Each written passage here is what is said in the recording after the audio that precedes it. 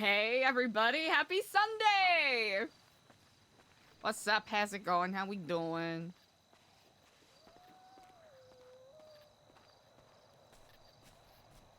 How are the vibes? How we doing, everybody? Happy Sunday. It might be a slightly shorter one today, but we'll try to play it by ear. We'll see what we can get accomplished.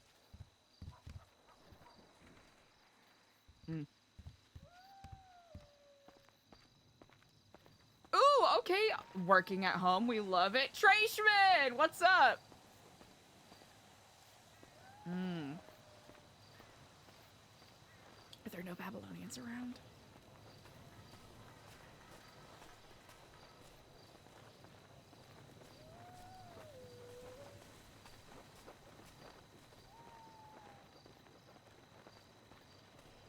Ah, good day to you, gracious neighbor. And to you as well. I do hope this night is a soothing backdrop for your ministrations.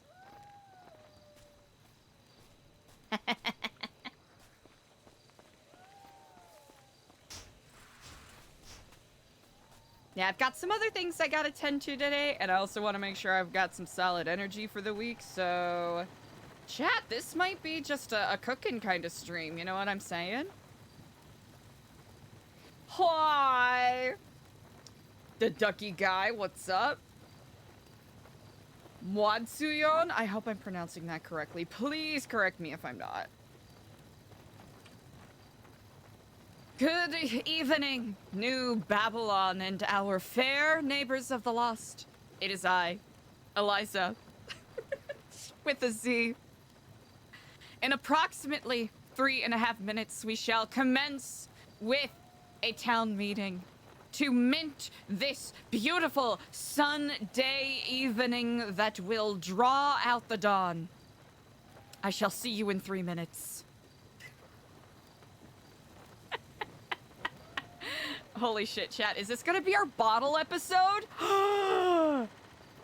Chat, is this our bottle episode? Oh my gosh. Chat, is this gonna be our, The Fly episode of Breaking Bad? Chat, we're about to queen out. We're about to queen out New Babylon.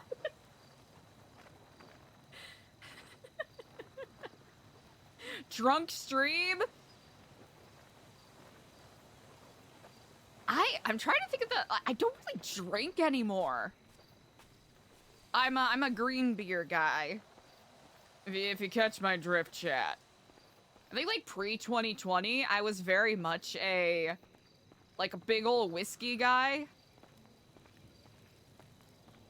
Like, you know, doing improv shows or, like, doing a musical theater show and then hanging out with the cast afterwards at a very dubious bar, drinking, like, 5 whiskey sours and then waking up at 4 a.m.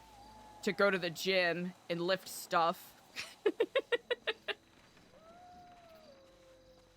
How did I live like that, chat? Not my honest opinion, chat. I don't recommend it.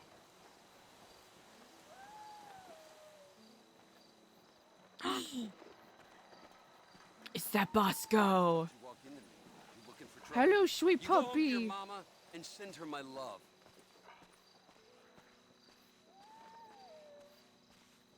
Somehow. This isn't The Fly.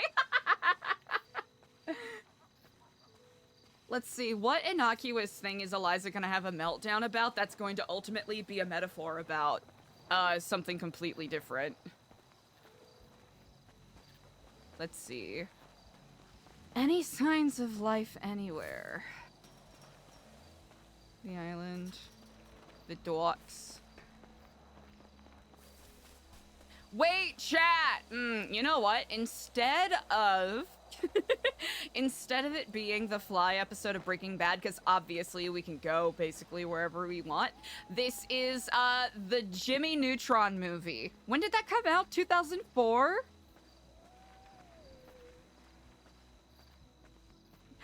All the parents are gone! There's no rules!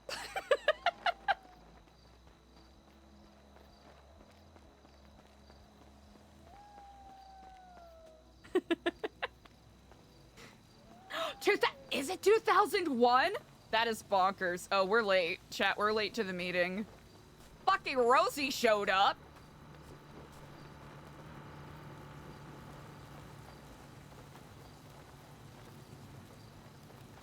Greetings to you all. People of New Babylon! How are we doing today? Incredible. Incredible indeed. What a sincere delight it is to see all of these shining faces here that are looking to bring forth this bright and burning new chapter in New Babylon's history, present, and yes, future. As we forge forth on these yet to be tread paths, we have attended a fair number of obstacles, and we have been able to overcome them in good time. Yes, indeed. Oh, fucking Jesus, it's here. I am grateful for all of the work that all of you have been putting in up until this point. Now, I know that Sunday is an excellent day for reflections, for ministrations. Heck, there have even been ballads sung about a given lazy Sunday, waking up in the late afternoon. And that as well. Take your rest on this day. Think upon the projects that we have yet to come, because this coming week will test our mettle even further as we continue to ascend with the projects that we do work upon. The new Codex is upon us. I will be absolutely delighted to reveal it unto you all, hopefully this coming Monday, Wednesday at the latest.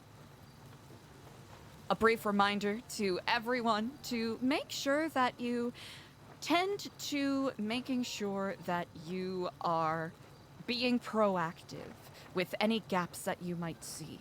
If you believe that we may be a little low on food or water, please do extend your assistance to the wonderful culinary experts at Ratatouille so that we may all stay fed, happy, and healthy. To wit, that is all I have to say on this day at this moment. Is there anyone who would like to make an announcement at this time? I don't have any announcements, but hi, Eliza. How are we? Hello, Jesus. Would you like to make an announcement regardless? Sure.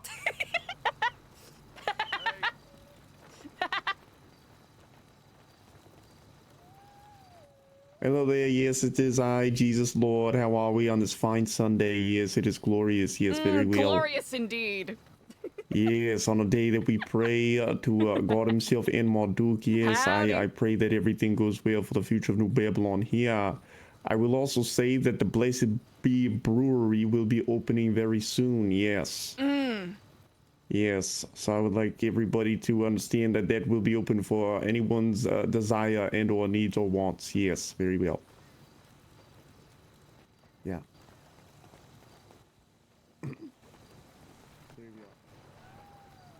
Thank you so much for that announcement, Jesus. I will speak for everyone definitively, as I know we all are absolutely teetering on the edge of catharsis. Very excited to see the fomentation and grand reopening of the Triple B. Yes, very well. With that noted, I shall leave you all with this short story. Once upon a time, there was an ugly barnacle. And this barnacle was so ugly that everybody died. The end. Oh, heavens.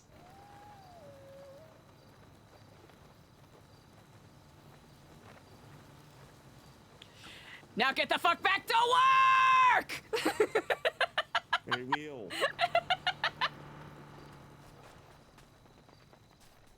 Jesus, I'm no longer in Marduk mode. How are you doing? Oh, I'm doing very well. How are you doing on this day? Yes.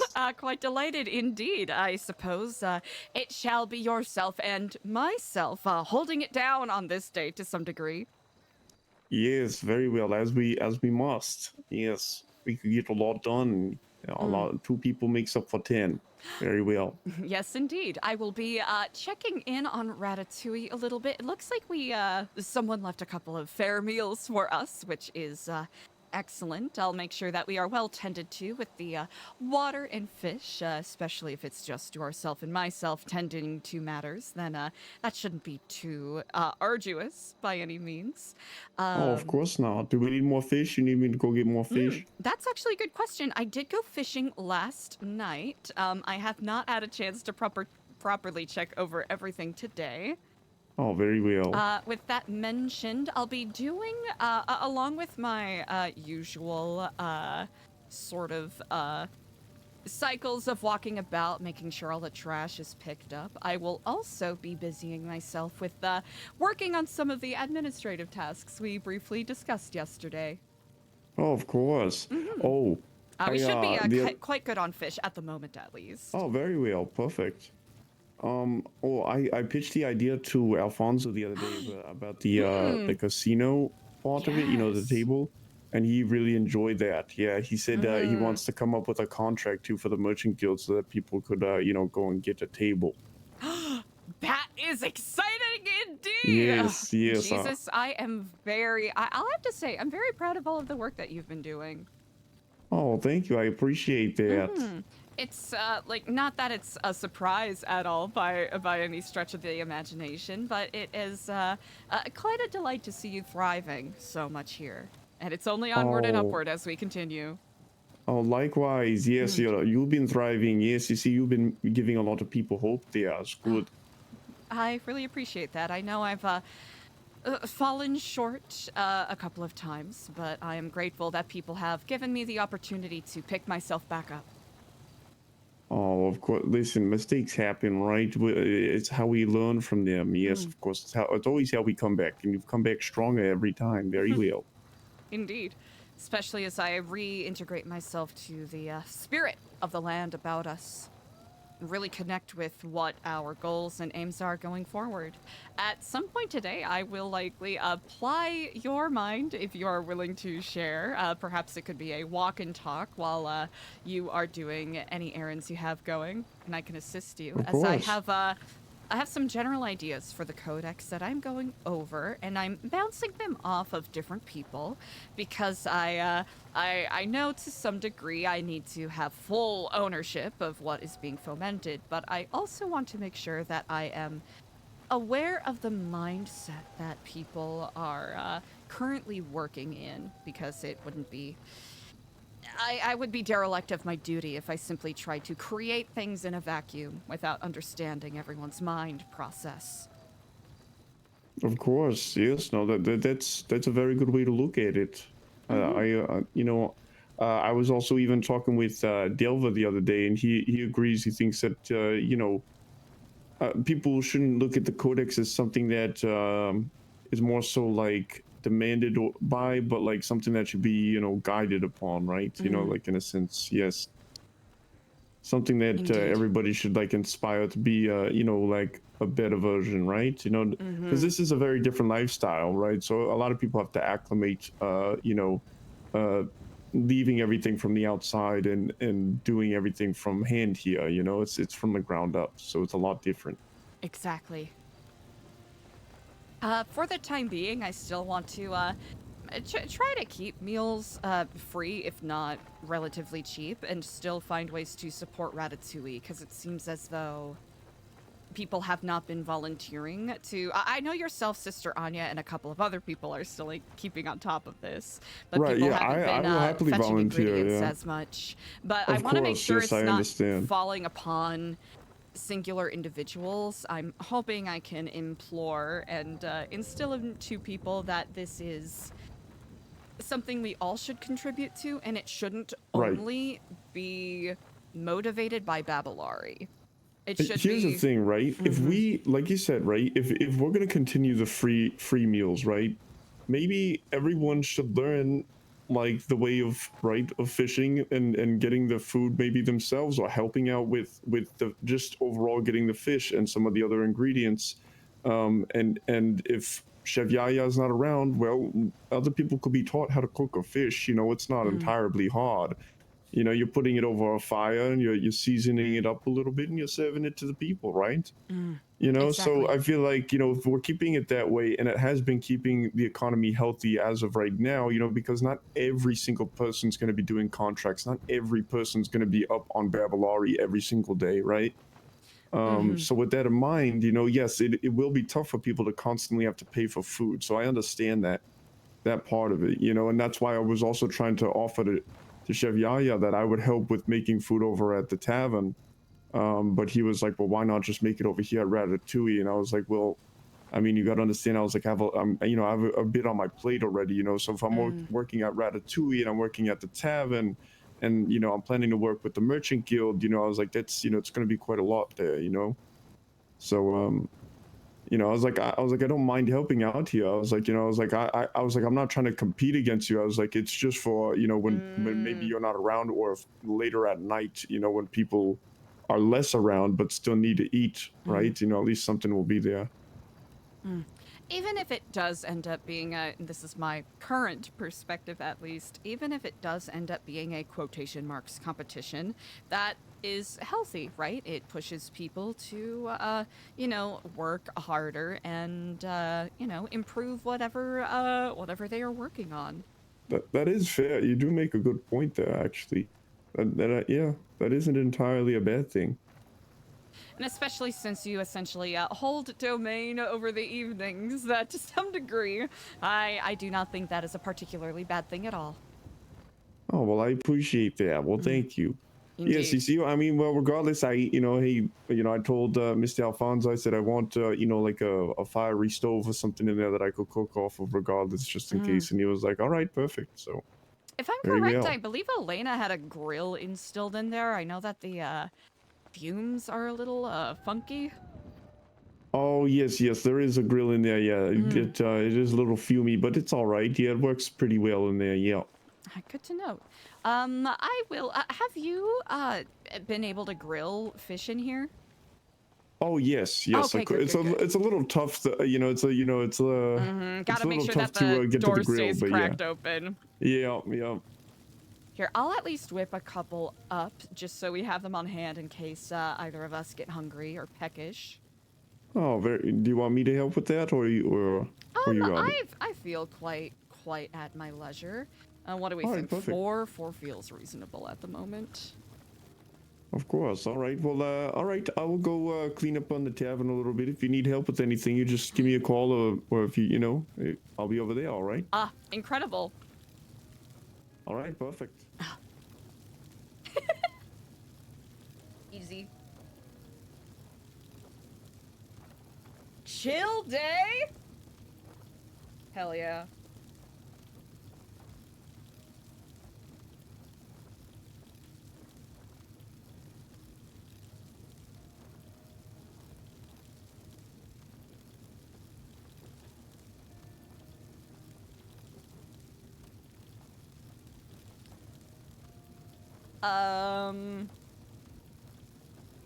Oh yeah, there's there's that. 11.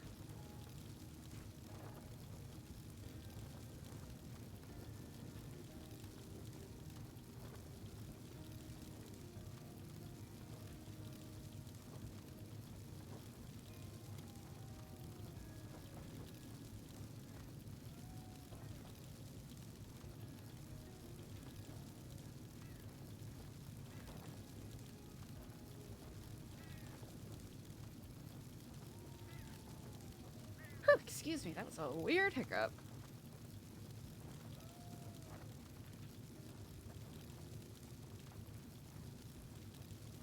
Slash me grills fish.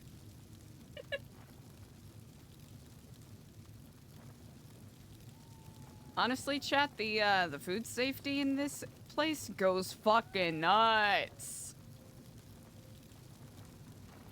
Food safety in here goes bonkers. What the fuck? Oh, is it a...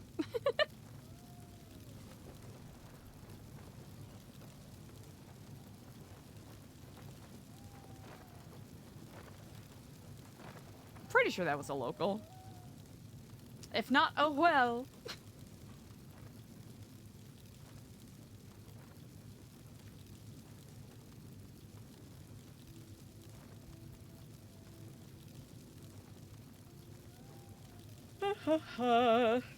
Excuse me. Yeah, I figured today would be more of a quotation marks administrative kind of day for Eliza. Where we poke around with, at least on stream, me doing a bit of cooking in regards to...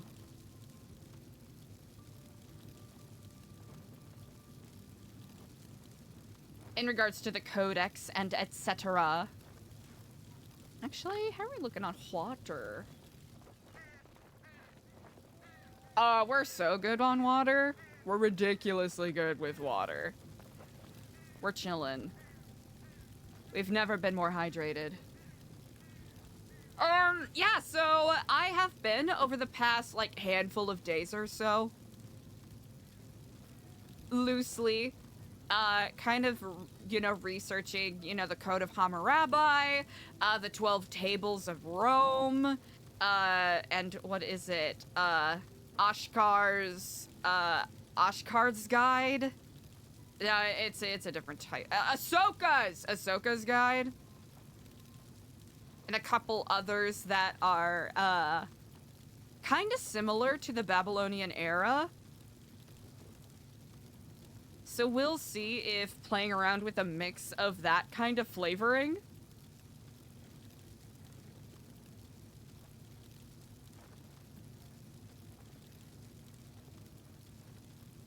Moby! I bet that makes it super easy, especially with how much can be going on in New Babylon at any given moment.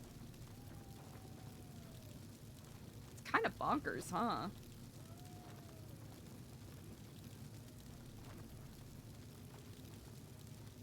So we'll be poking around with the Codex stuff, or at least a rough, like a super rough draft.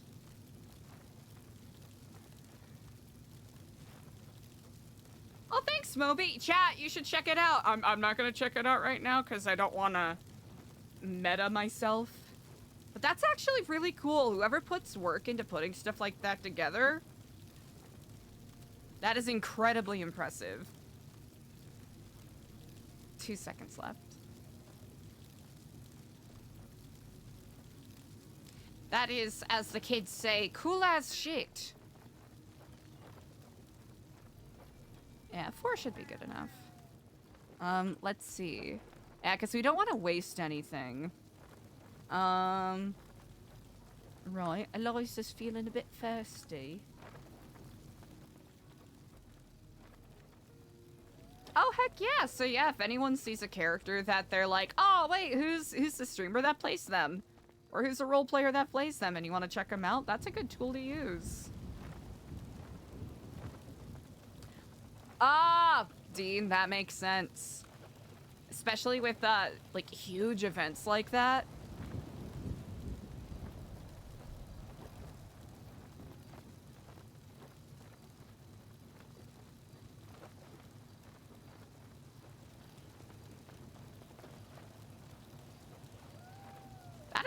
That is so innovative and so cool.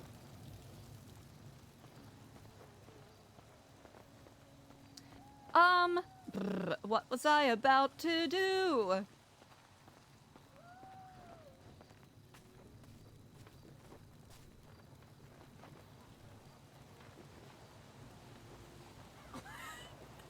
Chad, I just got so confused. There's an ice cream truck outside my window. I was like, where the fuck is that creepy ass music coming from? I do not know if y'all can hear that, but it's I don't know. I'm kind of feeling like I'm inside of the movie Insidious a little bit. I don't feel too. I don't feel good about it. Tiptoe through the tulips. Ah, good day unto you. Ah, good day to you as well. I do Sun hope you are shining. well. Yeah, yes, it is indeed. Oh, it is. Thank you. Hey, have you seen Jesus around? Actually, yes, he is in Oh. the brewery or the tavern right in front of us here. Yeah? Yes, indeed. Sorry, this Okay. bag is a little too heavy for me to point You gotta- properly. Yeah, you look like you're sweating. Yeah, just yeah. Okay. You get that. I'll go find Jesus. Beautiful. Oh, this walking. I get really chafed. Oh, yeah?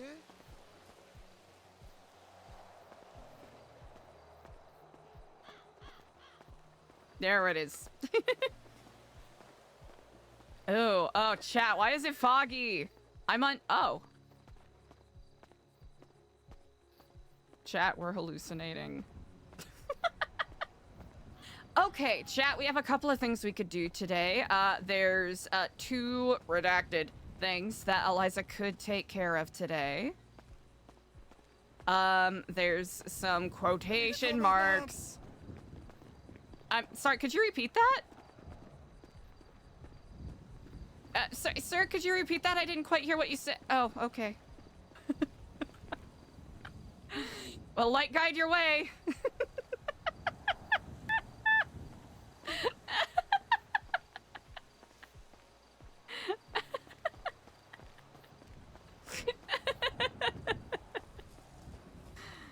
Beautiful.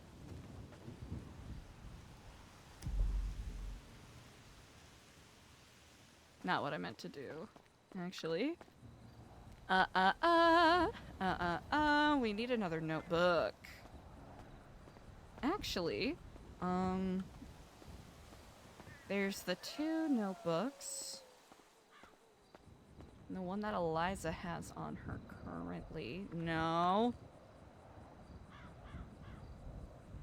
We need... Is it in the other bag, chat? It is.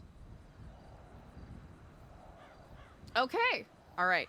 I think we can get a more comprehensive list at the administrative building. I like cuddling sometimes. No, I mean, fuck it. Yeah, fuck it. Ooh, we should probably make a list of things to update, Lang Duke and whoever else needs to be spoken to.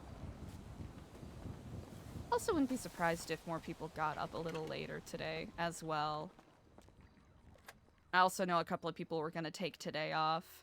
And I almost considered taking today off just to get my energy back up. I need citizen list. We'll just edit that directly. Blunderbusses! Hey, Blunderbusses! How's it going?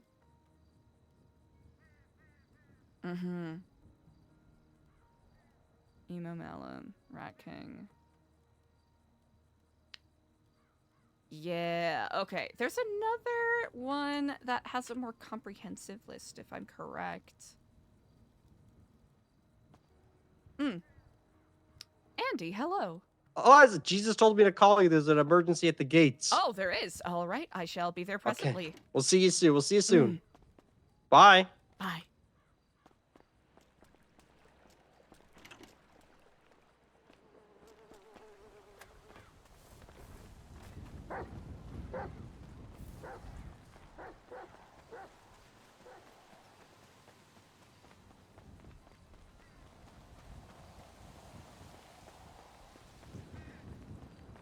We were just over there.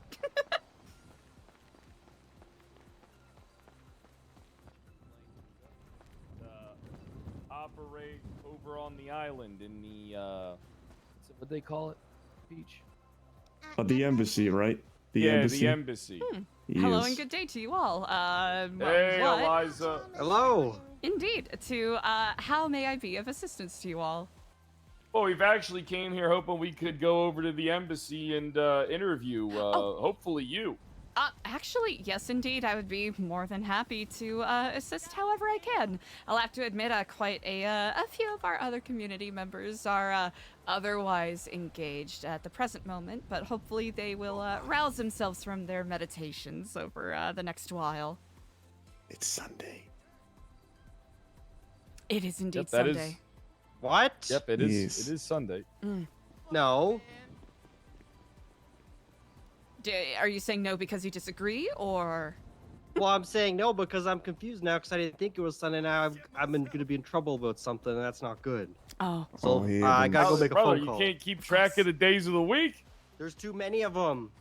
There's too There's many 7. There's a whole year's worth. I know the days of the week in Spanish. Lunes, Yeah, martes, there's 7 miércoles, days. jueves, viernes, sábado, y domingo.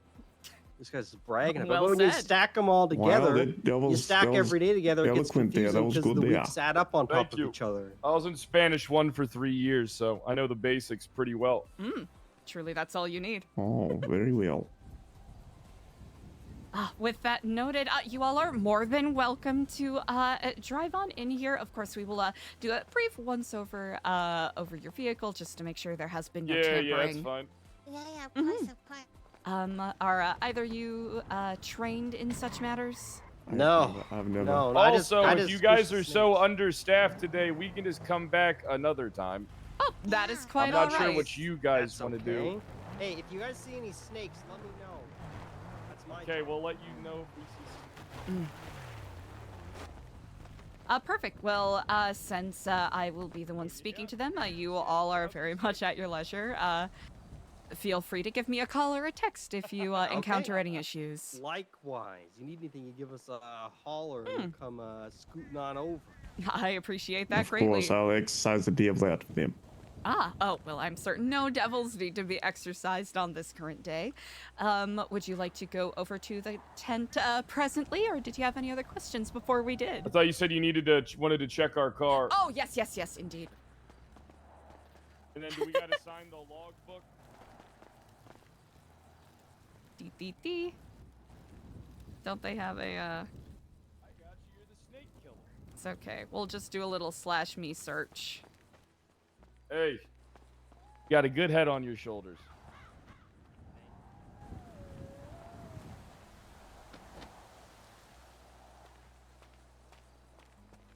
Oh, Jesus.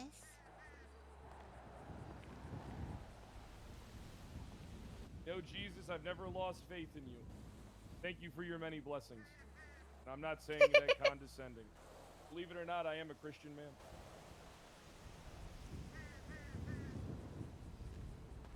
Thank you, Put him Jesus. in prison once. Nope.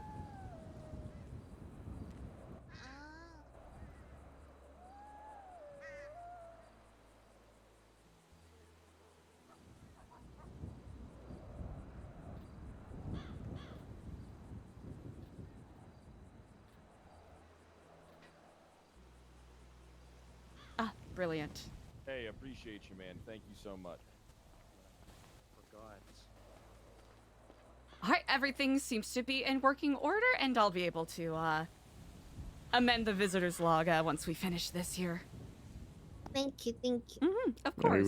well. Hey, we'll head on over to the tent. Unfortunately, this conversation is going to be brief. I have to be at the courthouse in of 30 course. minutes.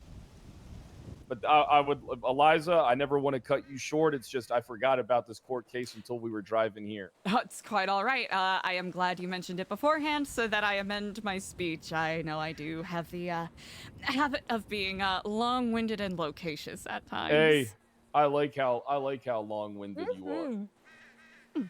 Well, I that could is listen to exceedingly you talk kind. all day long. Oh, psh. Well, let us I tarry no could. longer. Hey, let's run on over to the tent. Let's make haste. Oh, Jesus, let's finish okay. that Very well.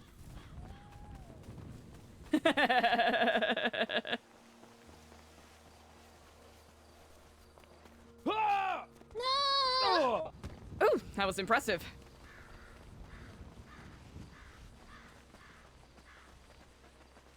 How's your husband?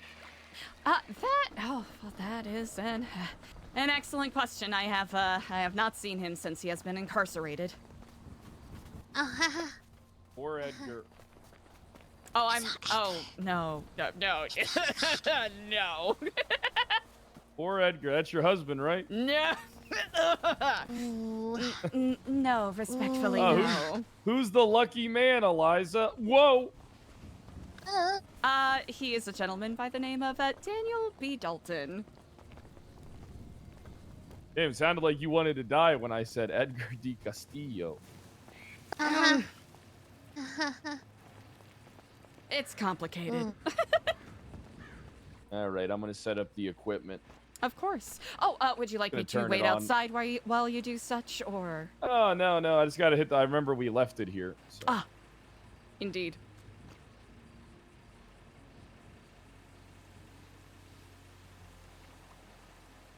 Let me just hit that button.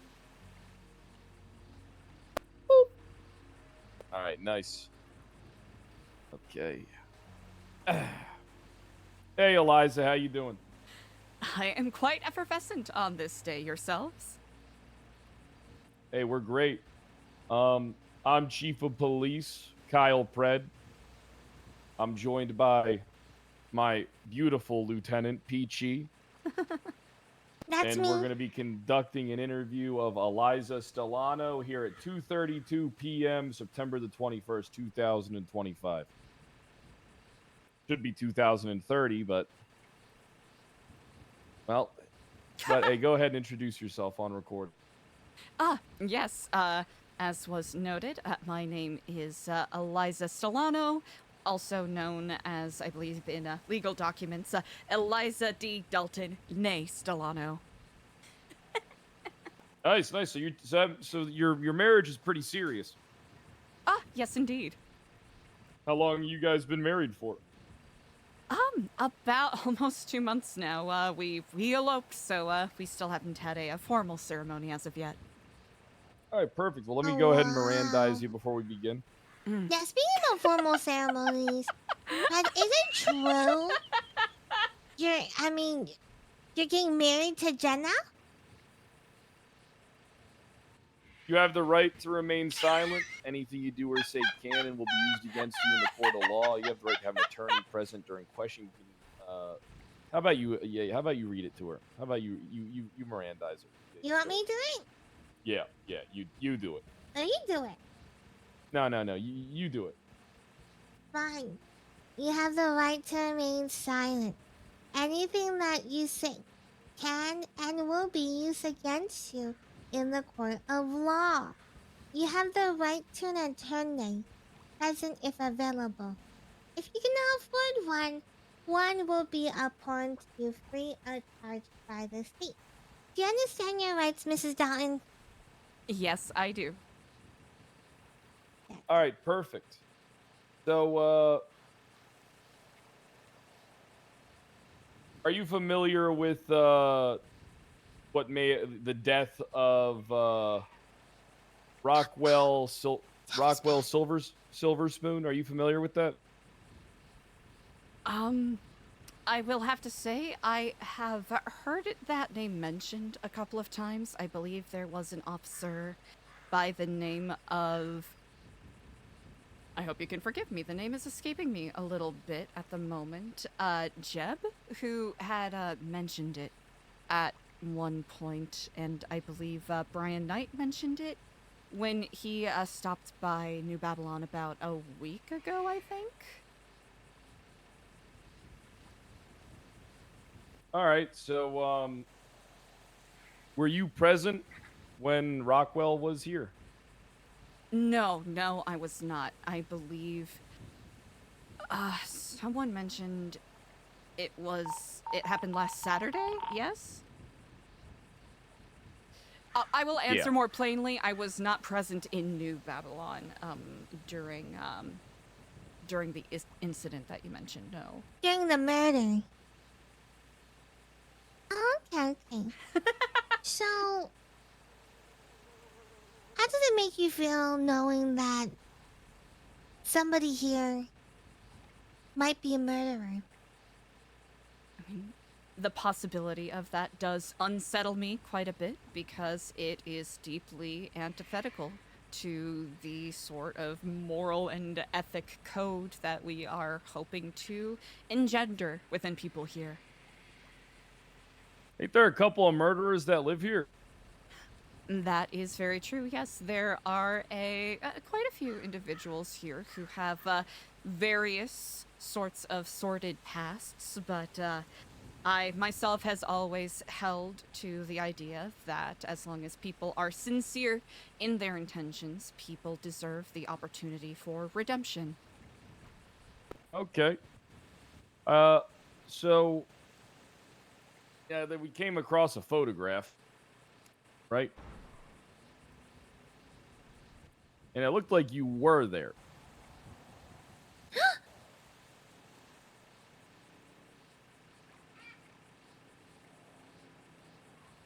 Yeah, we came across a photograph, and it looks like you were present.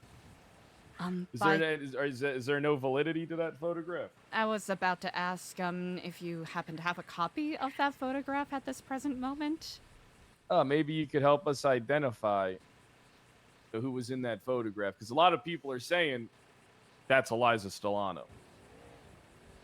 But I am aware there is a woman with brown hair that wears the same braid as you. I'm not sure if that's a customary thing amongst your tribe, but a lot of people are saying that's you. But also, it was dark when the picture was taken, so brown at that distance could be black. Yeah. I can confidently say that was not... Well, I suppose I do not know what the picture you are referencing is, so... We could show you the picture. If you actually do have the picture, I'd appreciate that. Yeah, we could show you the picture. That's not a problem. I'm just going to need a second to find it if you want to keep asking questions while I look for it, Pete. Okay. Eliza, you have more friends here at New Babylon?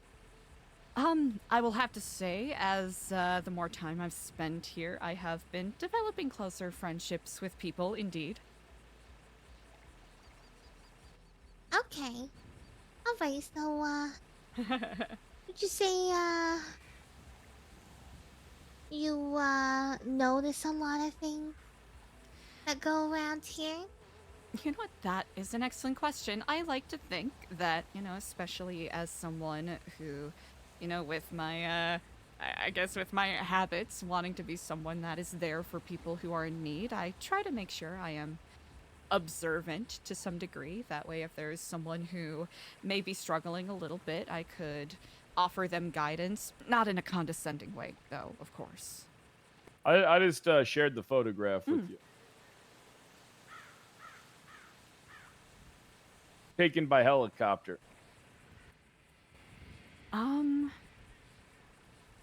Okay, I see 1, 2, 4 officers. And then the 2 individuals in the upper right of the photograph you are referencing, yes? Yeah. One of them looks like you. I can definitively say that is not me. Know who that might be? I'm gonna try to... I'm squinting at my phone here.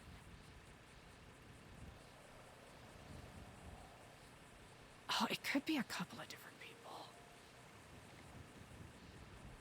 That's fine, like who? So that way we could talk to him. It We need could to ID who that be, person is. I do not know her last name, but Gigi? Gigi, yes, that's Gigi. Who That who you're has thinking a is, Gigi? similar braid as myself. Oh, actually, her braid is a little higher set up. Try to think of who else that could be. But I can confidently say, and I'm certain any of the officers on the scene could also confirm that that is not me in that picture. All right, thanks. We appreciate you clearing that up. That actually helps us out a lot. So, are you friends ahead, with Pete. Gigi? That is a really good question. I consider her a very amiable acquaintance. I wouldn't go as far to call her a friend. I really don't know her that well. I guess in a cosmic sense, we're all friends that have yet to be friends, but to to be more direct with the answer, no, I wouldn't really What's, consider a close friend. What's the rumor mill around the village?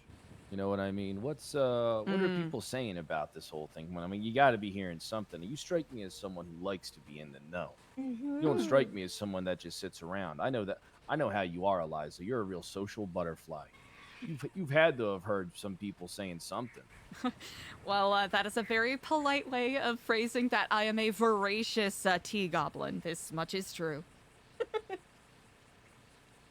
You had to have heard something. I mean, why don't you share it with the class? In regards to the events that you are asking about, yes?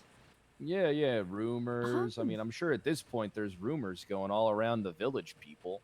It's not very often people from the outside world set up an embassy here to investigate who done it in New Babylon. This is quite true. This is quite a singular instance, I will say. I'd have to say there has been some confusion to some degree in regards to what had happened. I know that weekend was rather busy with people being worried about our corn being spoiled since we're trying to stock up for winter. And I hope you can forgive me while I give pause while I try to think. I gotcha.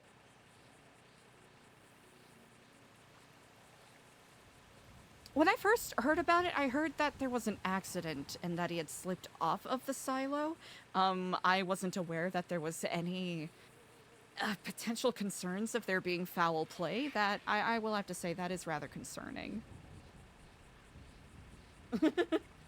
And there are people who are frustrated to some degree that this is a mark that is being borne, especially if there are rumors that there is a Babylonian who did this intentionally. Yeah. We're 99.9% sure it's a Babylonian that murdered Rockwell.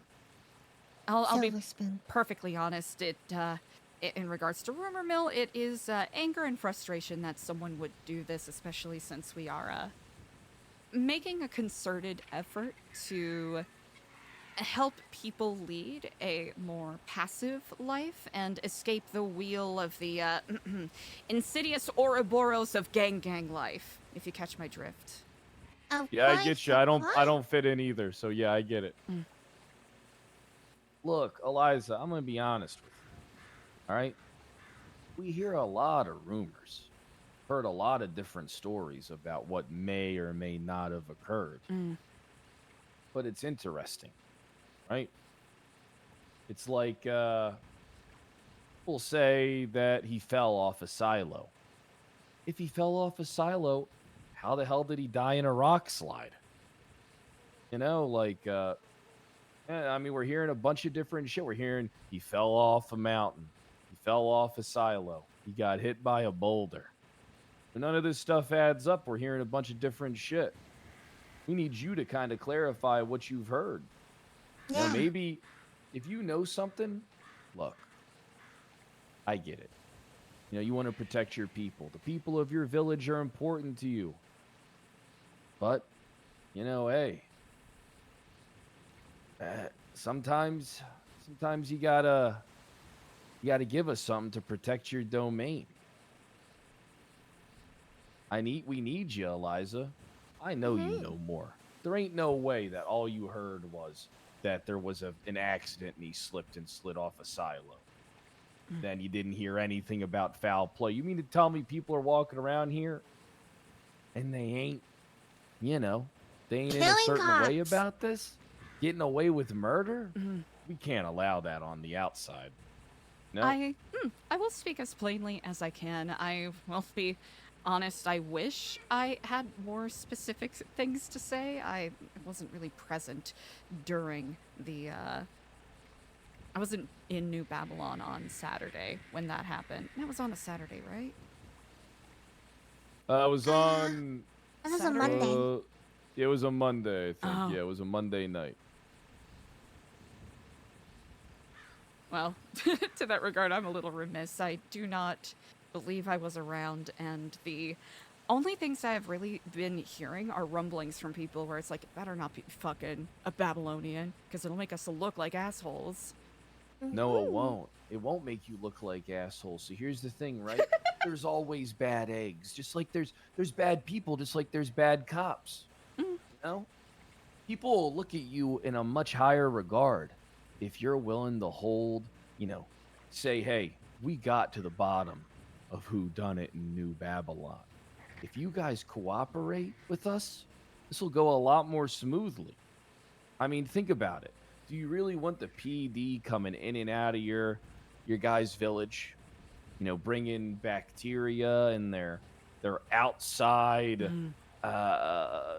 goods and stuff like that right now? Or do you want to have a peaceful, calm life filled with fish and boiled water? I deeply appreciate the consideration that you were showing with saying that. I don't want to do wrong by simply throwing something out in an effort to appease something and, just spouting off something that isn't true to basically walk away and move on from the situation. That's why we need to hear all the rumors so we know what to work with. We already have a pretty good idea on who or may not, who may or may not have been involved. We have a pretty keen understanding and idea. But what it comes down to is holding someone accountable in the court of law. Because I'm going to be honest, 100% there's foul play here. Autopsy report shows that the suspicious activity that went down around Rockwell around the period of time before he died, everything points to foul play. That type of shit just doesn't happen. Of course. And I hope you know I'm not trying to treat this flippantly by any means. It's simply No, that's fine. My lack of solid memory is not serving particularly well on this day.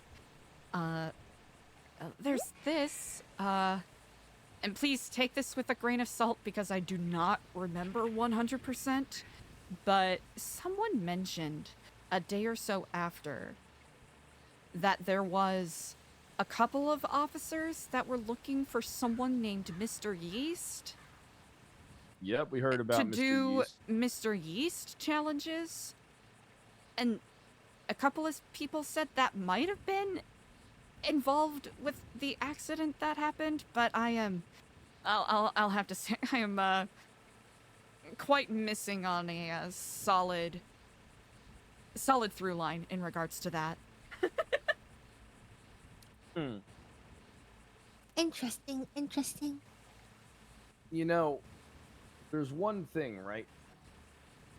Like, Luciano said a lot of stuff, but a lot of it sounded like it was fucking bullshit. He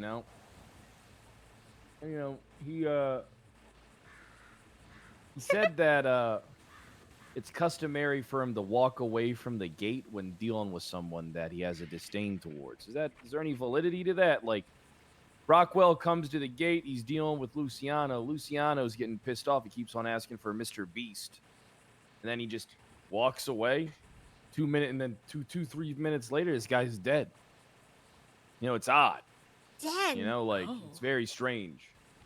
I am. That he, he gave himself he kind of set himself up a bit with what he told us.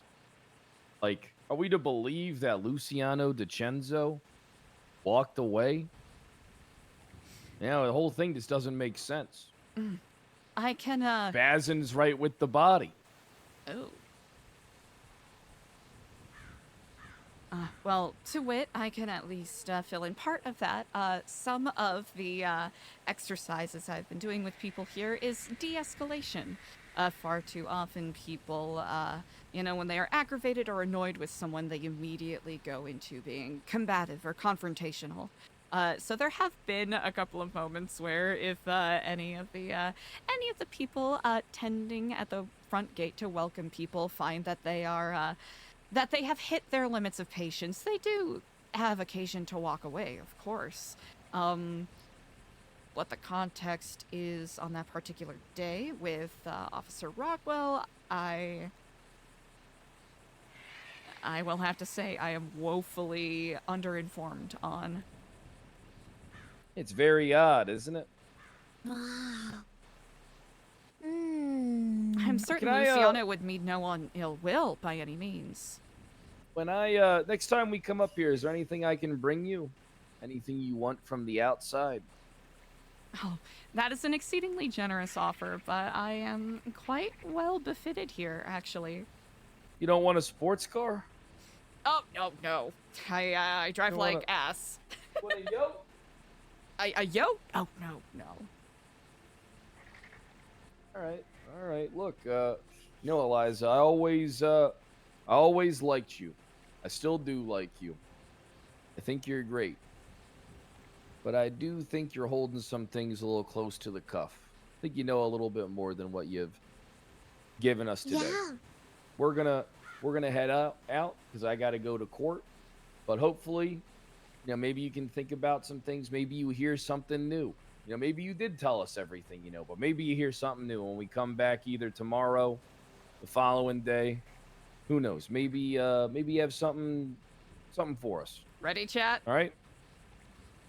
Can I just be honest for a moment? Oh, yeah, be honest. Yeah? I don't know jack shit about what is going on with this. Okay, Respectfully, alright. I've been worried about a fucking mercenary group working for an apparent terrorist organization that apparently has its hands there, in done just that. every single bit Yeah. of real estate in Los Santos, and I don't know if they're gonna try to hunt me down. So I'm sorry, I don't know what happened to this officer. But I've Hey, been we distracted can with other protect you. things. Well, Yeah, and I don't got forget your you. Whoa. husband's in prison. Yeah, her husband is in prison. Maybe that was insensitive of me, Eliza. Maybe. No, it's understandable. didn't mean to My pry. apologies for the outburst. I really do feel terrible that I don't have more to offer information-wise, because I will have to say the fact that there is an officer that passed close to our community does not sit well with me. Well, here's the thing. Do you know who might have more information? Oh gosh. Who's the village gossip? Because I could have swore it would have been you. Village gossip. Honestly, maybe Michael Bazin. Ugh. I mean, his nickname is Spice for a reason. Spice? What's the reason? As he likes to stir the pot, likes to throw some spice in there with the gossip. With the makes chismosa, sense. as they say. I mean, Yeah, by the Bazin is guiding kind light, of you a know? madman. Yeah. Look, Eliza, I'm going to go ahead and wrap this up. Of course. All right?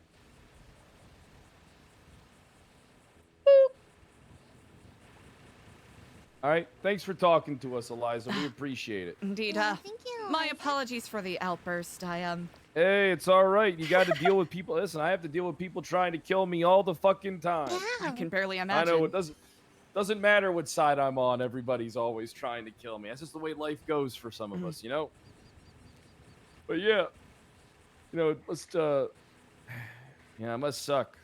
You guys have a band of thugs trying to stop what you're doing. It would be pretty hard to deal with the police during such trying times. You know what I mean? Can you imagine having to deal with police and that at the same time? Jesus. I'll be honest. Bamboozled and smothered. I actually would not even consider that to be so much of an umbrage, truly. Oh, I gotcha. Hey. I mean, I understand that you truly are just trying to do your jobs. Are there a couple of individuals that I find a little bit much? Well, yeah, but like you said, you'll find that in any group. It is not because they are inherently police officers. It's because they're inherently annoying as fuck. Honestly, fucking true. All right, thanks for talking to us, Eliza. Of course. We're not so different, you and I. People like us just don't meld with a lot of things. And Astutely noted. Yep. But you know what? We keep pushing on. To it, I will make more of an effort to try to figure I'll out steal what's you been away going from on. all this. Huh? I'll steal you away from all this. You want a gun Wait, and what a do you badge? mean? Yeah, I'll steal you away. Look, Yeah. just you can come. You can come work for me. Give you a proper uniform, gun and a badge. Hey, ain't no terrorist gonna fuck with you then. No, hey, think about it. I would love to have you lead the PD sermons. Whatever wanna say ridiculous. PNT. Yeah, you could help with a lot of things, Eliza. I'm just saying, hey, keep your options open. You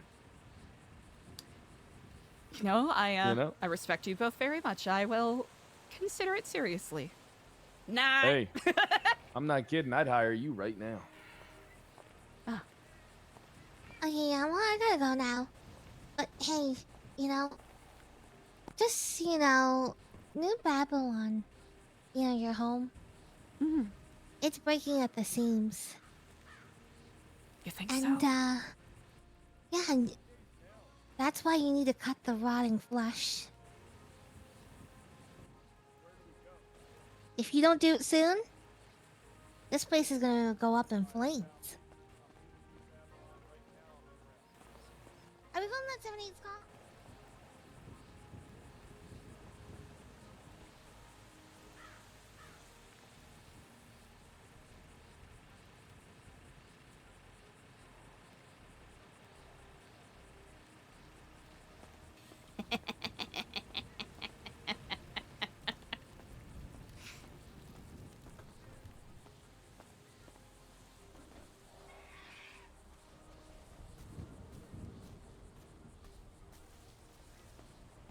Sleepy Shaman, thank you for the follow. I wanted to, here's the thing, chat. I could have just had Eliza go, give me a lawyer right away, but I wanted to at least give him a little bit. I feel bad because I legitimately do not. Chat, I legitimately do not remember what happened, and I know it's something that people have been talking about all week. I know about the Mr. Spice or Mr. Yeast challenge. I know that. Who fucking was it?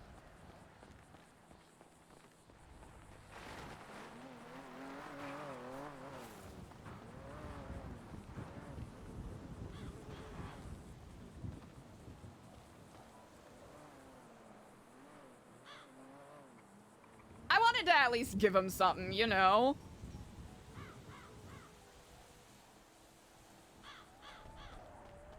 Hey, Eliza, I'm in a pretty Hey, bad are you spot right safe now. right now? I'm on top of a car. There's a big old Okay. cat trying to get Okay, me. good. But it's You finished stay with there. your meeting or whatever. But Nope. That is quite I'm all up- right. I'm up top of this car and I'm scared. It is quite all right. I just finished up, and I will be there lickety split. Please. You hold on tight. Please. You stay on top of Thank that car, you. okay? I'm not going anywhere. Okay, good. Thank you. Uh-oh. Oh, well. Oh, I'll hang up. I'm sorry. No, it's quite all right. Okay, not that one.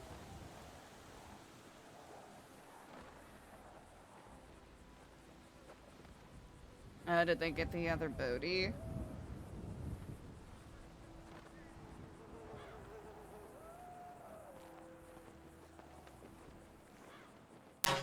Oh, what the fuck? Chad, did anyone else hear that?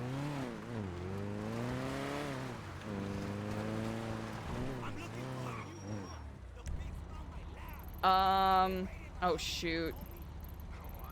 I'm trying to remember where it is. It's like somewhere off of here, right? Somewhere in this general direction? Chad, I don't remember where the ashen tree is. I'm a bad Babylonian. I'm a bad Babylonian.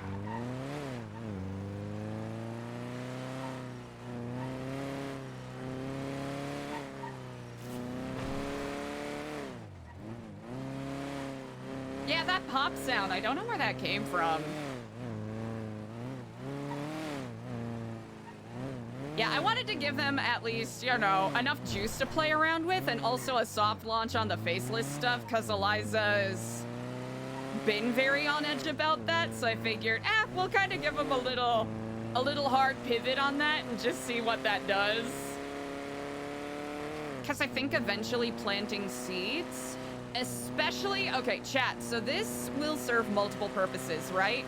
Giving Eliza a little bit of a flavor of what exactly they're looking for, while also, in that final moment of the interview, potentially teeing up, an echo connection with the LSPD, because we have the building blocks already for BCSO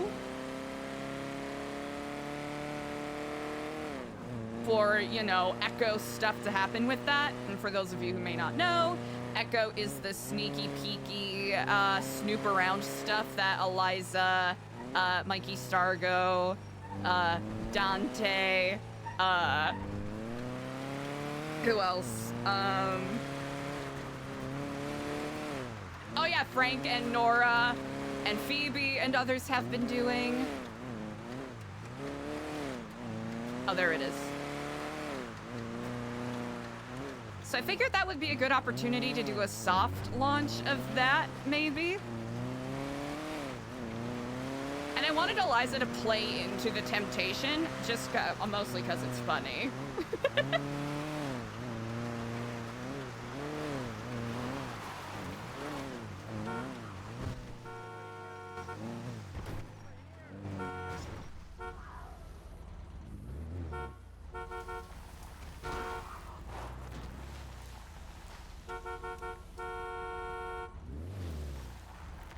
Oh, thank you. Hop on in. Ah, How did you get here? me? Yeah. I traveled. Do you wish to stay here, or would you like a safe return elsewhere? A safe return could be good. Thanks for helping me there. Of course. You want to swing by the? You want me to show you the Cuban embassy? I would love to Yeah, see the Cuban embassy. swing in the grapeseed. Grapeseed, indeed. Yeah. Well, soon it'll be Cuba, but, you know. I heard Soon. Osvaldo is potentially seeking election for mayorship in the north. He's working on it, but the BCSO refused to grant his expungement. Oh, is it because of the hack charges? I don't know exactly, but he's working on it. You know, all the other departments were good for it, but the BCSO said no. I have to say, I find that quite interesting. Yeah. Well, we got lots of working on setting up a meeting with Luciano. We got lots of you know, goods from good. Cuba to trade with. That is quite exciting indeed. So it should be very good. You could say we have some very heavy armaments. Well, I shall maintain mum's the word in regards to that. Oh, Grapeseed Main Street, or Yeah, go to the main street. It's still under construction. It's where it is. I don't got keys yet either. But I'll show you where the headquarters. I was thinking we should get a boat over at Babylon. A boat would be handy. I know that our boatswain is, you know, currently working on some dinghies and also some larger craft. So hopefully we'll have that set up sooner than later. That'll be Speedy very also good. has a tugboat that he commissioned that I know he docks elsewhere, but sometimes It's right here on the left. this right here. Yep. Okay. So it's not too far off. Not too far off. Not too shabby at all. You know, it's a pretty nice place in there. I like the sort of adobo almost architecture. Thank you. You know, normally Osvaldo leaves the door open for us, but I think he's in a deep slumber in there. Of course. You know, one day this whole strip. It's actually a really nice neighborhood as well. If I am correct, let's see. Yeah, there's a wildlife Oh, sanctuary nice. here. Ah, yes, indeed, the rainforest. Yep. I got a bunch of animals in there. I haven't visited within the past month or so, but I've seen their facilities a couple of times. It is incredibly getting impressive. I was there yesterday. They're getting lots of bats in. Really? Yeah, they're getting bats like crazy. That is actually quite fascinating. I know that's a huge rabies risk, isn't it? And I know they're getting dehydrated from the sun. Oh, that makes sense. You know, I spoke with Jesus. We had a good conversation. Oh, you did?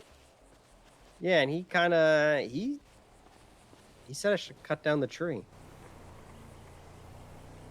You think so? He said I should talk to the Marduk first. Yeah, I think you should talk to the Marduk first about that, because there's a So I lot don't of even know- people that see that tree as very sacred. That's what I'm saying. Maybe a branch of it I take? I don't know. I'm just going because what I don't know. I got no clue. I honestly think a branch is not a terrible idea.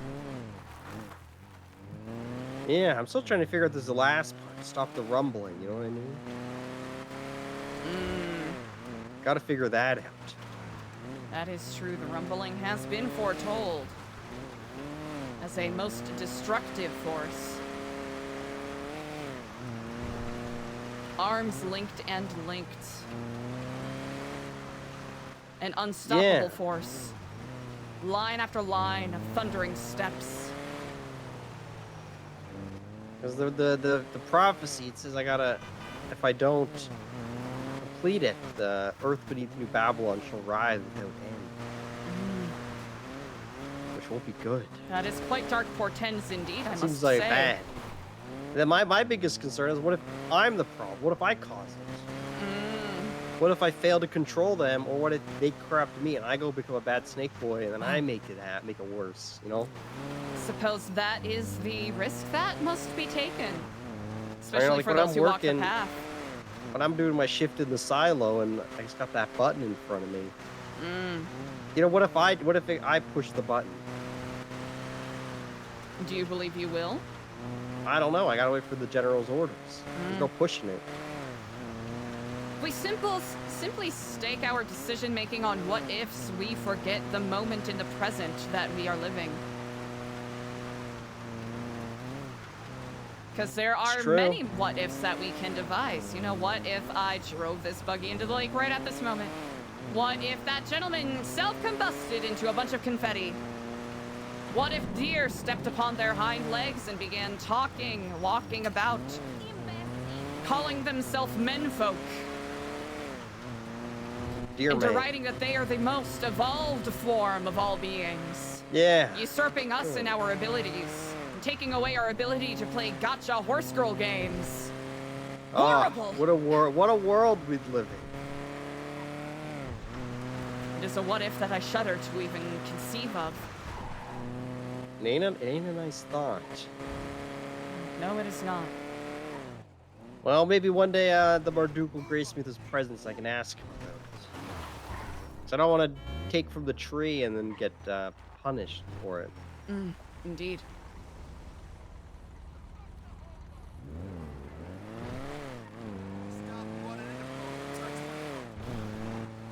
Well, you gotta get me a ride or something. Ah, You indeed. know what? Oh, you know how much work it is getting to and from the embassy. It is quite arduous, I imagine. It is unfortunate one of our fine stewards of Chrome are not about right now. How much Babylari do you have at the current moment? I got 20. 20! Excellent! 20 Babeldaris. I think either a rat bike or a buggy or even a boaty, I think, should fall within that price range quite decently. Rat bikes are around 7. I believe buggies are 10. And I believe boaties are 15. And then the larger vehicles are, 20 and 25, etc. I just need a little bit. Something to get to and from where I gotta go. Indeed. For the time being, I think it is perfectly permissible for you to utilize any of the bikes or trucks that the Lost may have around and about here. You know, I've been told that, and then I do it, then people get mad at me for it. Well, at least for today. In general, if there are people at Chrome around, we want to make sure that we're renting vehicles from them. Of course. To support their business and whatnot, not infringe too much on our friends of the Lost. But today, I am making the executive decision that, at least for the ease of travel, and especially with the amount of our members that are taking the time to meditate and rest upon this Sunday, it's perfectly fine. You know, one thing I've noticed in my time here is everyone's got different opinions on how things are supposed to operate. This is true. I keep being told different things, and other people get mad at me for doing it the way one person said it, and they say they're wrong, and then they say they're wrong. Could you tell me about some of the inconsistencies you have been Well, experiencing? just the cars sort of thing, the shoes thing. But it's a bit all over the place. Suppose that is something that we'll have to make sure everyone is on the same page in regards. You know, because it's a surefire call to infighting, and then disputes. This is quite true. Yes, indeed. As well as using the PA system to be petty. It's not a good look. It sets a bad word across the people here. Oh, I very much agree with that. It's Yeah. something I'm actively working on. Yeah, I'll keep my ears. Any issues, I'll let you know. But it's usually pretty quiet around here. Usually earlier in the day on weekdays, it is actually quite flush with people, but Okay, you know, I believe, I'll the do what many I can things that to people are be. called upon. I've been sleeping in a burned down car in the back, so I'll wake up a little earlier. Well, that is quite all right. You should feel emboldened to do whatever moves your spirit the most. I know that people have been taken to wandering the desert and climbing the peaks and searching for the ashes of creation. As we all are split in many directives when we are alighted with dreams and visions that beckon us to make our search. As you have with your visions as well. Absolutely. Tell me. I gotta learn to play the flute. How I've do never you done it intend to before. do such? I think, I think I wait. I figure out what the prophecy means, or what I Code can 07 figure kicking out by rocks in the the forest. Is that for tree and FIFA? moonlight. And I make the flute, and then my heart plays its song to control the serpents. A worthwhile task, I do believe. And one that must weigh heavily on your shoulders, I imagine. What do I do if my skin turns to snake skin? Because that's a concern of mine, because I don't want to be an actual snake. That is very true. I suppose that may end up being a medical issue of sorts, so speaking to either Gigi or Queenie is good. But if you feel that it is more of a spiritual sort of affair, then we may perhaps have to exercise the spirit that hath overtaken thee. Well, we'll figure it out we'll deal with it when the time comes. For it is like the you said, hissing what of the ifs, serpent's what tongue ifs. that does conflict and contaminate our thoughts. Like the aforementioned scorpion of the mind that did linger upon the Scottish king's head as he made atrocities, hoping to avoid the prophecies that were laid upon his head. You bring up a good point there. What if? What if the prophecy isn't about actually playing music for snakes? What if it's using my gift, my ability to yap and talk and be a snake myself? Metaphor is often a very potent thing in these sorts of visions. Symbolism is ever so prevalent in these visions. Literalism is, at least in my experience, not often the case.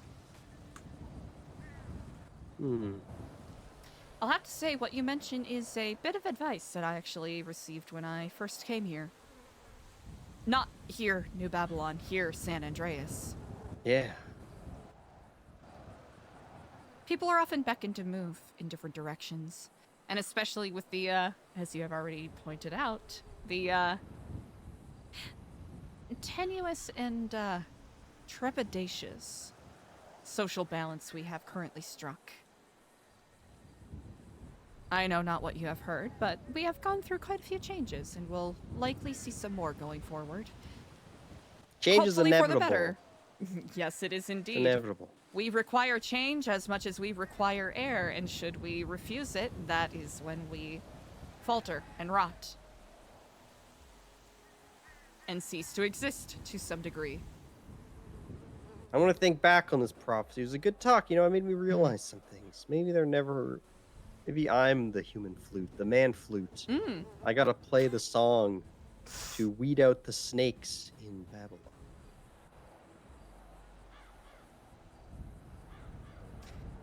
This is the exploration that hath been lain upon your shoulders as a mantle. I do want to get. I got it really sad. I do want to make a flute though, so I'm still gonna do that. But I'm gonna. You know what? You should just in case, you know?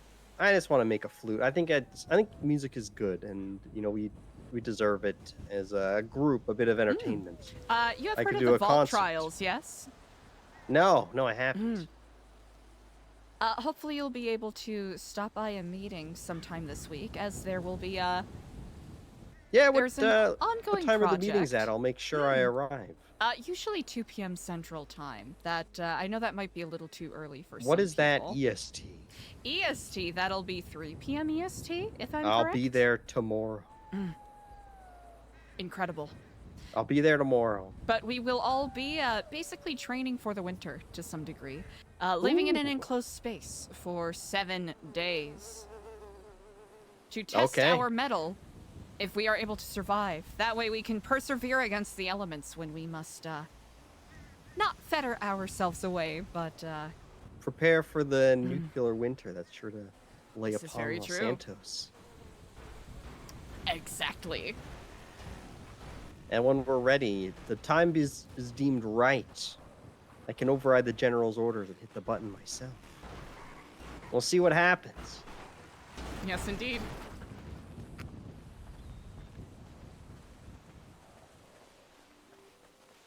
Ah, Hey, Jesus.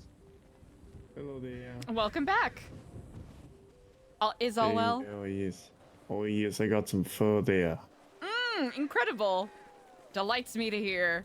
Andy and I had a Yes. very good chat. He mentioned that you had an excellent discussion with him earlier. Oh yes, of course. Yes, he told me about his prophecy there.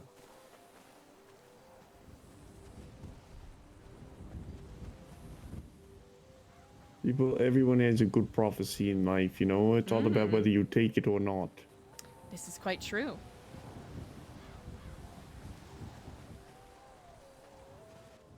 Did you save him from his dangerous adventures at the Ashen Yes, Tree? yes, indeed. I was Oh, very luckily real. able to intercede. I ended up borrowing someone's buggy because I still have to refuel my bike after some failed attempts to siphon gas earlier. Oh heavens, yes, it's fair. Would you like to come along with me as I run that errand if you Oh, are not yes, of otherwise course. occupied? Yes, no worries there.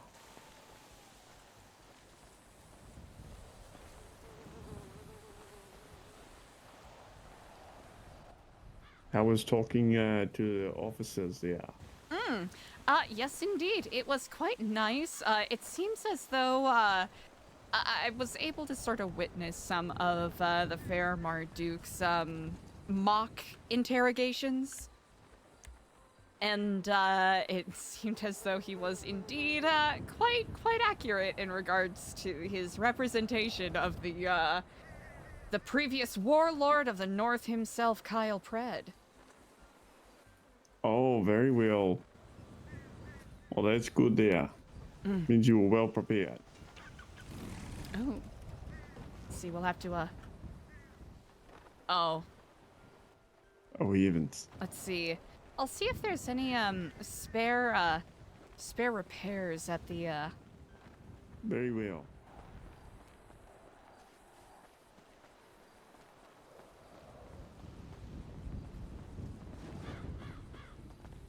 Ooh! Someone come through and tidy everything? Oh my gosh, CSAC, I was trying so hard not to start laughing because my brain immediately went ha ha ha, skin flute, ha ha ha. Which is so dumb.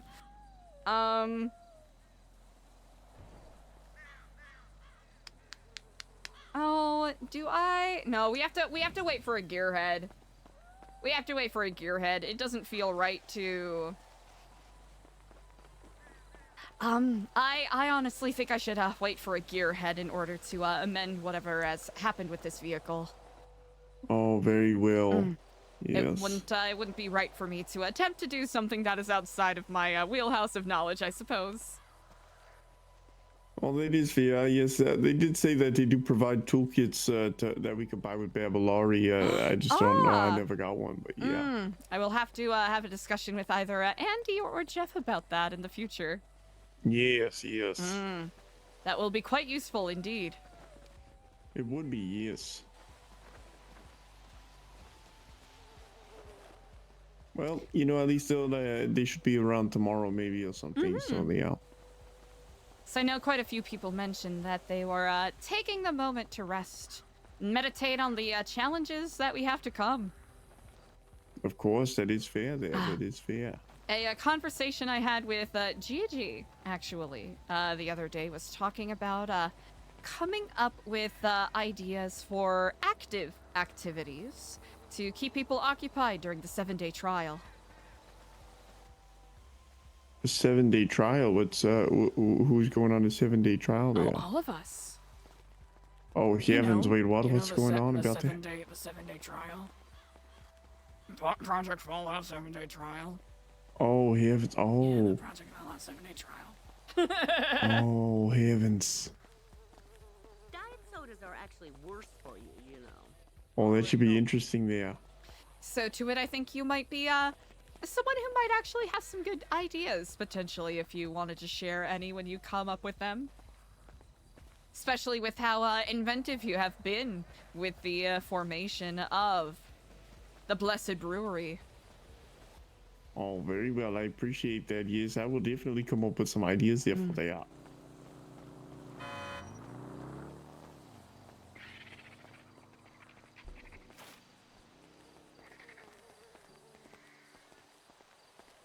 What errands do you think you need to go on today?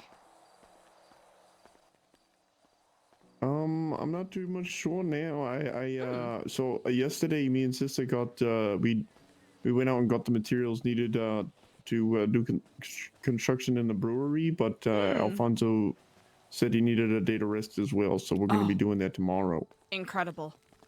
He has been that gentleman. I'll have to say I do admire him.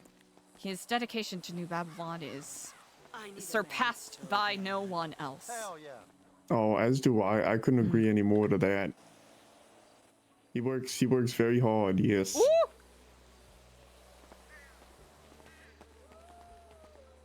Actually, you know what? If you would like to join me, we can go on a little quest to see if there's anything, any fresh ingredients we can get for the kitchen. I know not if Yaya very has well. updated the contract book at all. Oh, I don't think so there yet.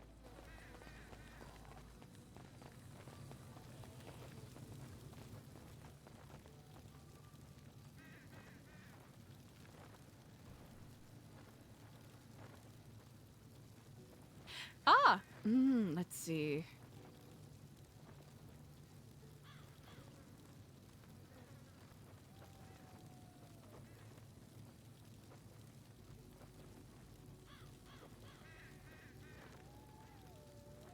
Let's see, there is, there is this, agave contract that, Elena put in that was never fulfilled. Are you going to need any agave for your tavern?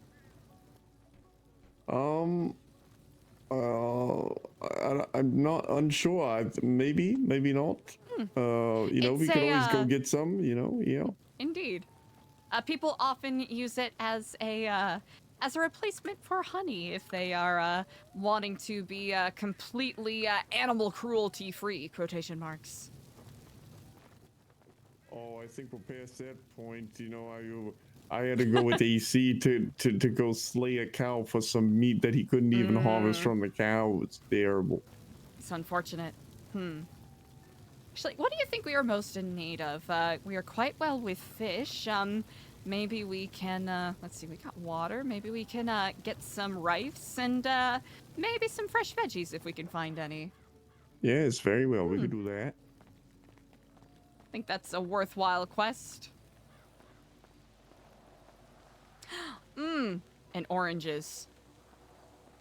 Ah, oranges. Very well. Yes, we could get those at the farmer's market. Yes, indeed. Actually, there is a grove in Grapeseed that is, that isn't too shabby. So we'll check a couple of different spots. Oh, very well. I didn't know there was one in Grapeseed there. Yes, indeed. I can actually show you where I drove by a couple the other day. Oh, very well.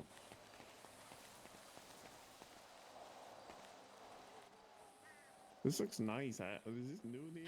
Ah, yes, indeed. I know that, who is it, Delver and a couple of other people, Alfonso, notably, have been working on a Zen garden. Oh, wow. That's very nice.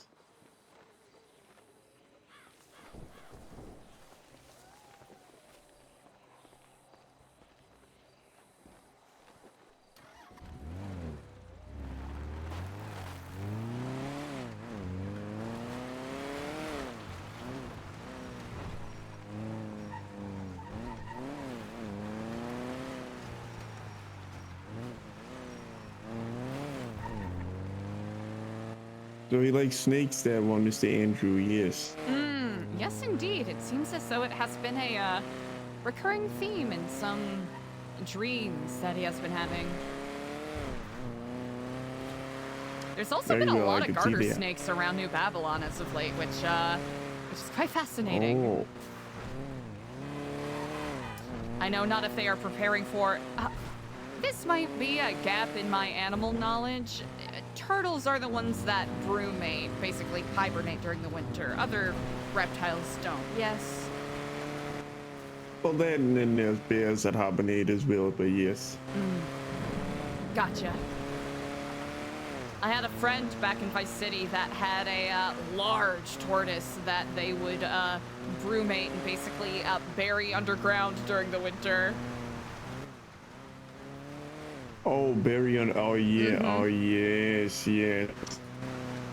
Yes, turtles have to, because they can't, the water gets too cold for them. Which once I learned about that, I was quite surprised that that was a common thing for pet tortoise owners to do.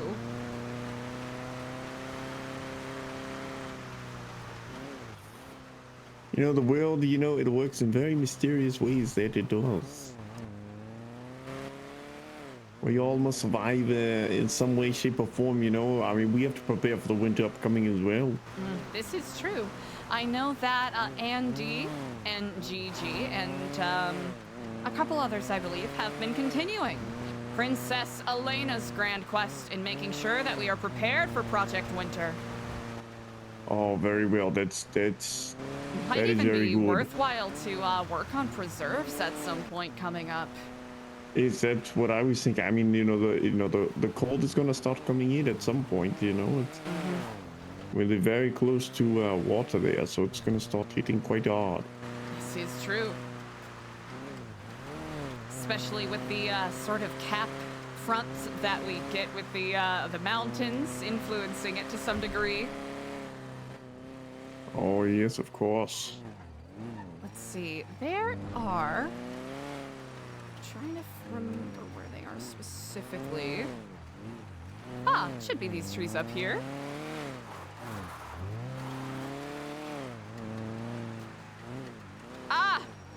Gorgeous, look at those.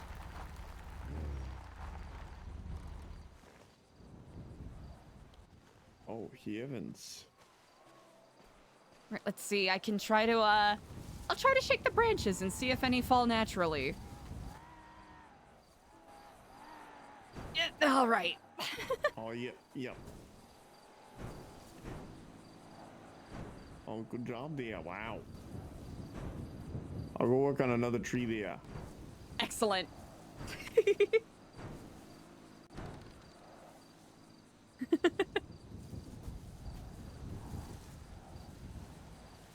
No, ignore that.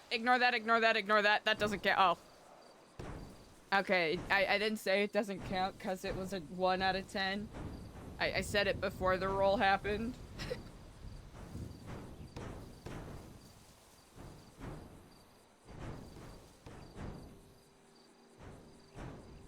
Chat, I felt like we had to do a cursed orange contract. Wait, is there a change light bulb emote? I'm trying to remember. Is there a change light bulb emote? Yeah! Oh, fuck yeah! Yeah! Chat, what the fuck is wrong with me that I'm cheering and clapping about emotes in RP?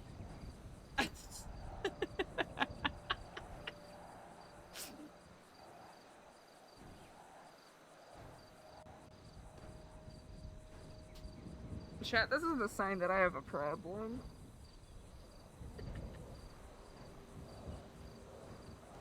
What do we have? 9? 11? Oh. No, 12? You know what? Yeah, it's something to be happy about. I have about a bucket of 12 here. I'm gonna check the trees over there to see if I can get a little more. Very well. I got a bucket of 11 over here. Ah, beautiful. Let's see. Yes. Shall we aim for, let's see. We're pretty close to 30, so that feels Maybe like reasonable. 40? 40? You know what? Why not? We're already here. Maybe Yeah. we can make some marmalade. Yeah, of We course. should make some Oh, yes. marmalade. Incredible. Or some mimosas, yes, at the brewery. Ah, yes, we should. Sunday mimosas. Yeah. Oh, yes, very well. Blessed be. Yes, blessed be.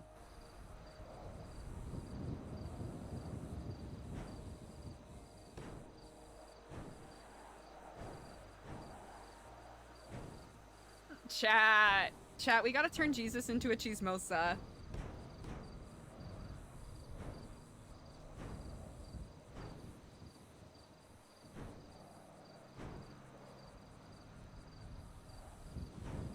EJ hasn't been around, so Eliza has to find a cheesemosa outlet.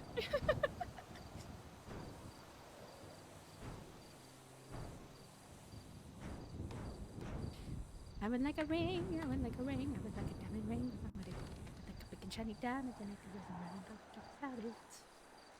about it. 15. That's what that is, right? What does change light 2 look like? Oh. Nah. It's fine. This one's better.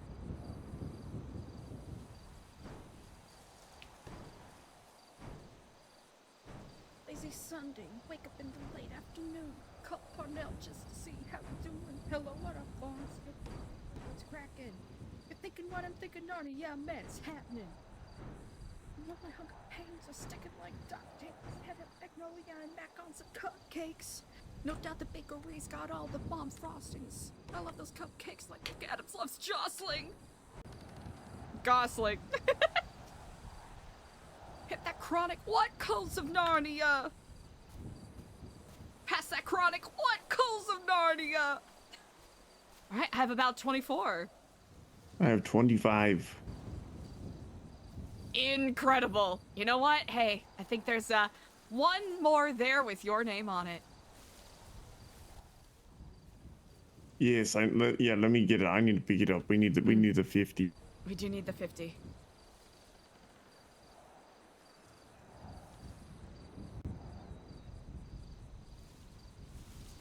There we go. I got the last one there. Incredible. Let's see. All right, we got some oranges. Let's see, we can drop these off. Is there anything else we want to fetch while we're out here? I know we can do only you think load we the need buggy anything out else? with so much. Well, we could put these right in the front here, the buggy, you know. Oh, You know, perfect. and then if we need to tie something up to the top, or I could, hold it up in the front myself. Honestly, you know what? I haven't done a milk run in a while. If you want to join me in hassling some cows. Oh, very well. Yes, let's milk some cows. Yes. Incredible. That's a little tricky. Basically, the whole thing is to make sure that you're sneaking on them really quiet, like, Oh, very well. so they don't get startled. It's a lot of trial and error, I will note. Let's see. All right. Let's put the pigs on that side too. Okay. Bacon. Indeed. All right.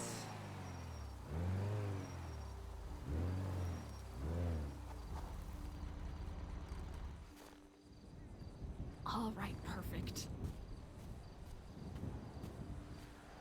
All right, I'm gonna try to see if I can, get this lady in the corner over here.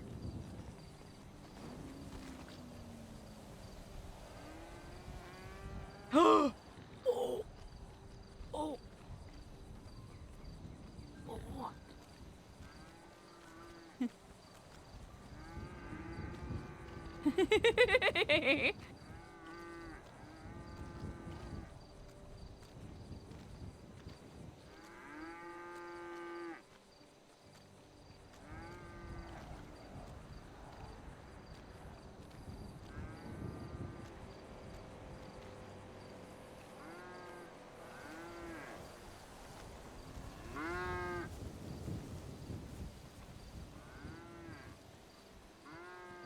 No, it's okay. Shh, shh, shh, shh. It's okay, it's okay, it's okay.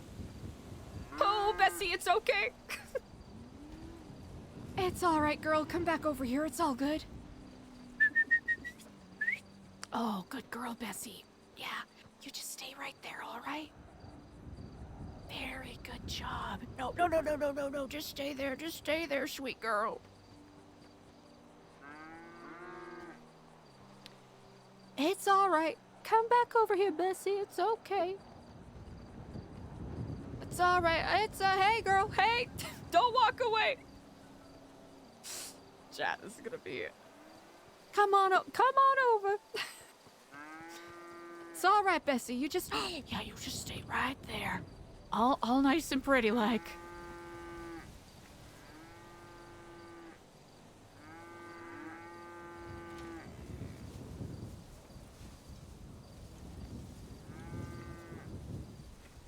Oh, you're doing such a good job.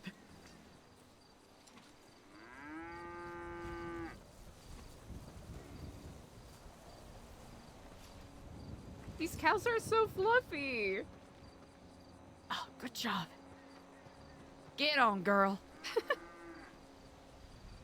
What was it? Were we rolling at a 6? Because each cow can produce up to 6 liters of milk at a given time? You're right. That's fine. All right.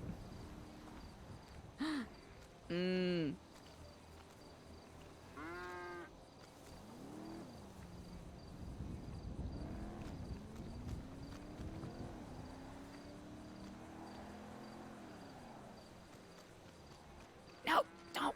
No, get back over here. It's okay, Bessie.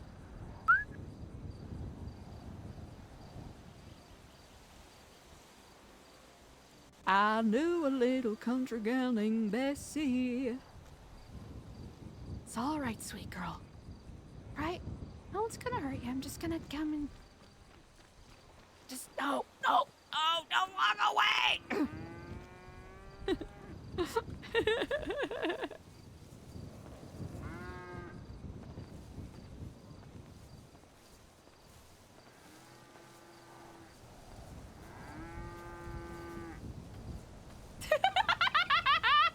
Jesus, tactical crawling to a cow is pretty fucking good.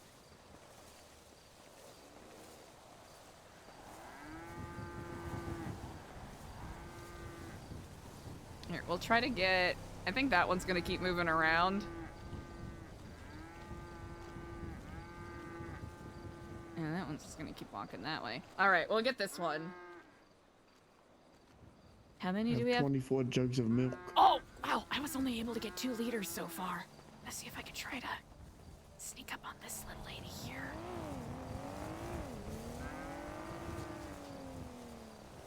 Hold there, Bessie. Hold on there, girl. Huh. Are you serious? It's all right there, girl. Hold on there, Bessie. Hold on. Shh, shh, shh, shh, shh. Shh, shh, shh, shh, shh. Shh, shh, shh. No sudden movements, no sudden movements. It's all right. No, hold on there, girl. Hold on there, girl. Don't move.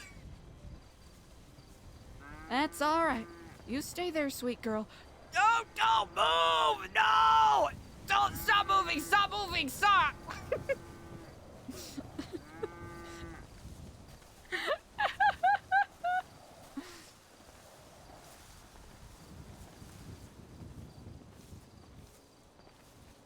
Hey, Uncle Rico's minivan, what's up?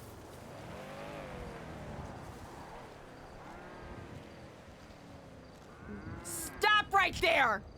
Moo. All right. Stay there, beautiful creature. I only ask but for a minute of your time. For, believe you me, the tree of...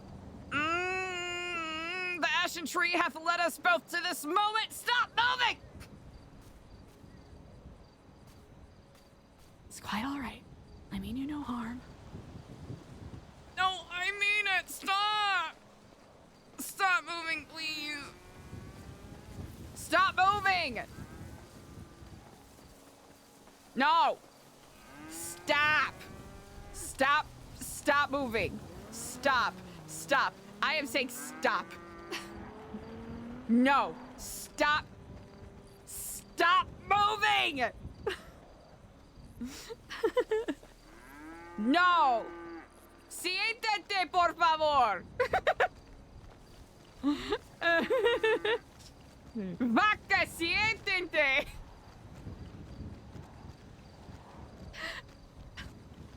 Please, I beg of you, please, just stop moving and let me milk you! Please! Come on, I'm not asking for much. Can you just stop, please? Let me milk you! Hello, cow. Hi, my name is Eliza, the regent of New Babylon. Not that I want to use status here, but I would really appreciate it if you would stop. Thank you. All right. Okay, nice and easy. Nice and easy. No, please.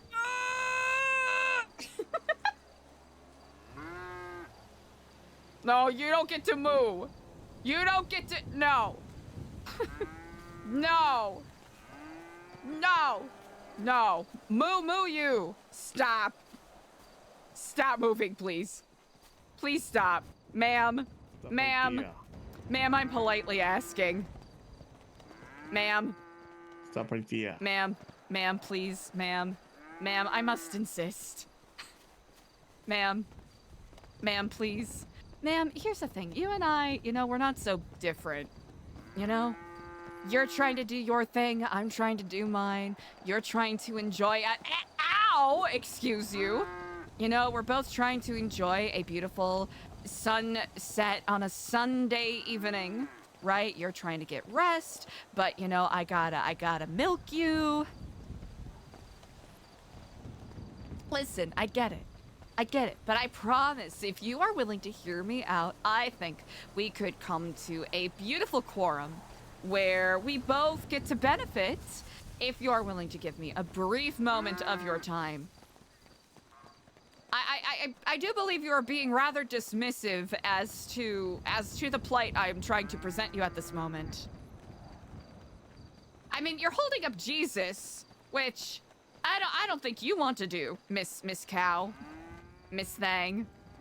Yes, very well. Well, you know what? I can understand. Sometimes people don't see a good business proposition when it is laid in front of them. Oh? Have I piqued your interest finally? Maybe this is it. Okay. I can see that mayhaps, you are intrigued with the words that I have said. And I really do hope if you give me a moment of your patience that I can divulge even further as to the nature of this agreement. Please! Please!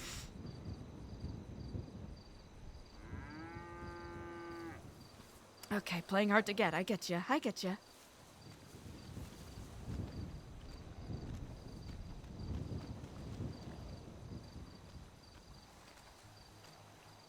Ma'am, I am saying, in the most sincere tone I possibly can, if you let me do this, I will be swift as the coursing river with the force of a great typhoon.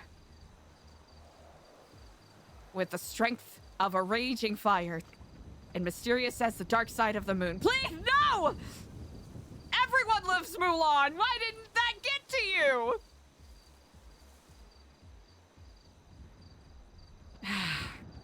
You know.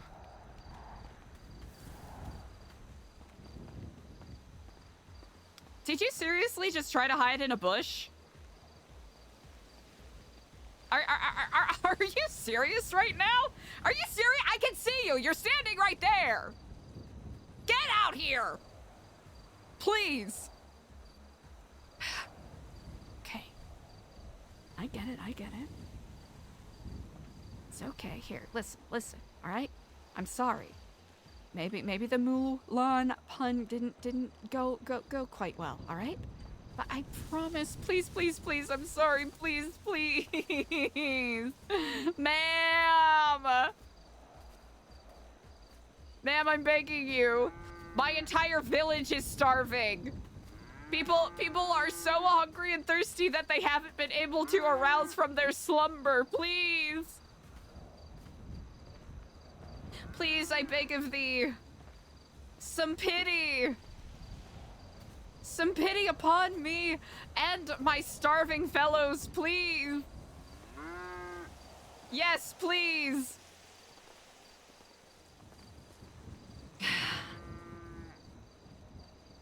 I see you have sought refuge amongst the clowns. Well, you haven't crossed the road yet. All right, this is it. I can feel it. Listen, here. Who would you rather milk you, right? The homicidal maniacs that live in that barn over there, or me? A nice guy! Right? Here. Would you like some mallow sweet? Would you like some thistle? Right? Can give you that to chew on while we do our business here, and life will be chill, please. Okay, well, what is it you want? Clover? Is that what you want? Clover? Yeah?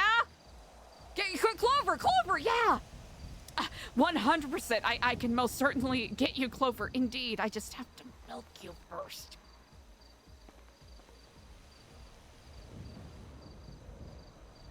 Okay, all right. Just easy does it, all right? No, please.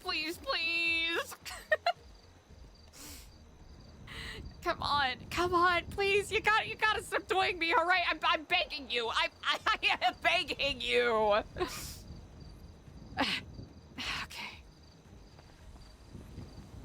Right, I'm just really asking you to, just work with me here, okay? Just work with me here. All right, that's all I ask. No, please. Please.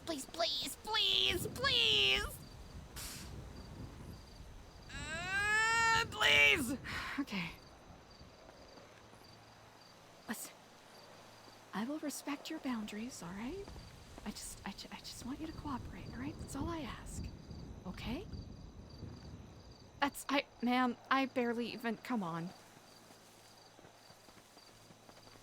Ma'am, I can't, okay.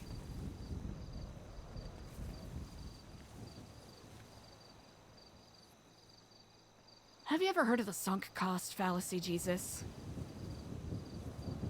I do not think I have.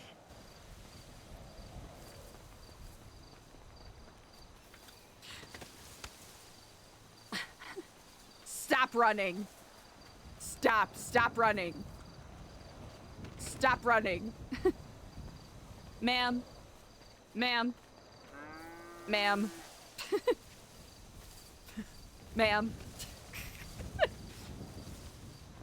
Listen, ma'am, you've kept Jesus waiting for almost 15 minutes now. And all we are asking is that you simply cooperate with us. That truly is all that we are asking for. All right? No! All right? That is simply all we ask, is that you cooperate so I can milk ya. And then we may be on our merry way. I will tread my branch of the ashen tree, you shall tread yours, and then, when the universe comes to its inevitable heat death, we shall all meet twixt the branches, huh? Huh? Doesn't that sound great? Doesn't that sound swell? No! Thank you so much for the follow, Chancellor. Yeah, she is utterly defiant. Ma'am, I have to say, you're really milking this. Listen, can you just cooperate, please? I know our relationship has been rather spotty. But this interaction has been nothing less than bovine. Please, thank you! No!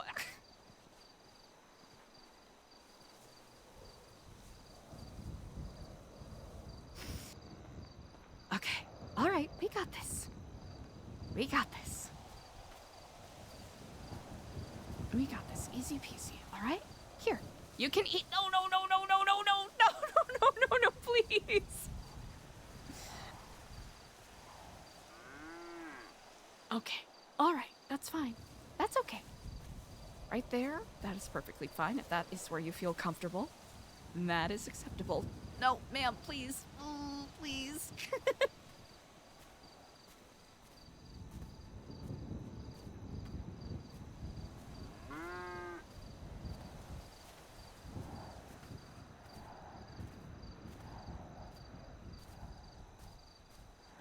Ma'am. Ma'am, the sun is set. I need to go home.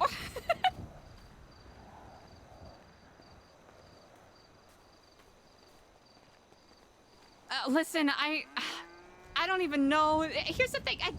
Cows, especially, what kind of cow are you? A Barnum cow? A Holstein? You strike me as a Holstein, ma'am. You know, Holstein cows are able to encapsulate the intelligence of an 8-year-old child, so I am certain that you understand what I am saying to you in this very moment. So maybe, you know, maybe it's, you know, maybe there's a reward that you are expecting to some degree. Okay, listen.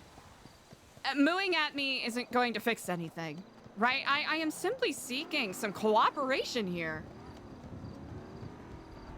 Bovine intervention! Shoot.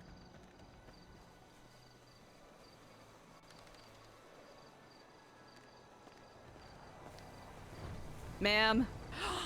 Okay, this is it. This is our chance. All right, ma'am. It's okay. No, please. I cannot go back until I milk this cow.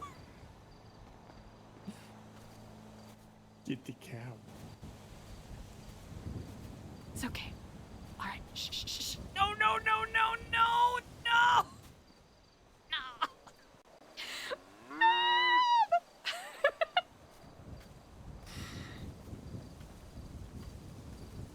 These are the trials that I must face.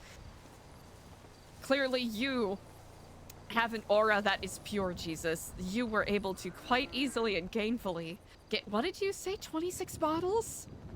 24, yes. 24. I have but 2. So it is clear that there is something in my countenance that is uneasy to these animals, and that is not becoming of a regent. Would you agree? No, I would not agree. I would not agree there. Ah. I just always have had a good way with animals there, yes. That is true. You do have that innate skill. Yes, very well. Let's see, go try to get one of these other ones. That one is that one's a bad one there. That one may be cursed. I have Yeah, go to for get one of these this ones. one. I cannot go all home right, until you're I determined. milk this one. I have to. If I Very don't well. milk this one, I can't go back to Babylon. Oh, heavens no, that... I will bear the mark of shame upon my person if I cannot milk this cow.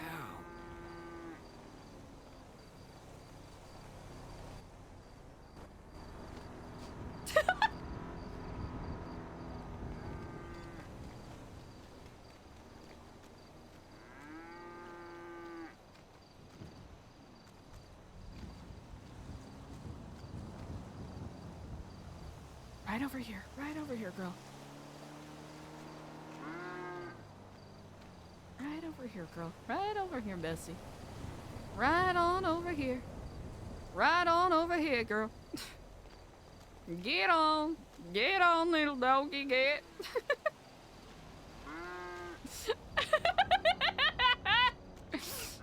This is the dumbest possible side quest, and we're literally holding Jesus hostage with this cow. Come on over here. Come on over here, girl. That's right. That's right. Come on over here, Bessie.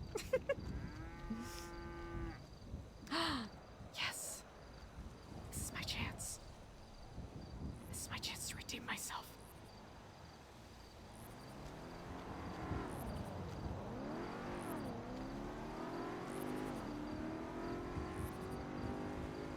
It's all right. It's just a car. Giving it that close. Come on back over here, girl. You know me. I don't want to do you no harm. That's right. That's right, Bessie. That's no, please. Please. It's all right. It's all right there, girl. It's okay. No. There's a couple of cows that'll move around a lot. I think we're just getting into its, like, reaction circle. A couple of them have pretty small reaction circles, but I think this one is, just a little extra spicy. So we'll adjust accordingly. Damn, we barely even did it. It's all right. Come on over here, Bessie. It's quite all right. Stay there. Stay there. It's fine.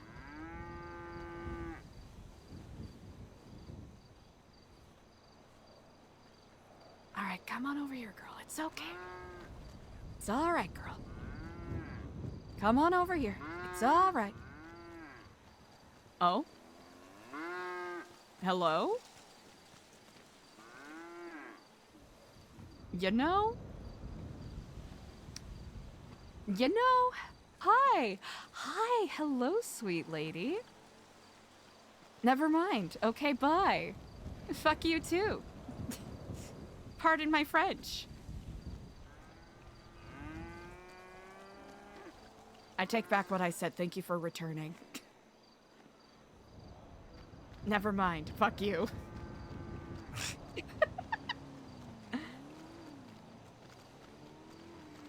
No, don't.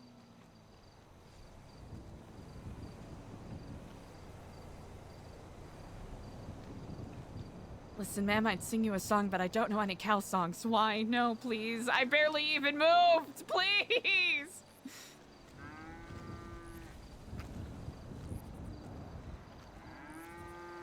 All right. You just stay right there. You dark, vile creature of the night. I shall smite thee. And by smite, I mean milk. This is my fortuitous moment. I must seize the opportunity before it slips from my fingers. For my sanity does slip betwixt the slats of fate. If I do not seize this moment now, I shall lose it forever, forthwith.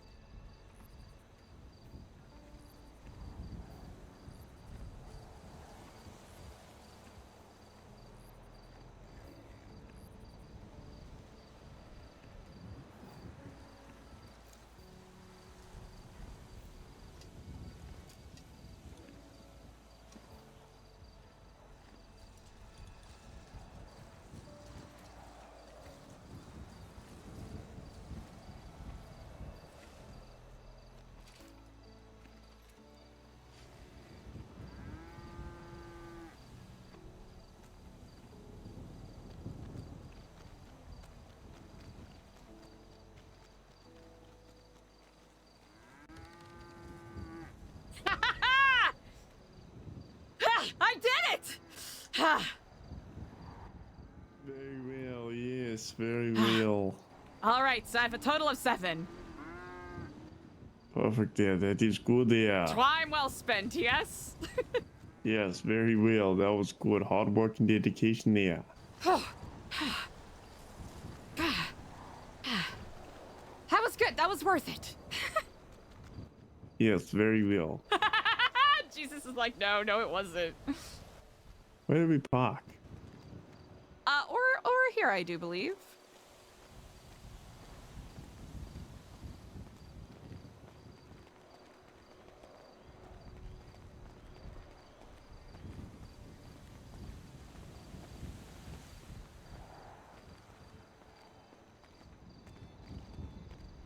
Alright, might be a little tricky. We might have to do a little bit of fence hopping here.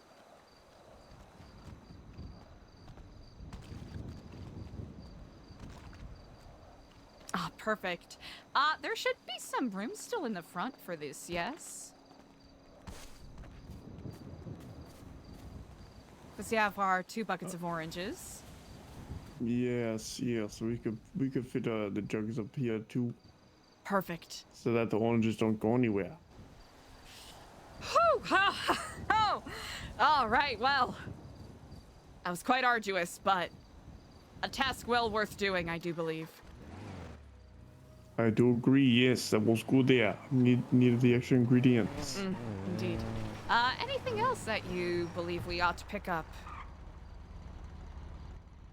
Not that I could think of just yet. Perfect. Think today it will be rather low in demand, especially seeing as how it's yourself and myself holding it down, as it were. Yes, of course. Along with Andy, but I believe he is otherwise occupied. Yes, possibly there. To wit, I appreciate your assistance in this matter. Oh, of course, it is my pleasure there. How familiar are you with the previous New Babylonian Codex? Oh, pretty familiar. I even still have a copy in my backpack. I would like to know your thoughts specifically in regards to it. Things that you liked about it, things that you may have critiques in regards to it. Critique-wise, I think that the "thou shalt not be idle" is a bit much there. I think that, listen, at the end of the day, right? It's not all right. So I get not being proactive during like certain times, right? Like say like during the days, genuinely, right, where it's a group thing. I love those days, right? Like where we're helping build the walls and stuff like that with each other. You know, like it gets everybody familiar with everybody.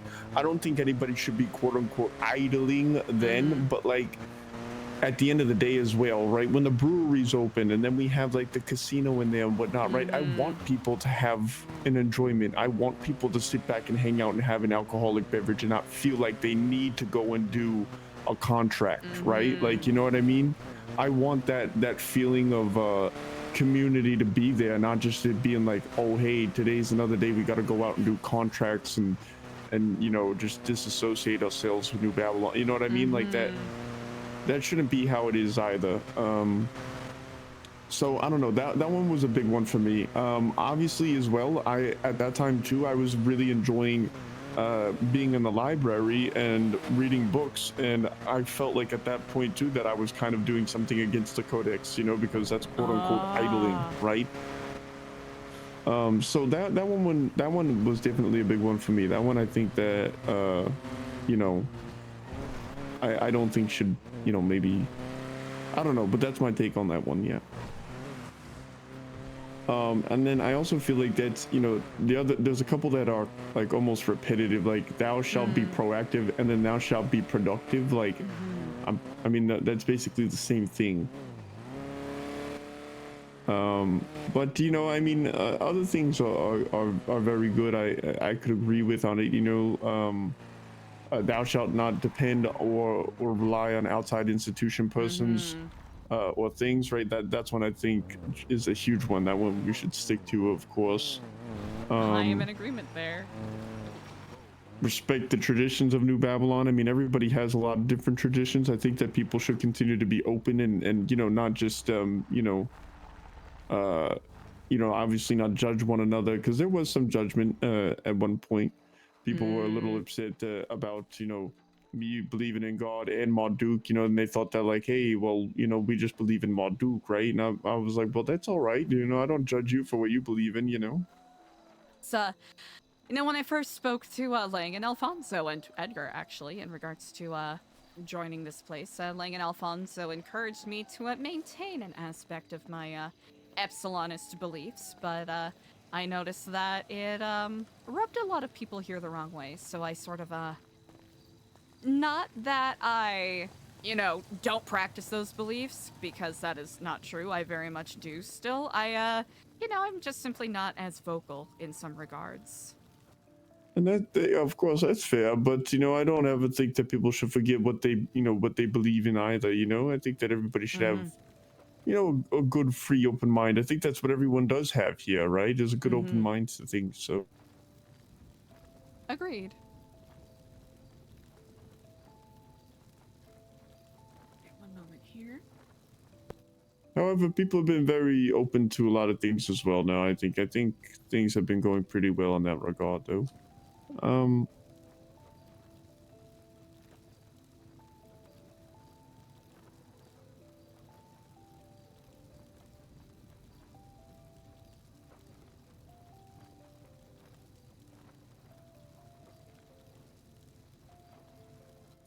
Oh, and I think another really good one is to not commit nor conspire to commit any harm or injury to any Babylonian. That one's definitely important. I don't think we should result in the violence on one another unless it's like, you know, in exile or by trial or something like that. For self-defense, yes. Right? Yeah, self-defense, yes. I'm in agreement there.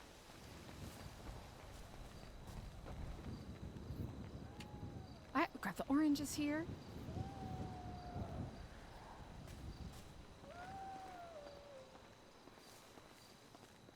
Oh, do you want me to actually help drop some of these off at the tavern? Oh, yeah, you could drop those ones off there. I'll take some of these over there to the tavern. Perfect. Yeah, very well.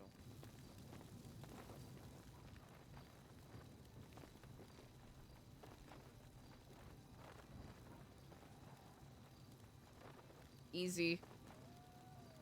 My immersion. What is it? Like, we got 50, so we'll just say.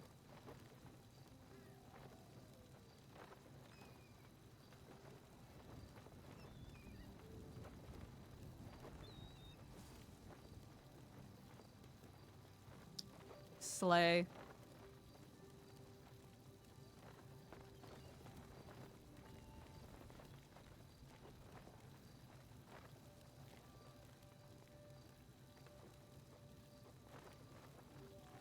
Actually, we'll redo these a little bit. We'll actually...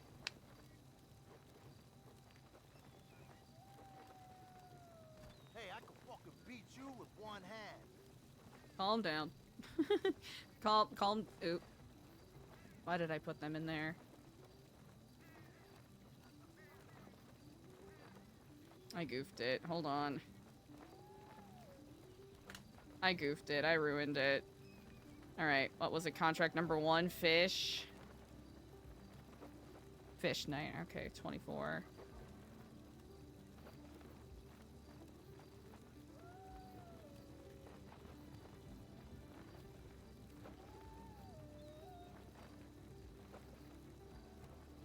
Can't believe I didn't double check what notebook I was putting this in. Like a dummy.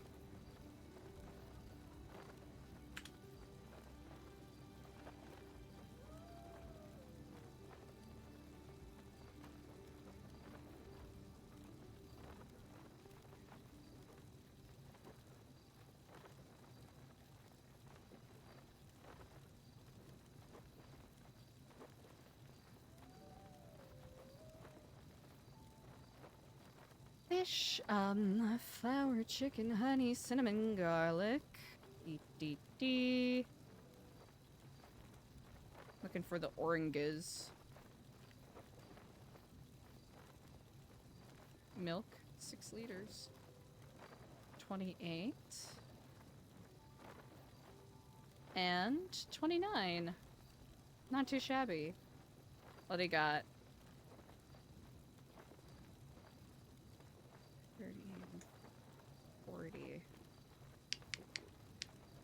I'll give that back.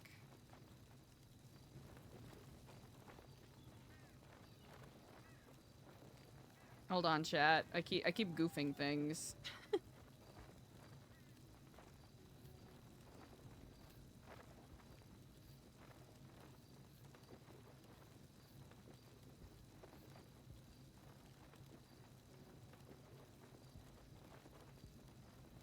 Five and 6.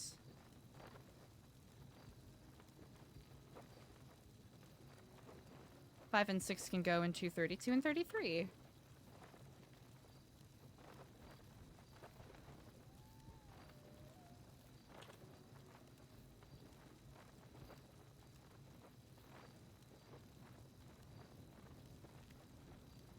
Then 5.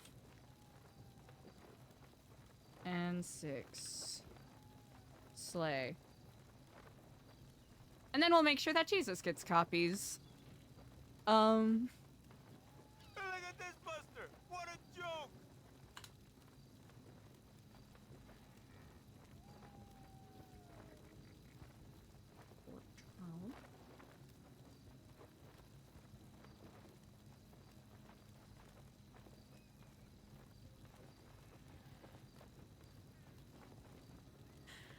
Ba-da-ba-da-ba. Today's the 21st. Oh my goodness.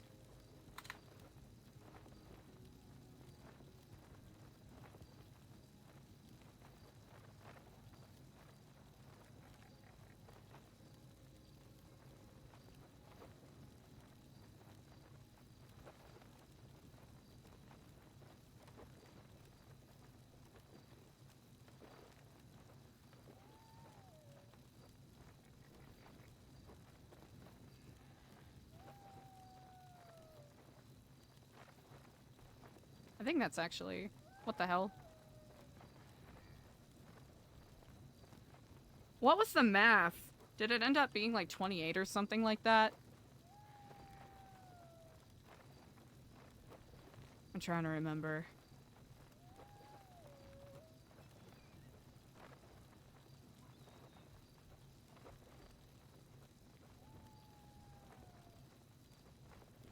Okay. Alright, we got that, and then...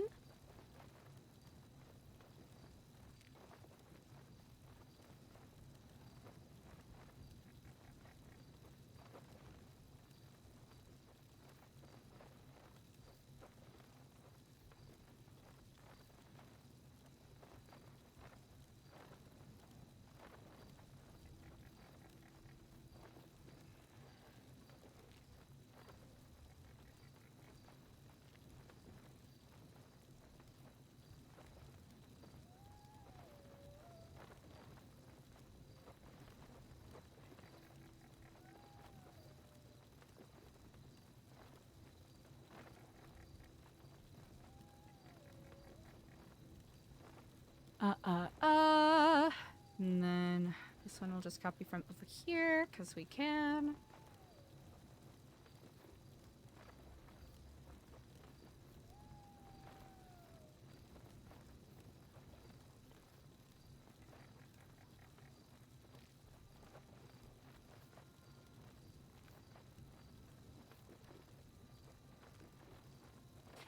Actually, we'll say... Because 20 of them ended up going to... Yeah, it should be good enough. And we'll make sure that Jesus gets a copy as well.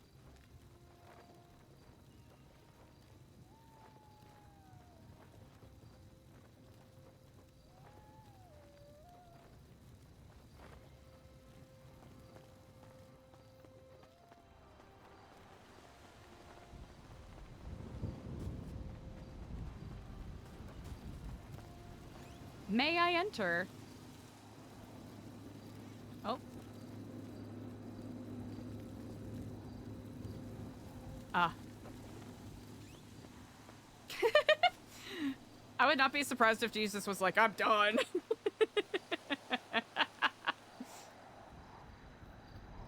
Andy.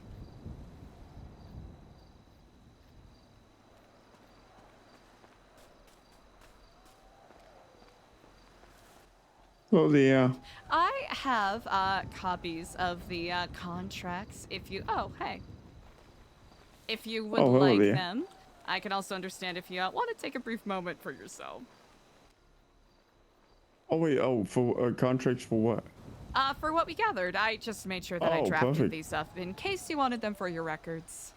Oh well, thank you. I appreciate that.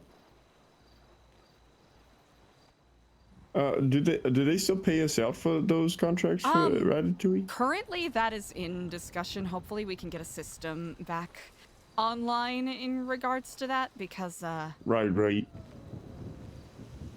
Maybe people that do contracts for Ratatouille get fit for the day or something like that. Who knows? you know what? Honestly, that, I was trying to think of a way to instill a process so that people still feel, engaged with assisting in regards to that because there's a part of me that wants to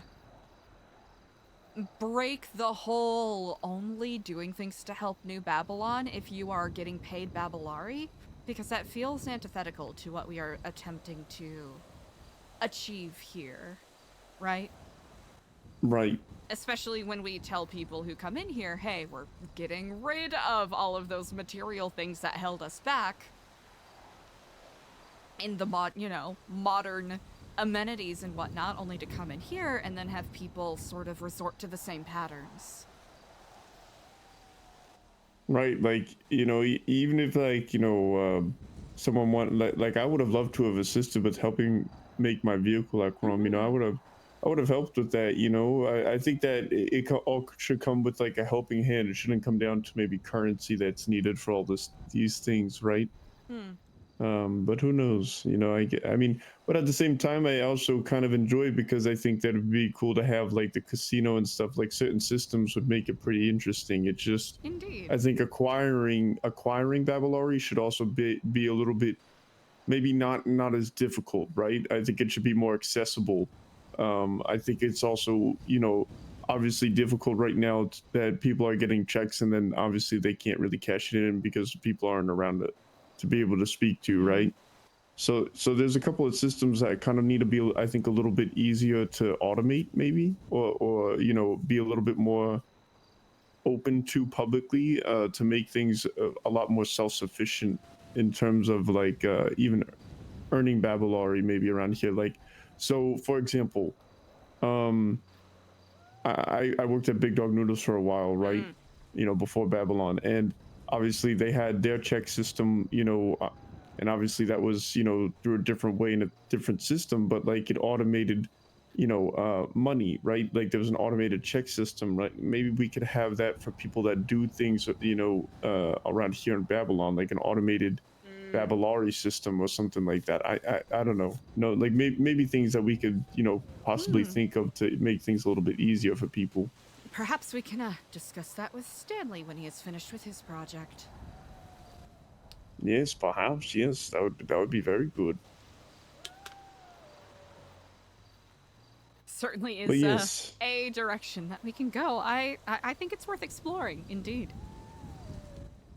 Yes, definitely. And like you said, maybe we don't have to do contracts that are always outside of New Babylon. Maybe we could do stuff that's in New Babylon to help it, make it grow, and people could earn, Babylari that way. Like at the end of the day, right? The person who came up with Babylari is probably, is definitely still in New Babylon, I would assume, right? So I'm assuming we could always make more Babylari.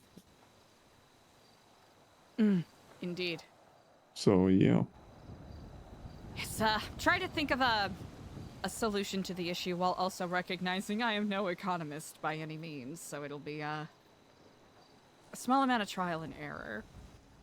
Oh, very well. Yes, of course. It is a tough one. It is a tough one. Indeed. Let's see. I'm trying to think. Those are all of the questions I have at the current. Thank you so much for entertaining my questions, Jesus, and also no, of assisting me on course. this little task that we did. Of course, anytime. It's always my pleasure.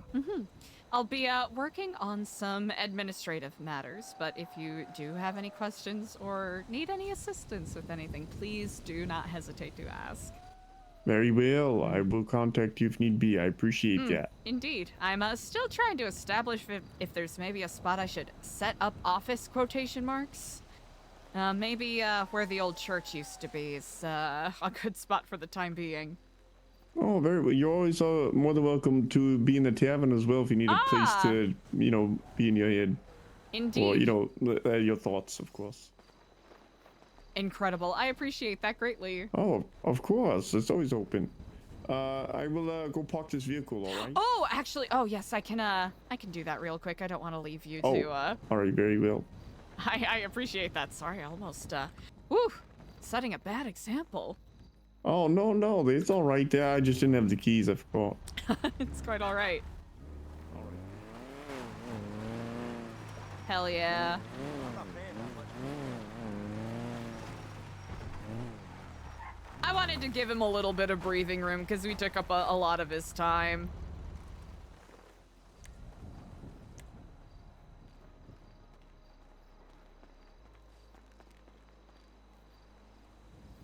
How much trash is here? Hello? Or wait, wait, I need to check something real quick. Guess if it's like an infinite trash spawning sort of glitch. Okay, never mind, we're fine.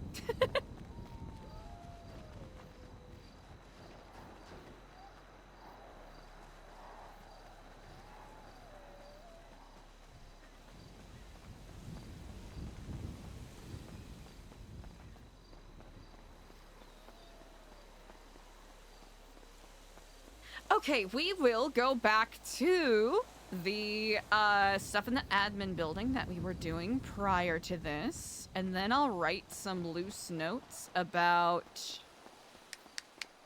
potential rule sets for the Codex.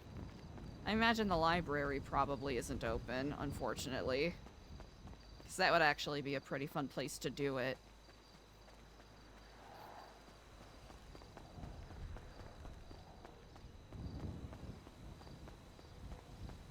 A lot of the existing rules in the Codex are already good.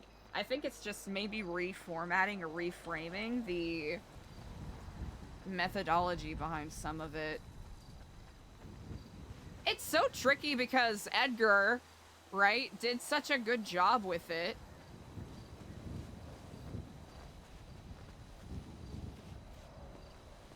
So I don't want any of Eliza's work to be seen or, you know, interpreted as actively shitting on it.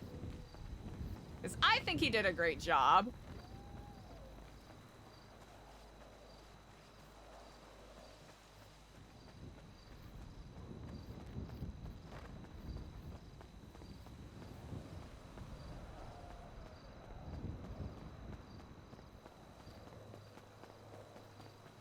Alright, no murder kitties? No murder kitties. What another thrilling and enthralling day in New Babylon, chat. Oh, we also have to write out the update list for good ol' Lang. And who else should Eliza update on? Eliza does view Fawns as another, you know, a leader, an example setter.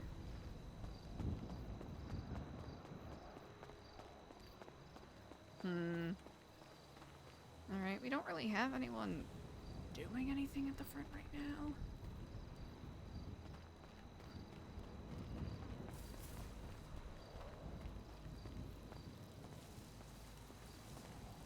now.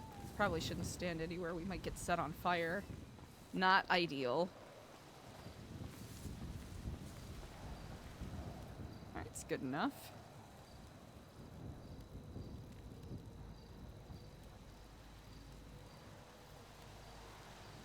Actually, wait. This is a perfectly subpar spot. Excellent work. Okay. We got all that. Ooh, we need to go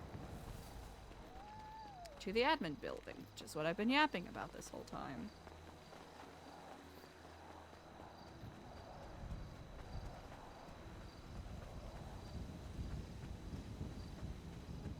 I wonder if... Ooh, I wonder if there's any DOC on duty right now.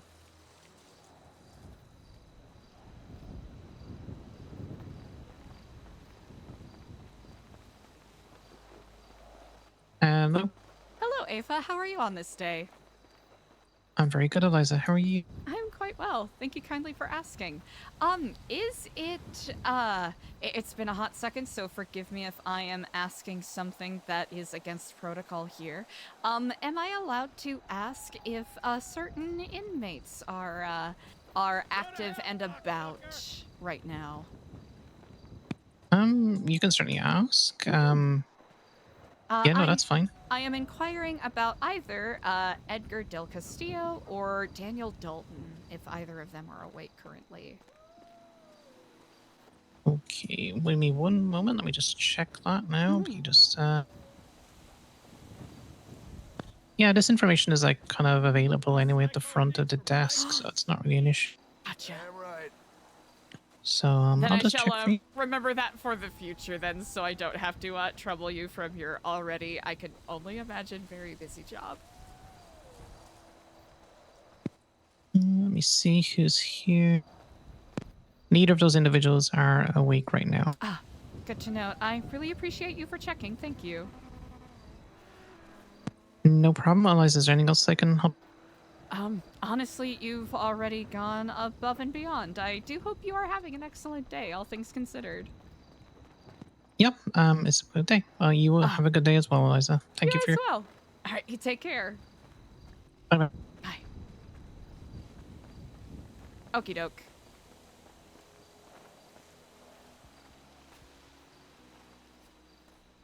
Ah, Delver, good day to you.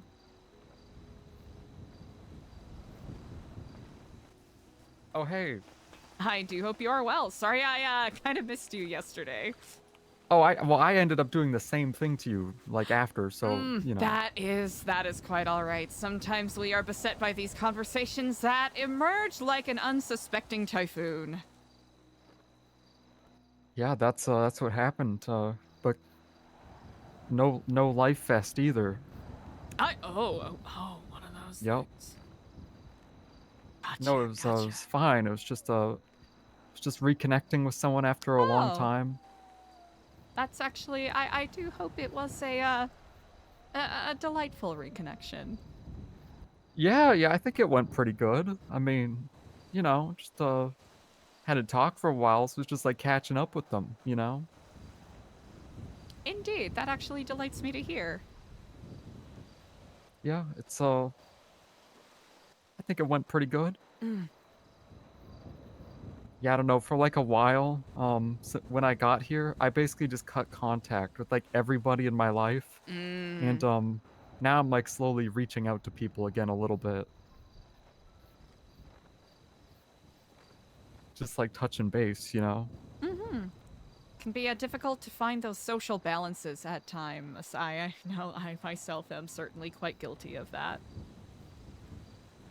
Yeah, I don't know, it just felt right at first, but now I think it's fine if I'm just like chatting with people occasionally, you know? At least for me. I don't know. Anyway, what do you want to talk about?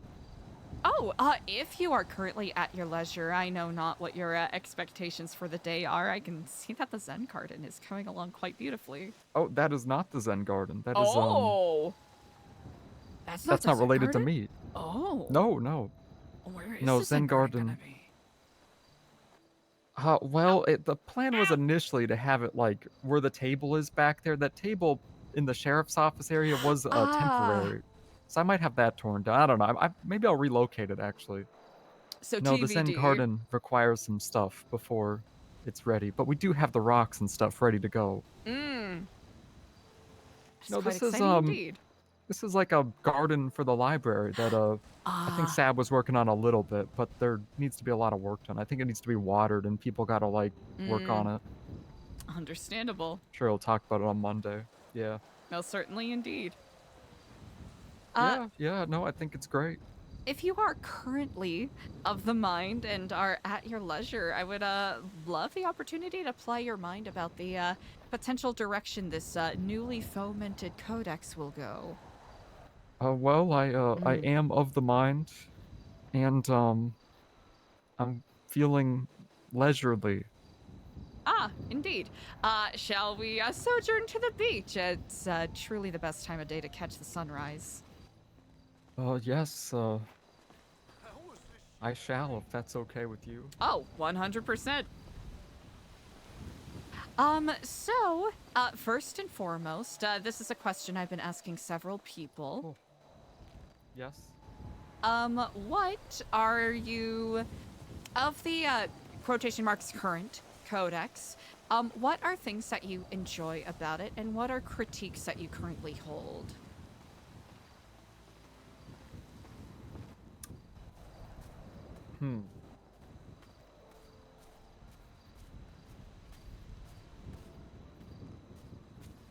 The Codex is kind of a rabbit hole, and the question you've asked me is like, no, loaded. it's not.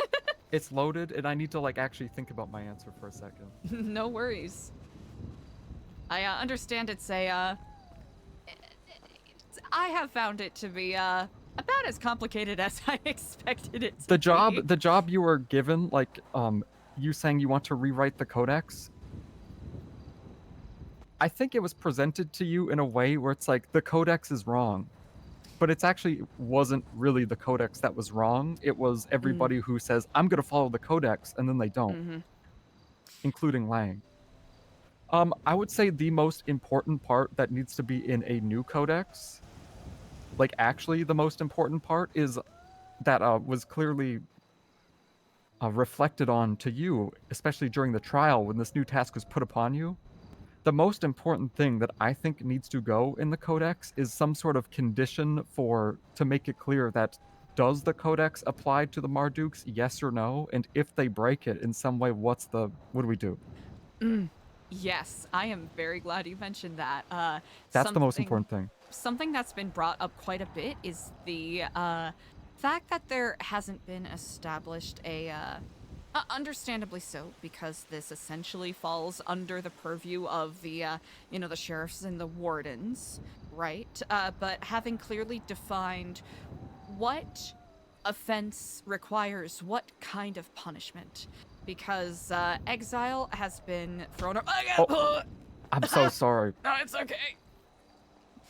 It's a just touchy been subject. such a tough weekend. Yeah. I do sorry, not blame you. No, I lashed out at you for a second. I really apologize. I just get... No worries at all. Just one of those days. I think so. Okay, anyway. Sorry, can you continue? Yes, indeed. No, I actually wholeheartedly agree with you, and I am glad you bring that up, because I think having a stipulation in there that says no one is above the Codex will solve a lot of problems.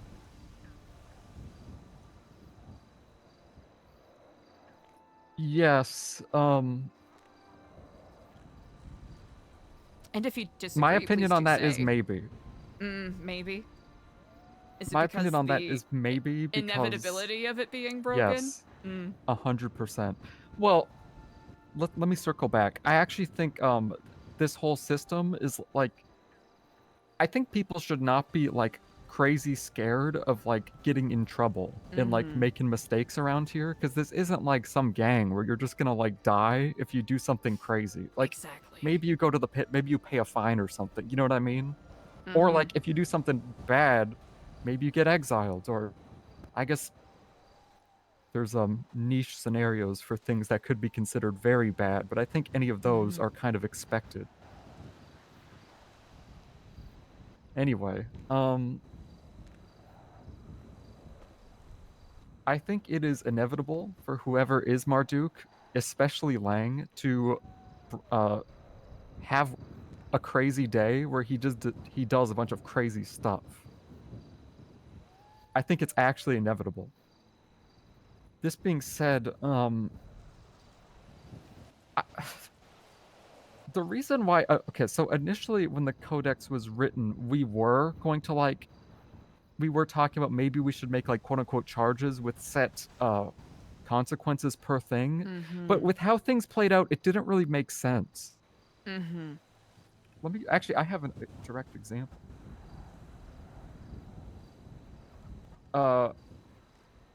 This is missing like some minor fine stuff that Harry B gave out like during meetings and things like this. But like it's okay, so I would write reports on like anything that I would give like an actual penance for that wasn't just like during a meeting, basically. Usually for those, I wouldn't even be at those meetings because I am not always awake at that time. So Harry B would usually do that. But a lot of these scenarios are like really specific. And I think if we're trying to make a specific consequence for like every charge, if you want to call it that, I think it's like actually impossible to make a coverall because we're such like a small community and our situation is like really specific. And there's a point where you get so hyper pedantic trying to figure out bespoke punishments for every possible scenario. We get lost in the weeds and sort of lose focus on what the purpose of this ought to be, which is guiding people in the right direction, not... Well, yeah.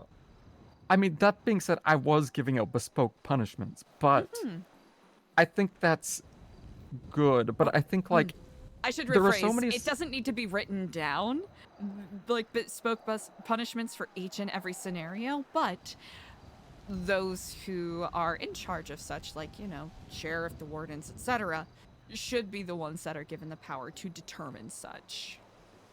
Yeah, I mean, and we did, I guess, and we do. Although right now things are a little vague, so in how things are going is like a bit vague, but still, it's still the same thing. What, did you give that back? Oh, you did. Yes, sorry, I should have been a little more explicit. No. A lot of scenarios that come up are like the first time. So I think you just have to treat it like that. Now, the current Codex, the way I feel about it is, okay, so at some point I learned and we changed the formula a little bit as to how we were approaching it, at least how I was approaching it compared to maybe like the first week of me being sheriff and like after that. And the formula that seems to work the best is if something wrong happens, no matter what, like if I'm 100% positive you violated the Codex and it's like something that is clearly like bad, essentially. So okay, let me read through the actual Codex. Where's my Codex?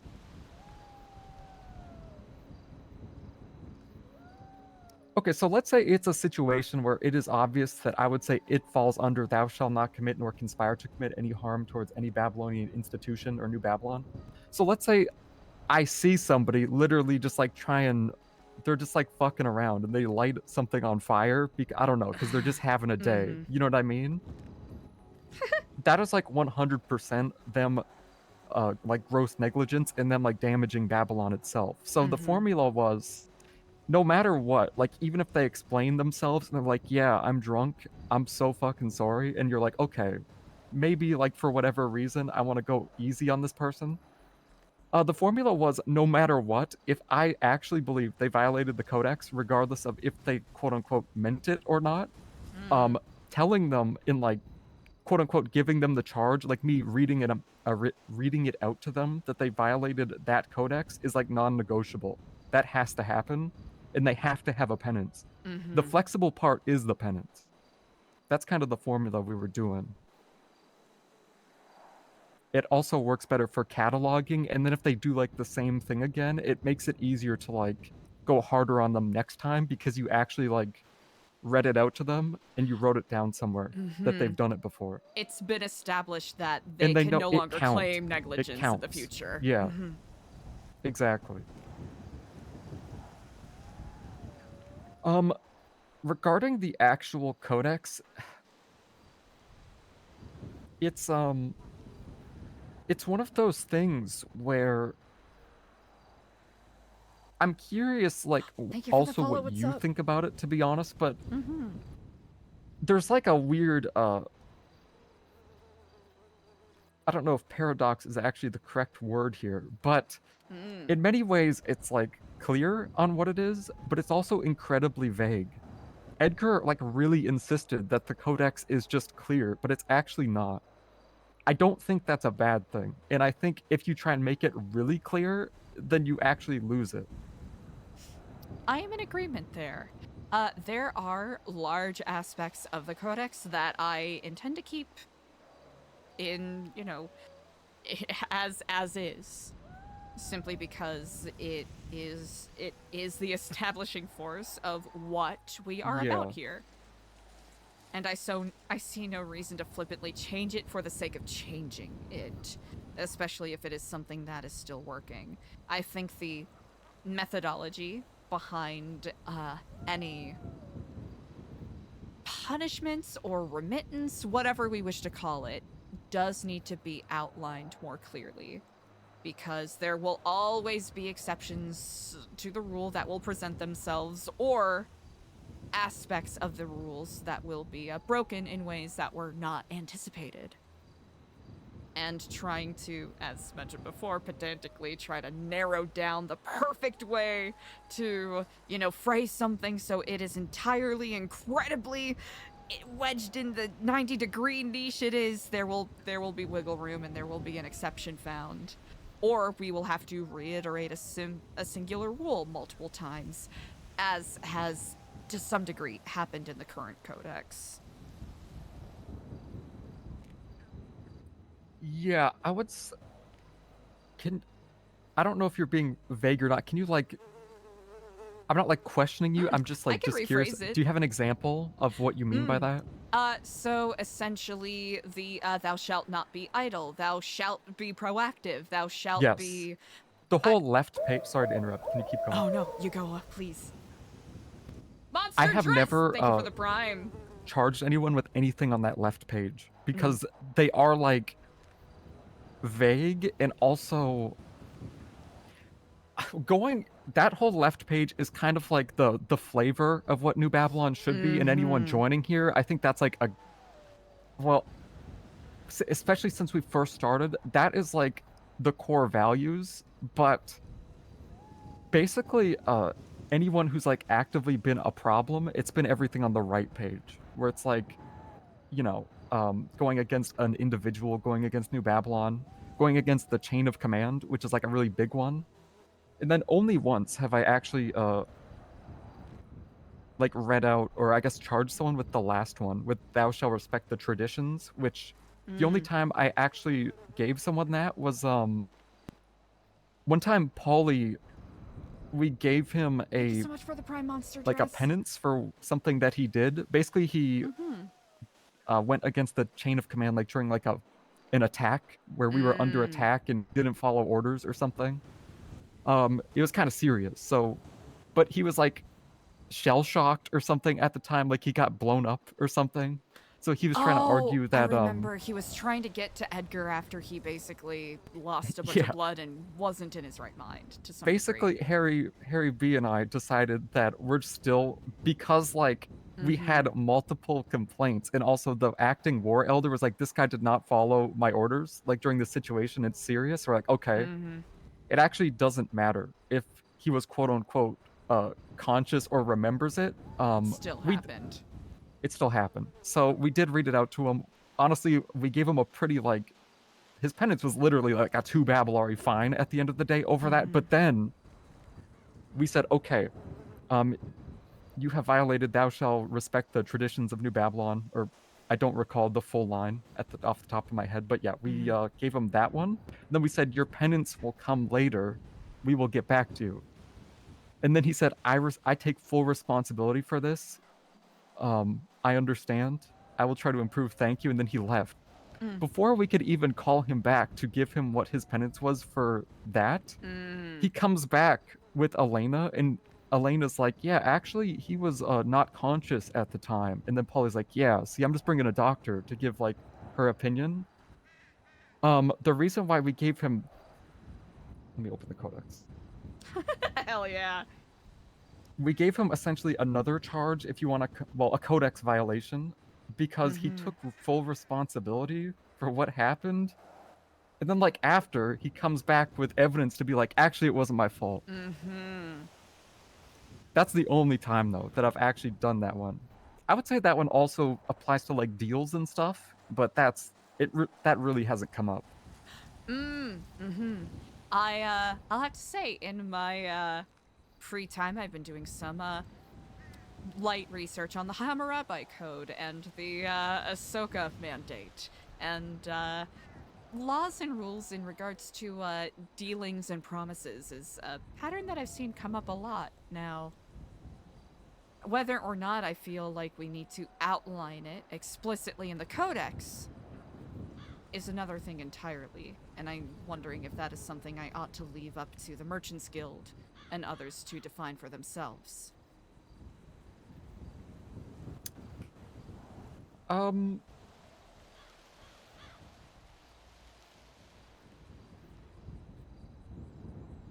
But one could also argue that the wording is escaping me at the present moment, but one of the fair rules in the Codex does stipulate that the line about integrity. Thou shalt act with integrity towards Babylon and the Babylonians. That's what I'm talking about when I said that. I would say the only ones that matter that need to stay in some form, in terms of like, if I am a deputy, a sheriff, whatever, and I'm like, you violated this part of the Codex, it's just that right page, honestly. The right page. I'll be honest, I am wholeheartedly in agreement there. There's a couple, thou shalt not depend nor rely, and thou shalt respect their traditions are explicit rules I intend to keep. And then... Yeah, it makes sense. Those are like actually the most important parts of New Babylon, but that barely comes up. It actually, it has come up, but I have not like... Usually it's something where it just gets brought up during a meeting and then they might get like fined on the spot by Marduk or whatever. Like those ones are pretty like... I don't know. They just haven't really come up with me exactly. I've caught people with almost with stuff, if I recall. Actually, it does come up now that I think about it, but it really depends what they did or what they have. I will say, if you want to get like... Actually, no, all of these are... I don't know what I'm saying. The left page is like... I'm like losing my mind right now. The left page is also relevant. Thou shalt be proactive, idle, and productive are all like essentially the same thing, but slightly different though.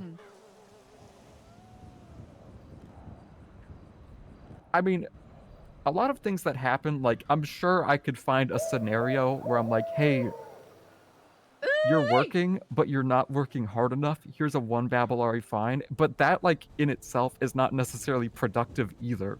It doesn't really help people. Even if I'm like, I know that one's going on. Usually for, like, the everything on the right page, how I was doing it, at least, is... like those are actually non-negotiable 100%. Like if I see them happen, like something's got to be done. The left page is like those things are kind of way more vague, and also they could just be having a productive conversation, or maybe they just finished working or whatever. It's hard to like actually prove those other than them having like stuff from outside of New Babylon or stuff like that. That one's, you know, pretty simple. I have not had the opportunity to speak with Skipper or, honestly, anyone else from the enforcement side of things, unfortunately. But I was debating whether or not having outlined, specifically in the Codex, different types of punishments or remittances that can be expected, explicitly lined out, that people would understand would be the case should any of these codes be broken explicitly. Like, to note for the first one, you know, if you rely on an outside institution. Like if you eat outside food or if you seek out outside medicine, you must pay penance by not only apologizing but also working and volunteering your time to assist the institution that you had besmirched, essentially.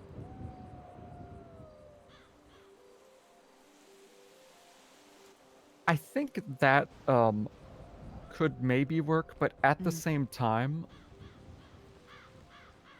some of that could honestly just be like you as Marduk or the Regent going to the sheriff's office and being like, we should operate this way a bit more. In my opinion, the shame pit itself is incredibly lazy. I am glad you mentioned that. I think there are times where the shame pit could be useful for, if someone needs to cool down, right? If they're Yes, like if someone's they're screaming heated. during a meeting, I think that's like the only use of it. Or if they're like a danger. I think that's literally it. I would like any single time personally, I would much rather like if I'm like, hey, this should be a 30-minute in the shame pit thing, I would much rather like just make them clean all the windows here or something. Like I think that's better. In all ways. I'm in agreement there. Yeah. Some suggestions that I've gotten, it's a difficult line to tread because of course different scores of public shaming can be effective, right? Depending on how people feel about the given penance, There have been discussions of doing things as, depending on the severity of the infraction, having someone shave their head or having someone bear a tattoo on their forehead, showcasing that they have done something wrong. But there's that aspect of things, but there's also the more educational and restorative aspect of things that is more active than simply sitting in the shame pit or getting fined Babylari. Which isn't to say we should get rid of that system point blank. But if it's only getting fined Babylari, then we have simply put a price on the crime.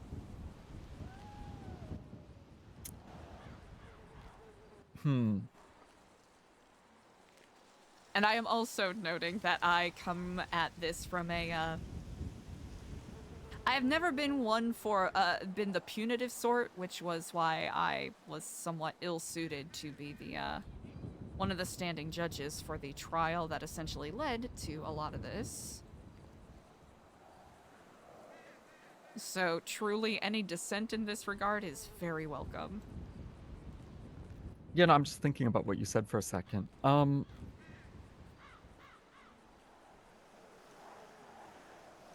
think with how things work here, honestly, sometimes people feel like their penance was harder than it should have been or whatever, but there hasn't been any seeming middle ground. It's either XYZ was too light or XYZ was far too harsh.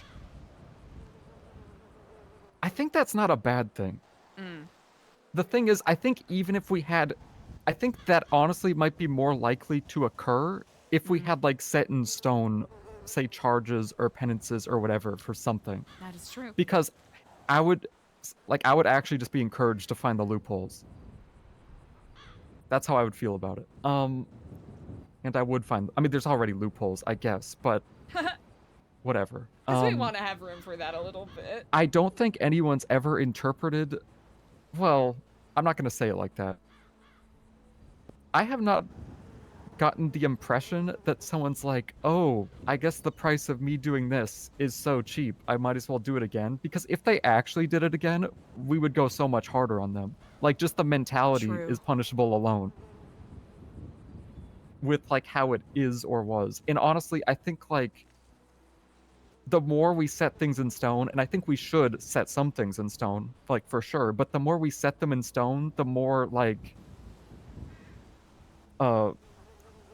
people might be under the impression that just for someone doing something but their mentality is completely different should have different consequences. But if it is set in stone, it might not look that way, and they might get, like, more confused. I'm currently of the mindset that we should have a flexible framework. You know, things that are established so people have, you know, everyone is at least on an equal understanding, at least to what punishments may be levied, so that the word exile isn't thrown around so flippantly and essentially losing the Yes. potency that it should hold. I will say, that whole thing is like a Marduk thing. Mm-hmm. The only time I personally have ever like threatened someone with exile. Well, first of all, I don't think you're accusing me of anything. I'm just talking right now to be clear. Definitely, of course. Okay, good. I get I your just wanted to drift. clarify. The only time that I've like actually personally temporarily exiled someone was like that one, like the day of that trial, like the aftermath of that, when Edgar like staged killing someone and Benny helped him get a gun, and then Sebast like refused to come back. So I'm like, well, now you're not welcome back until Monday or whatever. That's the only time, and I think it was like actually a good thing because we were kind of in a bad state. Mm-hmm. But And especially with everything that followed, it, you know, hindsight, but it still ended up being the right move, I think.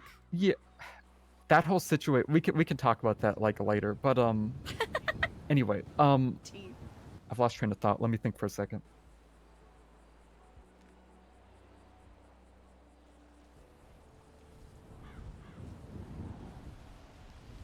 I don't think the Codex necessarily will change that because a lot of the threats of exile have just been Lang, like, on one.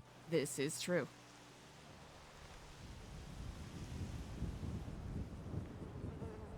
And honestly,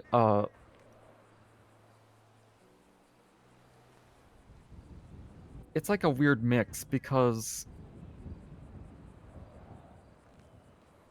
the actual point, I think we need to get to a point where for New Babylon, like one of, I would say, is like a success scenario of New Babylon is a situation where I think Lang should be here and kind of needs to be here.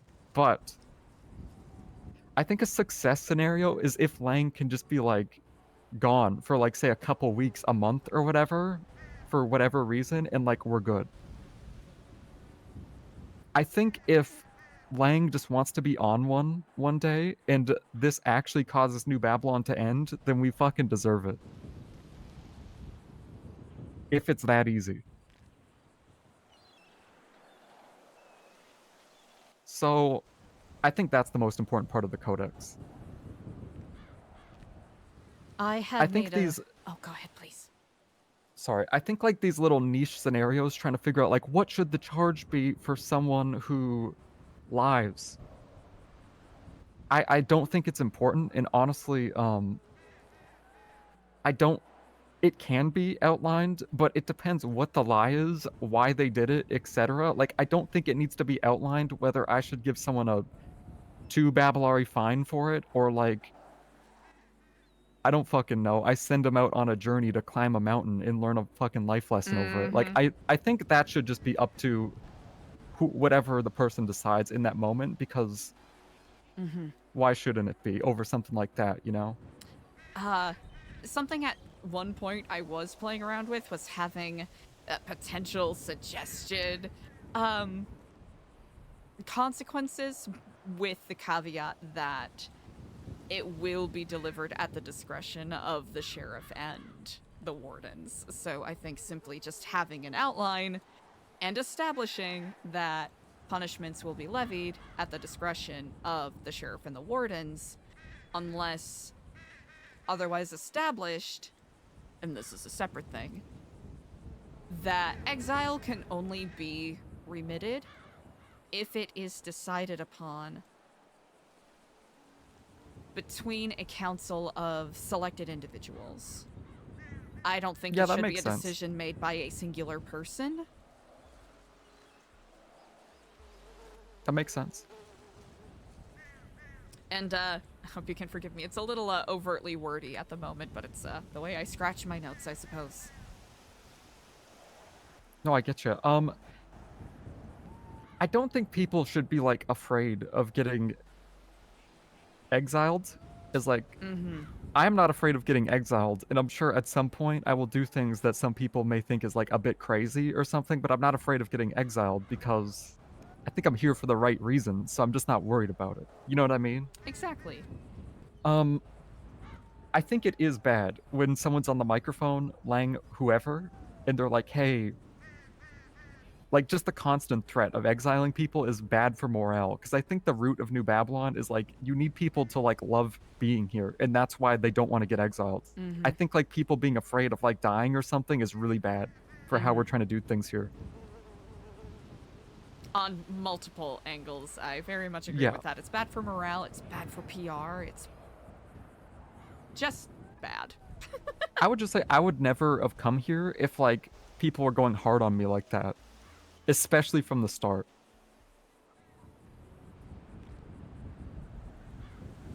I just like wouldn't be here because I think that's like ridiculous for something like this.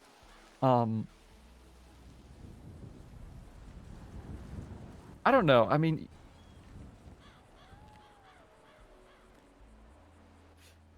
I don't know how. I think things being outlined is good. I think there should be some sort of a council that decides if people get like exiled or not. There is like, the more specific you get, the more caveats come up.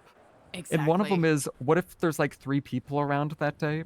The thing is, if something's happening, people will just break the Codex if they think it's like the right thing to do.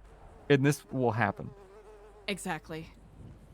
Like, for example, if a Babylonian here is like going crazy or whatever, and I'm like, what the fuck?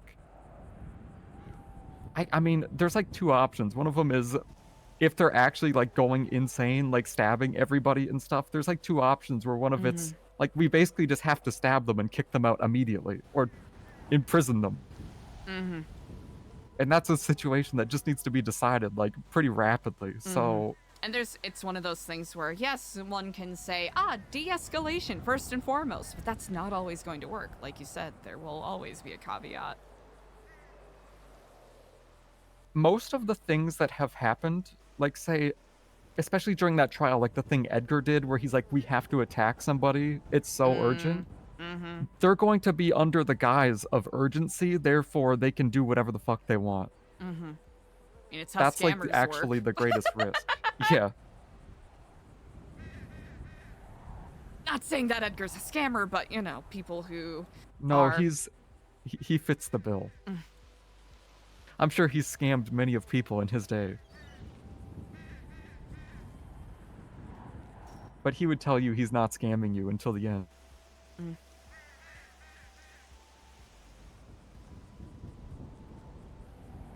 As is the way. What is your goal, like, regardless of like the specific writing, what do you want to change?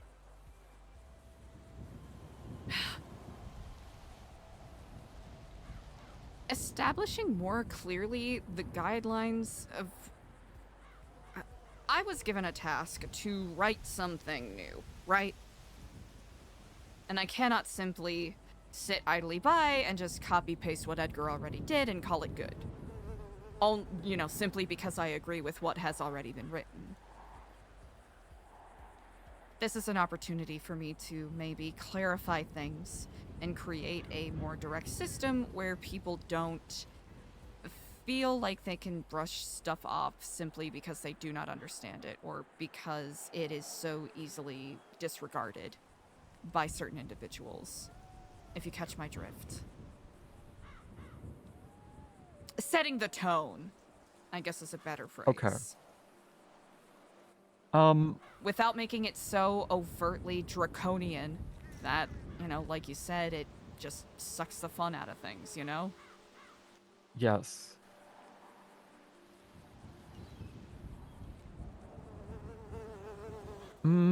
Okay.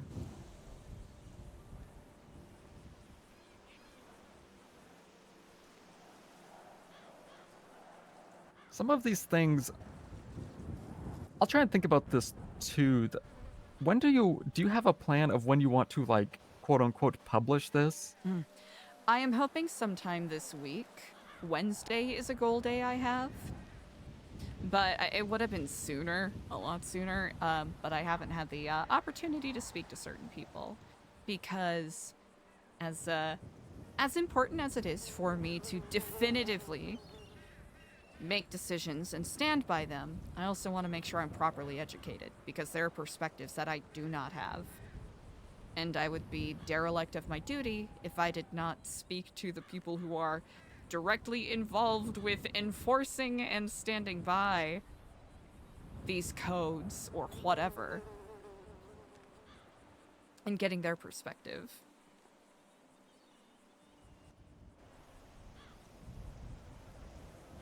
Yes. Okay, I understand what you mean. I need to like actually. I'm just like reading through scenarios that have happened because, yeah, on some situations people like actually don't get it, but the thing is, this is where it gets like, okay, I think you'll understand what I mean, but it sounds kind of, it could be interpreted as like kind of bad. Most people, okay, let's say a few weeks ago, Clark like just blatantly lied to me about something and I didn't know this. And then later he was like, yeah, actually I was doing this. And I was like, why? I was like, why would you lie about that? So I just gave him like a 5 Babylari fine for lying. And then he like freaked out at the time. He's like, he's over it now. No big deal. He like freaked out at the time and was like, I'm not lying. Are you calling me a liar? I did not lie to you. And I was like, yes, you lied to me. This is what happened. And then essentially he just denied it. I don't know if it was his memory or like his ego was quite challenged and he just refused to admit that he's lying. I don't know. But he got a 5 Babylari fine at the end of the day. The actual scenario there, which took place, is yes, he did get a penance for lying on my interpretation, and yes, there is a chance that I was wrong. Maybe he didn't actually lie, okay? This is a reality that could be possible. I don't think it is, but it's possible. We have to accept that, right? But,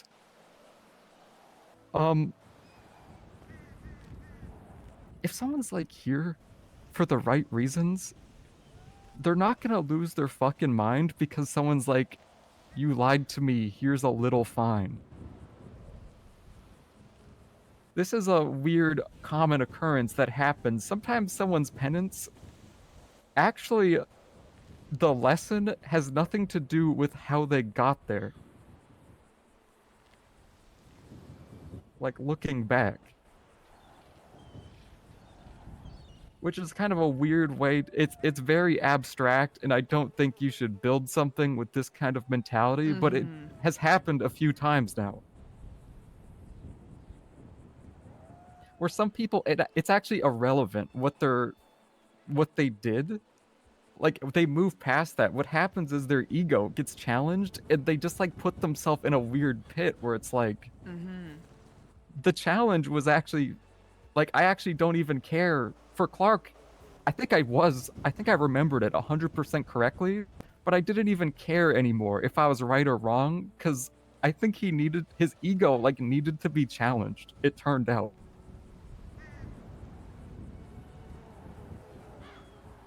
Because he was like, I'm gonna put you on trial. We're gonna go on trial over this. And I'm like, okay, like, I don't care if I go on trial. I don't care if I'm wrong, you know?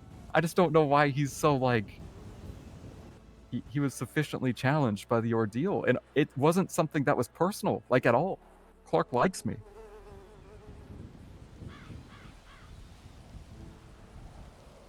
Gotcha.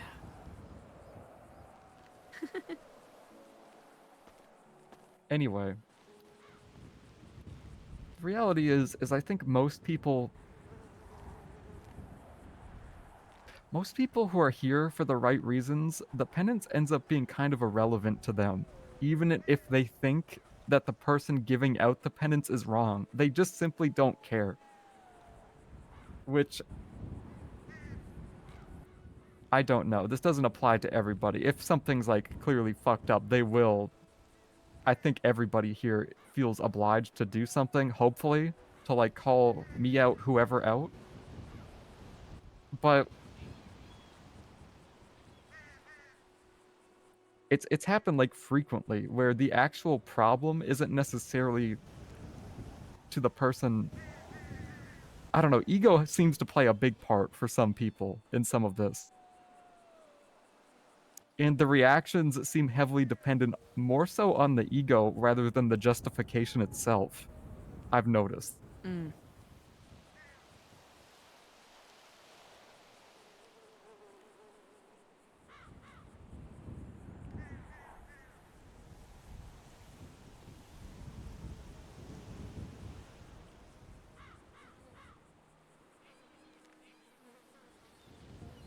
I suppose that is, nothing that you can really write a code around. No, it's incredibly vague, and honestly, I think I went on a little bit of a rant there for a second. No, I'm glad you shared that with me. That gives me important context that I hadn't really considered. Yeah, what I'm trying to say though, I guess is my summary is something being like set in stone will not like help those people exactly. You can now point like to specific wording to them and be like, hey, this is what you did, but that isn't actually their problem. They'll It's just the deny fact it. that they are being punished or, Yes. what's the word I'm looking for? It is escaping me. Challenged or something like this. The fact that they're being challenged is inherently the problem in itself, which, like you said, ego. People have been getting better though here over time about stuff like that. I've noticed good. it's not like this big bad thing, but I think someone's ego getting challenged, I think is kind of a good thing if my goal is not to just fucking instigate people. Like I think it's if someone's mad or disagrees with something on the moment, I think that's okay. I've had people who the next day they're like, I get it. Like some people actually just need to think about it and they react in the moment, and I'm fine with that. Like I actually don't care. I think it's fine. You know, I'd I was rather in a very that. similar situation. I recall. Where once I thought about it a little more, I chilled the fuck out, as they would say. Pardon my French. Yeah, I don't know. That whole situation, I wasn't even there for that. I actually did not even get the report about that Andy wrote about it, now that I think about it, and I don't remember why. I believe she actually gave me a copy if you would like to see. Sure. What was, in the moment, did you hate it? The penance? It was less honestly, the penance itself I had no issue with. Oh. Strangely enough, if you understand my gist. At the time, Yeah. I legitimately did not think that I had broken the Codex. I understand. The penance itself, I understood. I honestly thought it was actually really smart for Harry B to do that, even if other people disagreed. Weird. Okay. I will read that it later. was But my umbrage was quite literally that I legitimately did not think that I broke the Codex. But now that I understand the full reading of it, I can comprehend the angle as to why a punishment was delivered. Yes. Maybe a good thing in terms of like setting the tone in the Codex would be to actually define like whenever you get a penance and if you think there's something wrong happened, you like it is your duty to go talk to like Andy or someone like that. Like even if you think it's not a big deal, but there was some sort of a mistake, like it is their duty to go talk to someone about that. Because like we should know how someone felt about it if like something seemed wrong. And also it challenges the system if it turns into a trial or something, which I think is good.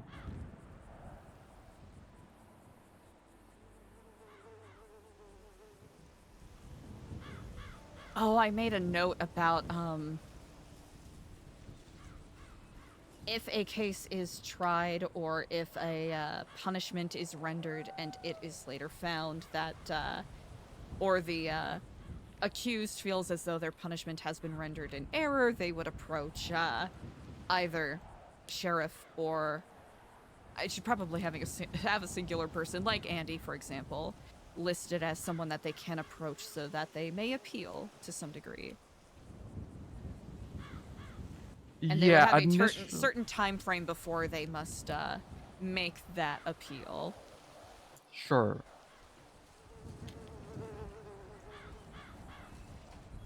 That I'm I sure, still like, have to figure out the wording for. anything that's like actually crazy, the format is irrelevant of what you write. Because if they're like, hey, this person exiled me for no fucking reason, like they're gonna make that really clear to like someone who can do something about it, right? That's not gonna be a problem. But if it's like kind of a minor thing where it's like clearly Skipper or me, like someone was power tripping, then they should like tell someone. And it probably shouldn't be the person who charged them that they want to appeal it. Ah, of course. Yeah, it should just be written down somewhere, which is kind of already a thing. And I'm sure, like, I don't know. They should, I think, like, it should just set the tone that, hey, you should tell people about this. I don't know what Andy's title is. I know not if it's a more official than therapist. I suppose that is something I'll have to double check with her in regards to. Yeah, I mean, honestly, even if, like, they go to someone like you two, like, that would probably just be fine. But yeah, that is Andy's job, so.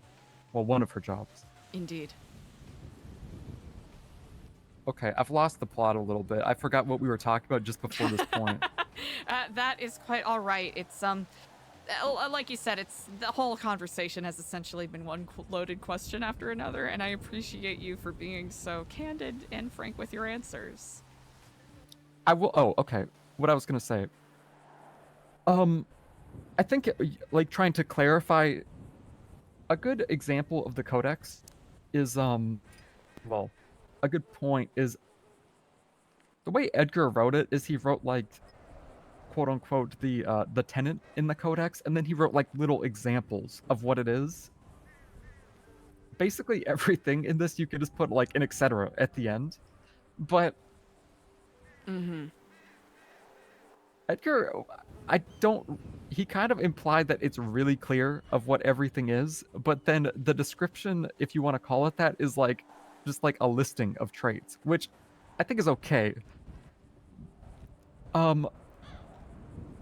Anyway, my point is that I think it's actually more important for people to know that like a stove is hot than knowing exactly why. They should know why, but the fact, like, knowing that it is hot is more important. Like, if someone even disagrees with one of the tenets, they still need to know that, like, this isn't allowed. And I think them knowing, like, the fact that the thing isn't allowed compared to the why is way more important as to how it's written. Because they could just ask someone why. But in terms of, like, trying to know what do I not do, that's, like, way more important.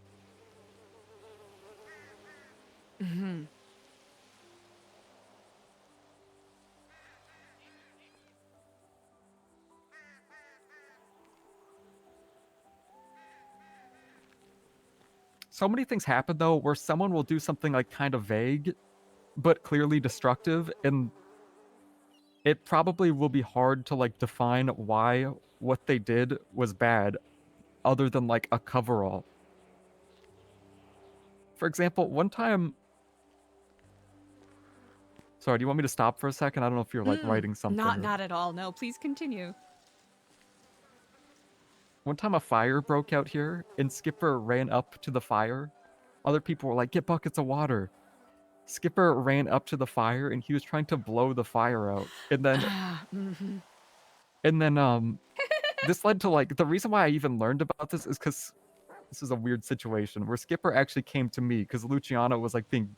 He, like, hit him during that situation, and was, like, being disrespectful. Okay. Basically, he said, I don't remember even what he said, but he said something that was, like, not cool, right?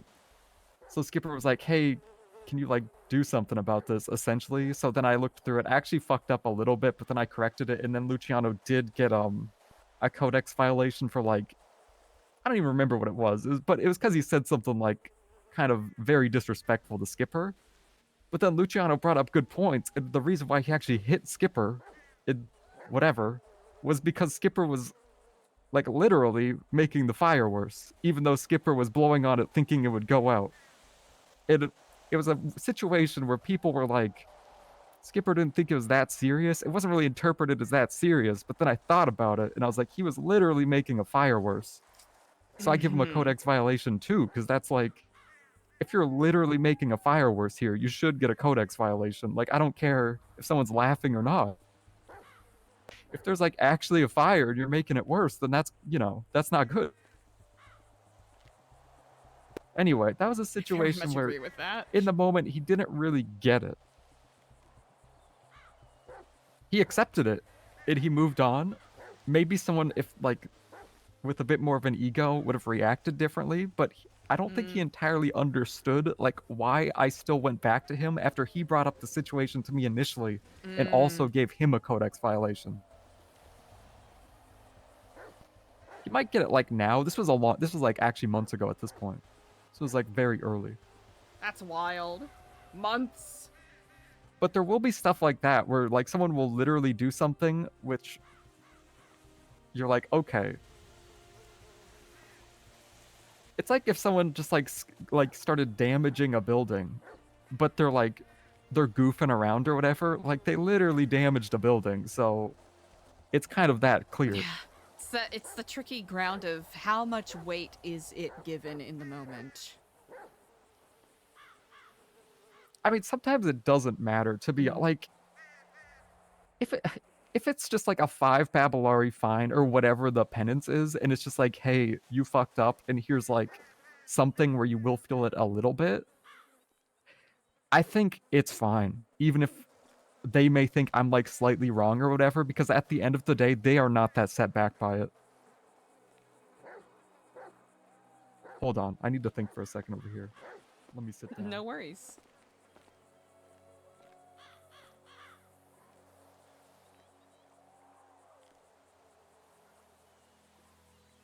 It's good to get Delver's perspective on this.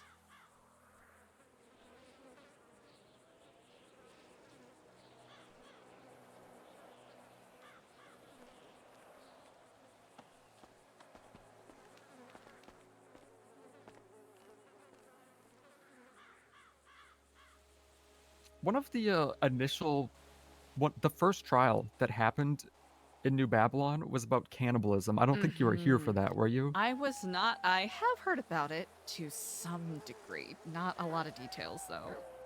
That was like the first big thing in New Babylon where it caused like a bit of a rift, and also it set us down a certain path, which I think was fine. But basically, we got caught eating like a human hand from someone who was already dead in like Cassidy Trail, and then it turns out a lot of people already knew that he was doing stuff like that,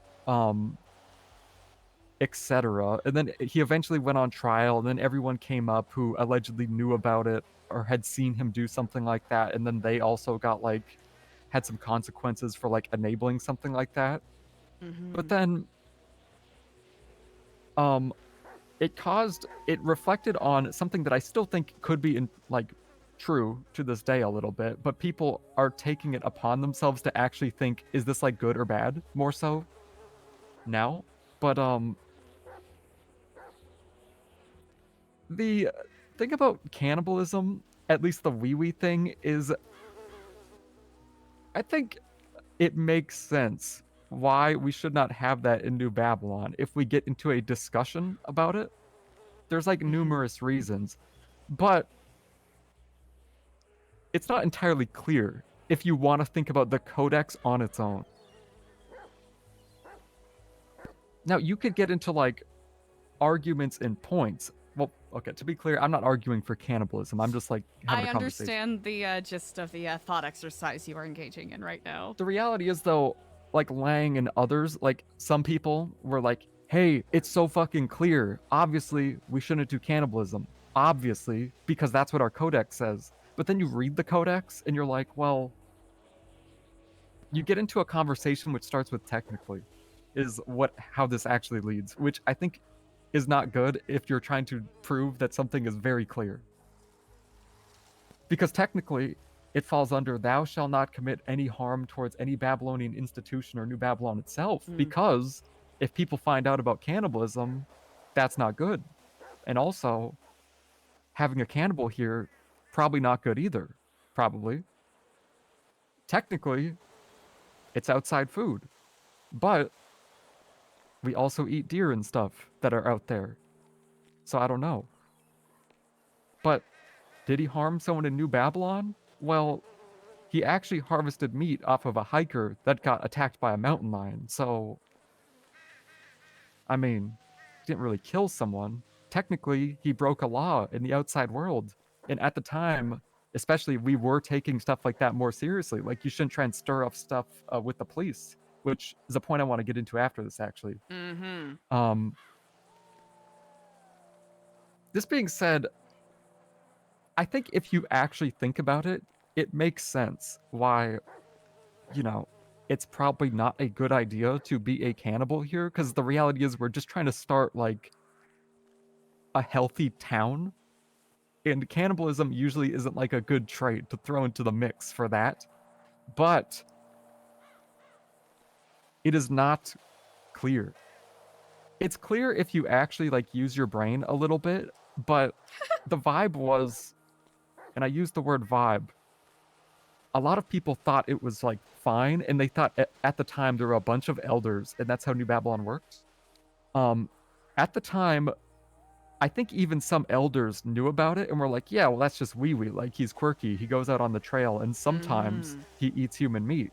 And so other people see that. They see that, like, the elders, whoever's in charge, they think they're okay with it, and that's just the vibe. That's the tone. The example has been set. That's the tone. Exactly. But then it turns out the trial comes up and, like, half of New Babylon is shocked that this is now, like, some big surprise to Lang and some other people. Pulling up my notes.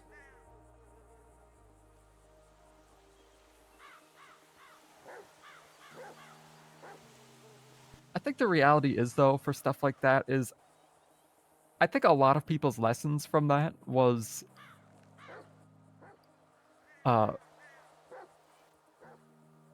well, what came from that is the elders got disbanded, and that's what led to, like, the two in command system. So now it's harder to assume that everyone up top knows about it just because there's so fucking many of them. Like, how do they not know about it?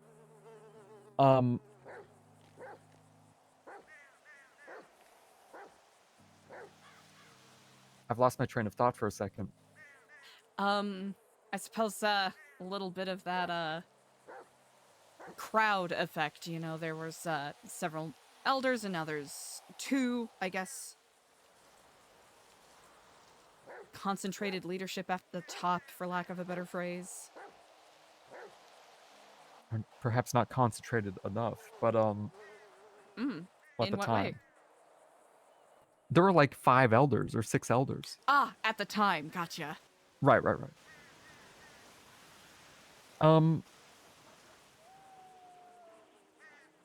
I don't know. I think how people... Edgar's outcome of that, like what he said, was like, the Codex is really fucking clear. You should just get it. But actually, that was just not true. There are many ways where I also was operating in a way that I would say was too much on, like, how I felt compared to what the Codex says. And that's kind of when I decided on the system instead. I thought about it further, and I realized the actual Codex violation is not negotiable, and the penance will be. And that's just how I'm going to operate. Instead of having this guilt of how do I figure out their life lesson, when the reality is I should address the Codex violation, and then the life lesson, I can figure that out after if I want to, like, get that deep into it. But the Codex violation... Yeah, I think that's how it actually needs to work, because I kind of made some mistakes with some stuff kind of early on a little bit, but we had stuff to learn too. Because it's a spectrum of... I very much agree. There's going to be a spectrum of intensities for each violation. Yeah. I think everything actually has some technicality on it. I think people need to be encouraged to think for themselves as to, is this like a stupid idea or not? Like on an individual basis. This kind of mindset needs to be encouraged. Which I think was encouraged at the end of that trial, because some people felt like they were walking on eggshells, so they did not have a choice. But other people, I think, just took the lesson. I think if your argument becomes it's really clear in the Codex, just fucking read it, then whatever the hell this really niche situation is better be like directly written in there if that's your argument. Mm-hmm. That being said, there's many things which I think now can just fall under this is like really stupid. And I think people should be encouraged to think about what they do and if it's a bad idea or not, like even just on a general basis. This being said, I think you could just fall things under gross negligence. But we circle back to it in terms of the Codex being clear. Some things that I think are like fucked up, I don't think this is something I've talked to Edgar about in the before, kind of early on too, where he got kind of frustrated with me about this, but I think he was also a bit frustrated with himself. And in many ways, I also needed to improve. But I blatantly told him at the time where if I see something that's like wrong and I don't completely think it falls under a specific Codex violation, like literally, then my thought process is this is wrong. What Codex violation can I like shove this under, right? Mm-hmm. Which is a flawed mentality for the Codex, but in some situations, I think it will just be that way.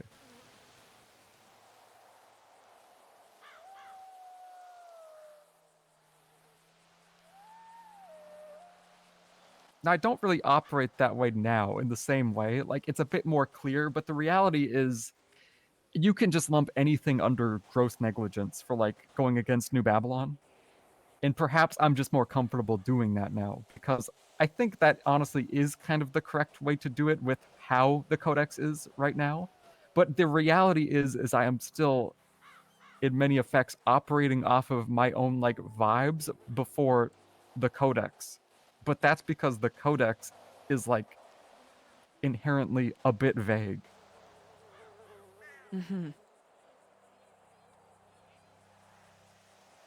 And like you mentioned before, to some degree it needs to be. But if it's I think it does. Yeah, if it's so vague where there are simple questions of ethics or morality that one would think would be relatively straightforward, by virtue of them not being outlined explicitly in the Codex, people feel comfortable being flexible on that. Then, you know, that shows one of the gaping holes that needs mending, in my opinion.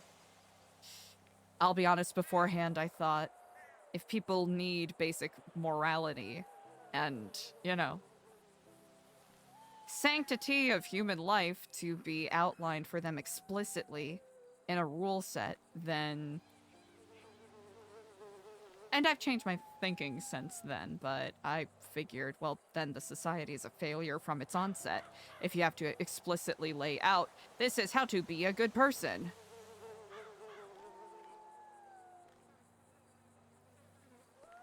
I don't know if you...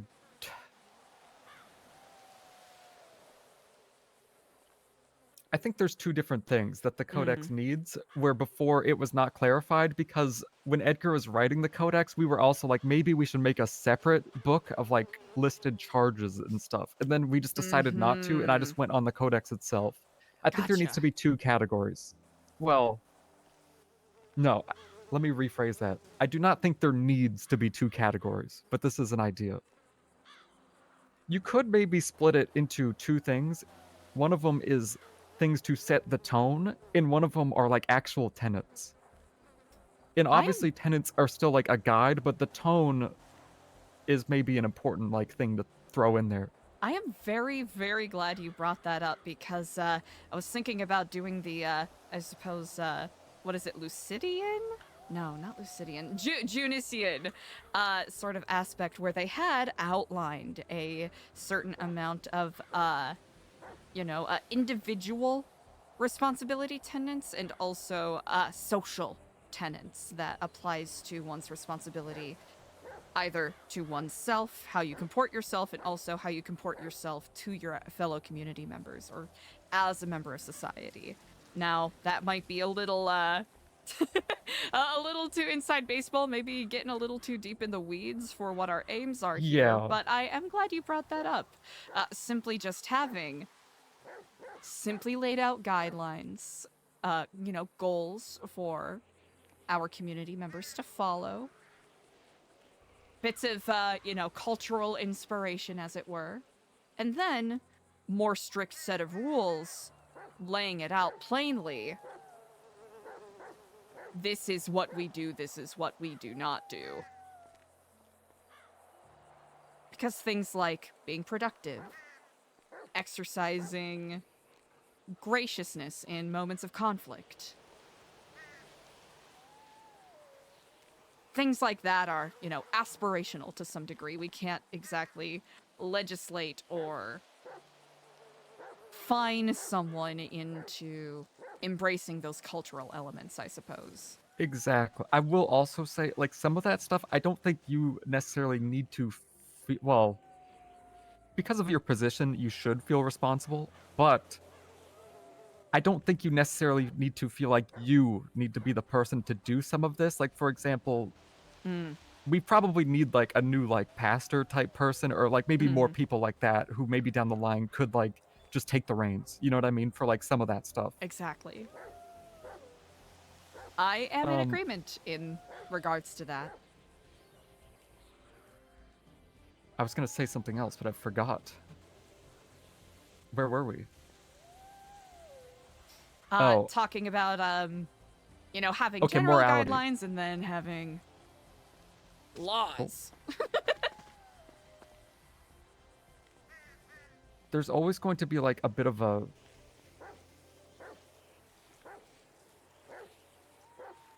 Okay, so when we talk about this...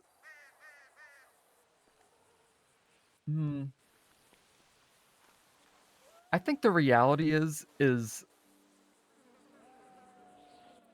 the Codex is important, and honestly, it should just set the tone and make people feel like there's something they can look at and be like, okay, maybe it just feels like something they can comprehend in a bit more consistent, but I think regardless of what the Codex is, people here will keep doing stupid shit on all levels. Oh, 100%.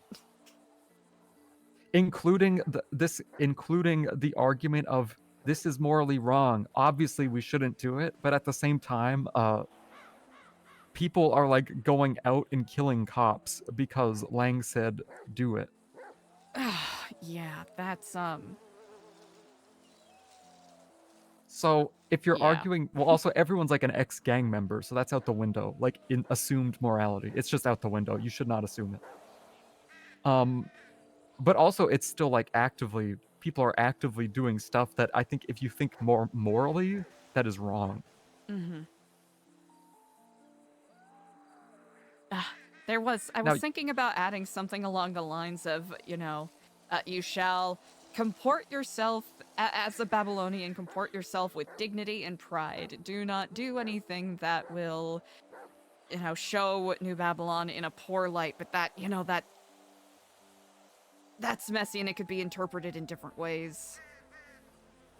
And I still haven't found a perfect way to establish it, because one could claim that it already falls under one of the aspects of the Codex, right? Thou shalt not commit nor conspire to commit any harm or injury to, New Babylon, which one could argue it falls under that umbrella. If you are conducting yourself poorly on the outside, constantly shooting cops and constantly getting thrown into jail, that puts us in danger of being labeled as a gang, and I'll be perfectly honest, I would not be surprised if we were already notated as such, especially with the events of the past month and a half.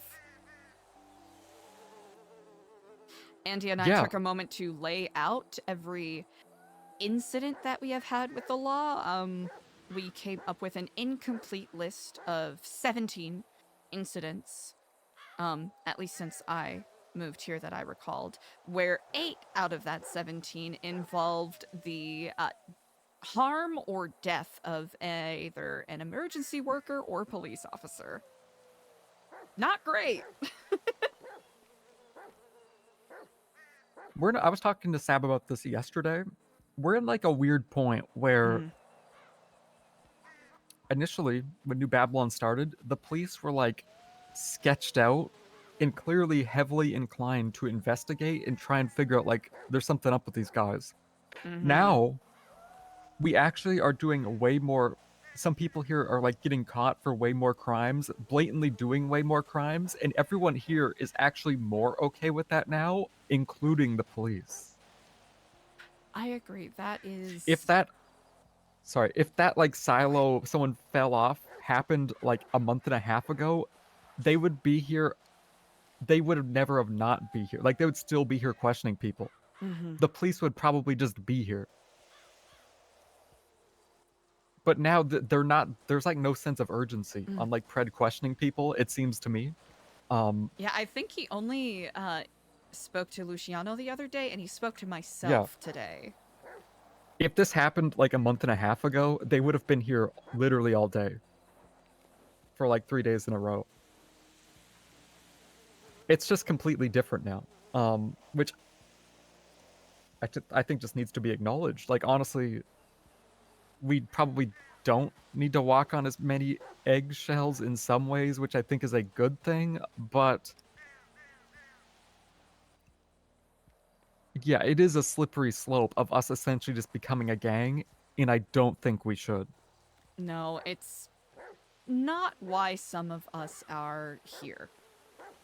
And I know some people may have an itch to return to some of their comfortable patterns, but if we do not challenge that now, or at least instill a larger sense of discretion with people, that could end up leading us down a path that is incredibly, at least from what I believe, antithetical to what New Babylon ought to be about. I agree. I do think, like, I don't think we should be viewed that way. Maybe at some point down the line, like, I could see there being, like, people who live in New Babylon who are a gang, but in New Babylon or something, like some weird dynamic like that as we like become a larger society. That I understand, and the more people that though. gather here, that is different. Although, Agreed. that being said, if they're like a criminal here, then they'll probably get like consequences. But that's just like a reality of any sort of civilization. So we should expect it. When you get enough people together, they're going to try to find ways to... Exactly. Spot! Yeah, Hi, which Spot. I think is like... I mean, it's bad if we have crime, but it'll probably happen. And honestly, it'll probably just be a sign that we're like, in some weird way, doing okay. If that is like capable of existing without us falling apart. But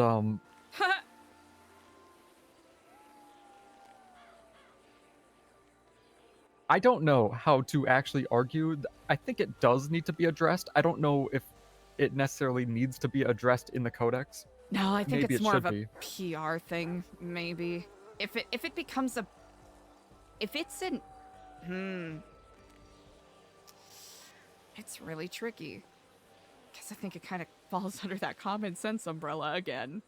Yes, but a lot of stuff like this that's happening is because it's usually people stealing stuff from the outside for like some secret mission that someone gave them. And what are we gonna do? Say no more secret missions? Yeah, we're gonna say... Well, also, it's like a weird thing where it's like you can't say no more secret missions because it's a secret mission. Yeah, so how the would next you one's know? just gonna be a fucking secret, but they're gonna try harder. Or they're just gonna deny it. Exactly. But also, okay, for example, the people who got caught on Wednesday, they were stealing medical supplies. Probably just to like, so we could stock up for, you know, That's what I right? heard, yeah. Alfonso's been working on the medical bay. Yeah, or, for example, apparently Speedy got arrested for stealing like 240 hams from a booth at Senior Buns. Like he blatantly just robbed someone for food. Which I think is actually for like a stockpile. I don't know if that was for a contract for the restaurant or maybe I'm it might wondering have been if to it's for stockpile Project food. Winter or. That's what yeah, Mhm. I think it might be that. So I don't even know how you like argue something like that where it's, I don't know. It's another one of those things where it's more of a cultural direction that Yeah. is going to be established as we move forward. It's probably going to be difficult to steer because, like you said, you can't control secrets. You can direct the flow of them, but if people want to do dumb shit, they're gonna do dumb shit regardless of Yes. whether or not there's a rule about it. There's like different kinds of people here, but okay, some of these things I'm saying could be interpreted as like discouraging or whatever, but I do not want you to even think about it that way. I don't mean it that way. I hope you know I But- am not taking it as such. I'm actually delighted that you are entertaining this conversation because what we are trying to tackle at the moment is something that civilizations for thousands of years have been trying to figure out. Yeah, except we're gonna solve it this time, Eliza. Exactly, which is what New Babylon is about. Yeah. All millions of years, except finally we've figured it all out. Exactly. But I We're so interrupted your smart. flow of some. I will never claim to be such, We're Bella. At simply least smarter try to be than on the the rest of road them. of it. Okay, I what I was interrupted gonna your train say- of thought. Yes. This sounds discouraging, but I think it is actually true. I think there's different focuses. One of them is tone, and then one of them is like the actual tenets of like what we clearly want to state is not allowed, whatever. Mhm. That. Regarding like tone, well, I actually lost half of my train of thought here. So let me think for a second. I've lost a little bit of what I wanted to say.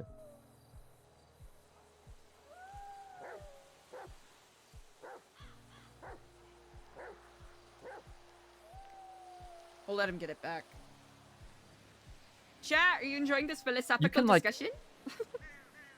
We could easily just go on some rant for like hours as to what about the tone in New Babylon needs to change, how we want to approach like maybe how we see crime and stuff going forward. Having concerns about how people feel and stuff, like how comfortable they feel about getting in trouble or something. Some of this is hard for me to conceptualize because I don't know if biased is the term. It's going to be different for everybody. But I don't think changing the Codex will actually... There might be a better way to word this. The Codex changing will not change how someone simply feels when they wake up here, whether they are comfortable or not to violate the Codex or get in trouble, or how nervous they are when they talk to someone. It actually won't change that, how afraid someone is of getting exiled. Now, I think us trying to make it more clear over time as to what the tone is and like what we're okay with and not okay with slowly over time will affect that. But a book coming out will not. That is very true. It's When you talk to them, you can reference the book, and that's like the whole point, obviously. But the book coming out will not change anything in that way. if It'll anything, be it based on lays what people things say out- about it. Yeah, if anything, it lays things out explicitly, but like you said, it's only dependent on how much credence is led to it, which, like you said, it's a book. Yeah, something that I Excuse me, think sorry. about that I was going to bring up earlier. I was trying to say a better sentence and then I sneezed. Okay, so that whole trial situation, like 2 weeks ago now, whatever it was. This was a weird one because in the moment, as you recall, I told you I think you made the right decision, and then later, honestly, after the weekend, I thought about it, and I think in terms of, I think maybe Lang and Edgar should have been exiled for like a week or something like that. I think they actually should have been temporarily exiled, but I think the exile was actually the correct decision. And like a 7-day exile or something like that, I think would have been the correct decision if I really think about it.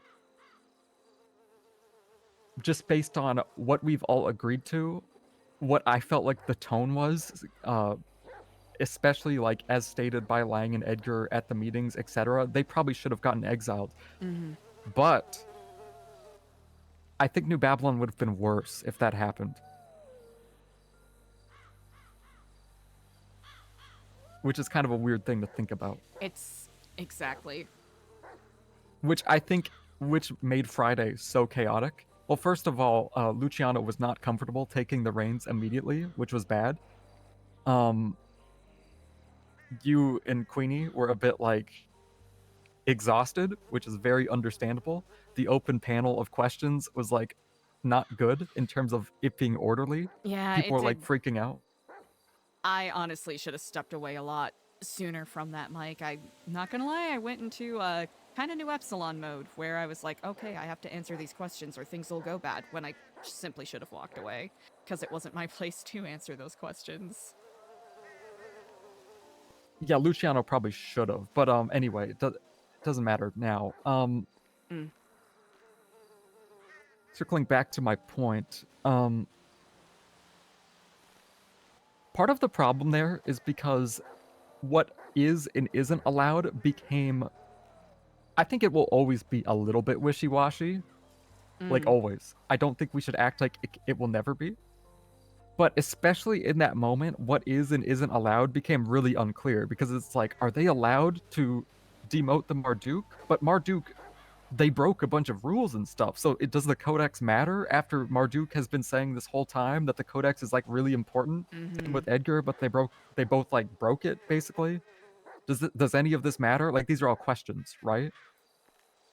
It's hard because it doesn't say that exile is the immediate punishment that needs to happen. It's just simply things that have been it's all tone. supported by case law, quotation marks. Yeah. Heavy quotation marks, because there isn't really I an exact completely example agree. of that. No, I agree.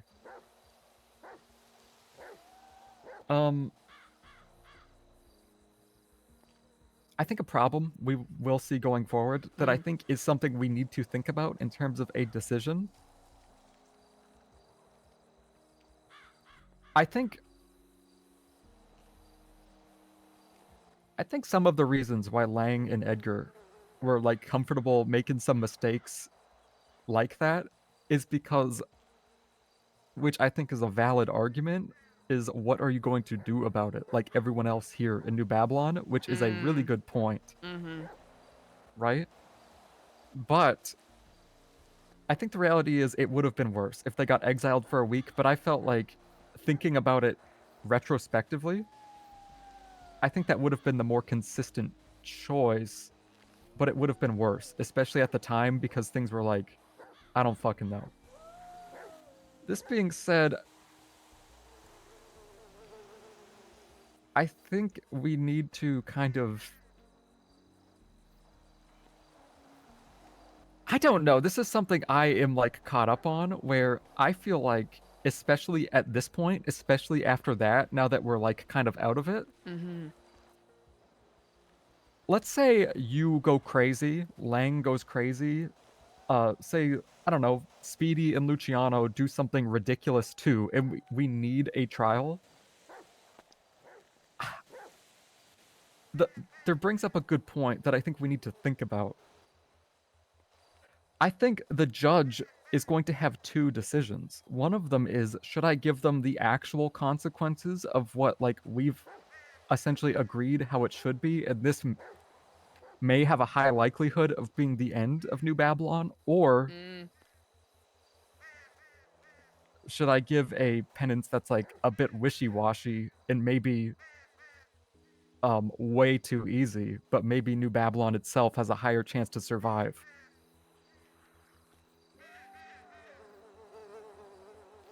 Do you see what I'm saying? But it's complicated because if they're doing stuff like that, then it's signs of them not caring.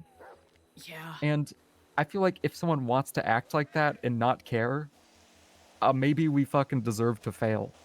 But if a judge like is making that choice, let's just fucking end it because like these guys don't give a shit.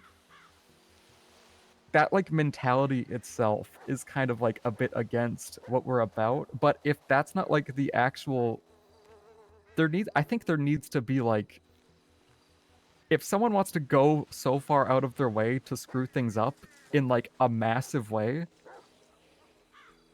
I think people need to know that that is like maybe the end in some way. And I think just knowing that will encourage them to actually think more.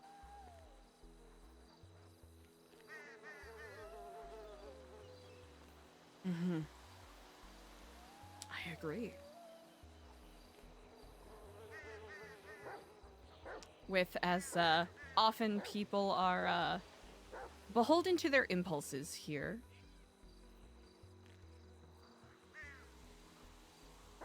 That'll be an interesting balance to find. Yeah, it's gonna be. I think that thought is like one of the most. That probably doesn't need to be written in the Codex. The most important thing is probably what happens if Marduk is like violating the Codex, etc. That's the most important thing. But there's gonna be a lot of choices where the actual thing that we've all agreed on is not going to feel good to do. But I think we probably should do it if it's like something like that.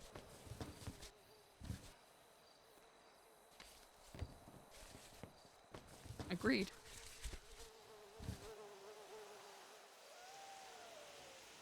Like some of the things I've been doing and saying to people, I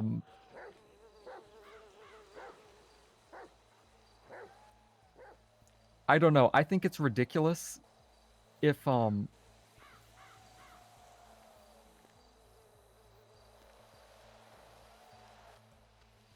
on, let me think about like my sentence. I've lost my sentence structure. That's quite all right. I've done that far too many times today.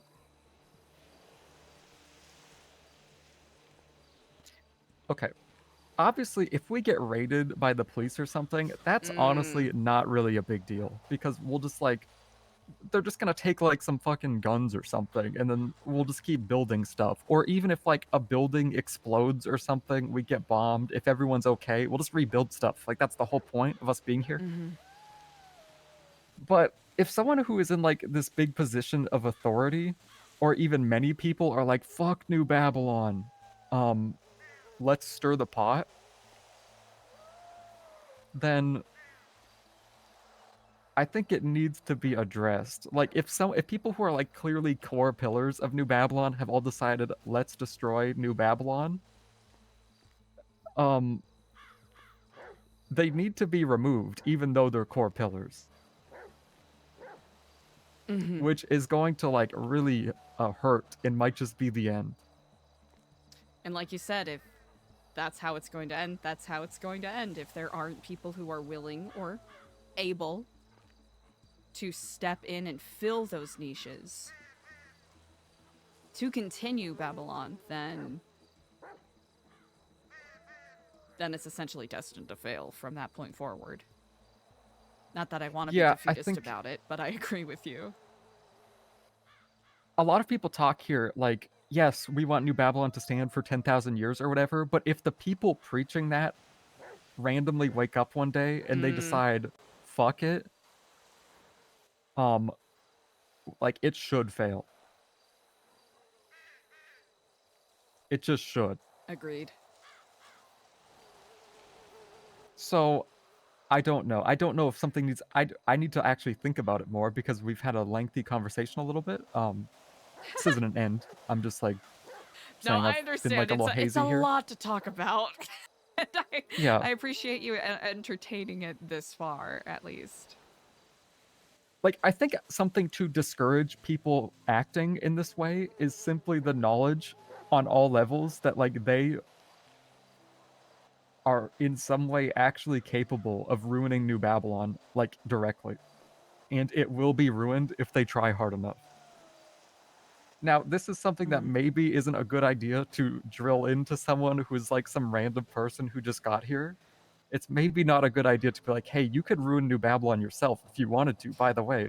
But like, I think there's especially another way people... to flip it, that you Yes. are part of what could help New Babylon succeed, and pushing that thought process, perhaps, if I understand the drift you're getting at. Yeah, but say like someone who's in charge of security or something, or say one of like you or Lang, like you actually need to know. You need to believe that the judge can kick you out of New Babylon if you have some trial or do something crazy, because you may feel like I probably shouldn't do that because I can actually just ruin New Babylon. Like I'm not allowed to fuck around because it actually like breaks New Babylon.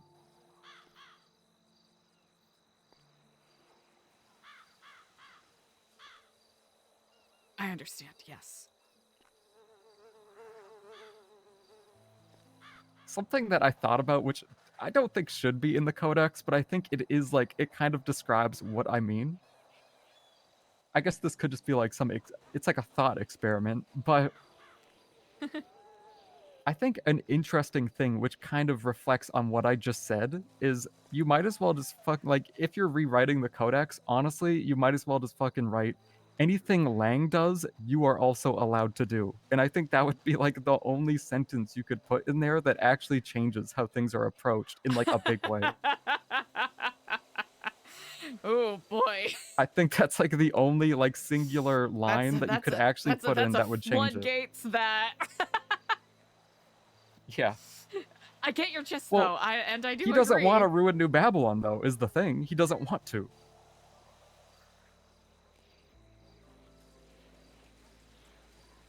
He doesn't even entirely want to be in charge. But see what I mean, though? Like, I think encouraging that sort of mentality is way more required. I don't know how to necessarily describe that in a more encouraging way. But I think, like, the hypothetical of that being a rule essentially needs to be encouraged a bit more. Not just for, like, Lang, but, like, you, for, like, say, me as a deputy now, for Skipper, like, just basically anybody, honestly, but to varying degrees. Agreed. If one person is above the Codex, everyone is above the Codex. Yeah, it gets complicated because, I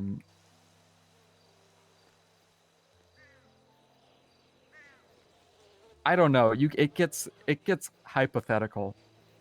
Like, I think no matter what, I could get into a situation where I'm like, technically I'm violating the Codex, but they said it's cool, so whatever. For example, I've been told in the past by Lang, etc., that, okay, say like we're not allowed outside items. I actually never ended up doing this just because there's just been like stuff happening. But I've been told I'm allowed to just go to like a convenience store and buy like cigarettes from the outside world and try and like essentially like say I just put them on a table somewhere and I just watch it all day and see who takes them. Now we have cigarettes here, so it wouldn't really work. That sort of mentality. But technically, I was just told, yeah, you're allowed to break this part of the Codex because like the results I think are good. But things like that will come up, I think. So I think, I don't know. We could just decide, no, you can't do that. Or we have some sort of a system where minor Entrapment. things like that are like a whatever, but the whatever could kind of blow up. So I don't know.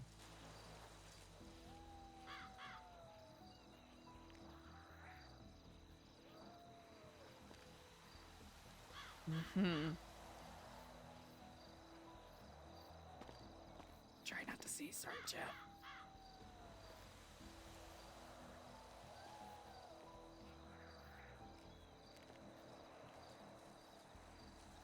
Sometimes I feel like I've been like weirdly ranting to you about this topic a little bit as they come up in a non-organized way I'll in be my honest, head. I have not taken it as a rant at all. I am grateful that you are sharing your thoughts with me.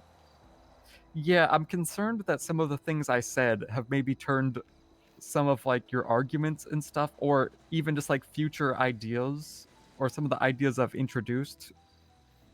I'm kind of concerned they don't come off as constructive, and they more come off as like two questions that kind of contradict each other. I understand the gist of what you're saying.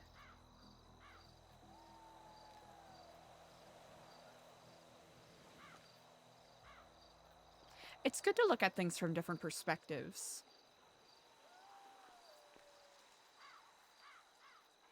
Are you worried that it might be confusing to me, or that I might be, I suppose I don't quite catch the drift of what your concern is. I don't know. I'm just concerned about being discouraging, to be honest. I'm not discouraged at all. No, it's, Okay. I find it actually quite, invigorating, if that helps. Oh, good, good, okay, good. I don't know. I think you're just troubled with the problem where the more like specific and technical you get, actually the further away of what it should be you get, which is like, Exactly. especially when your goal is for people to feel like, oh, this makes sense, this is clear. And it's going to be physically impossible to make something that pleases everyone, so that is not going to be my end goal. Because it would be physically impossible. I do agree.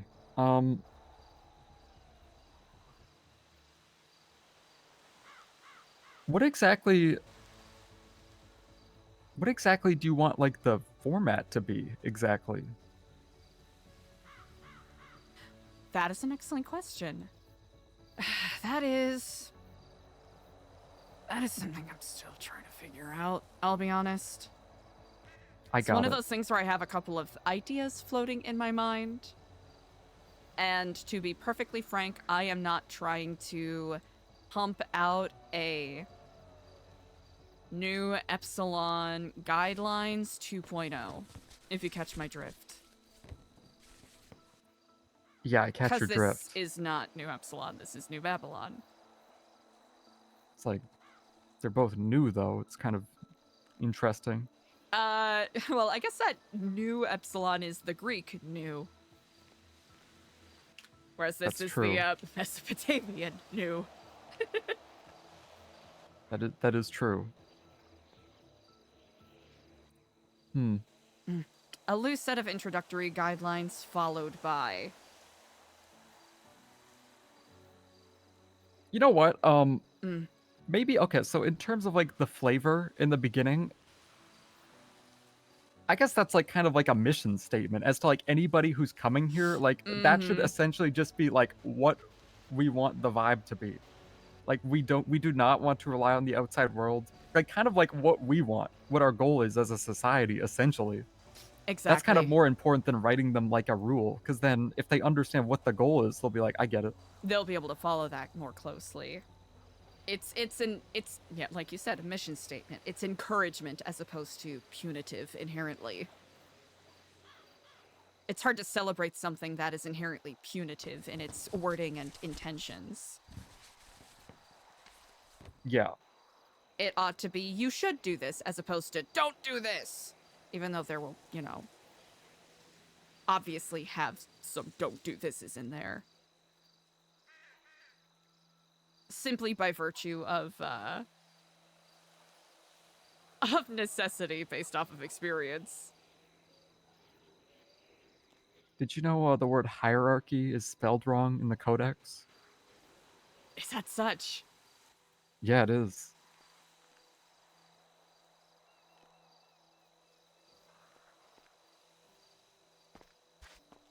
Huh.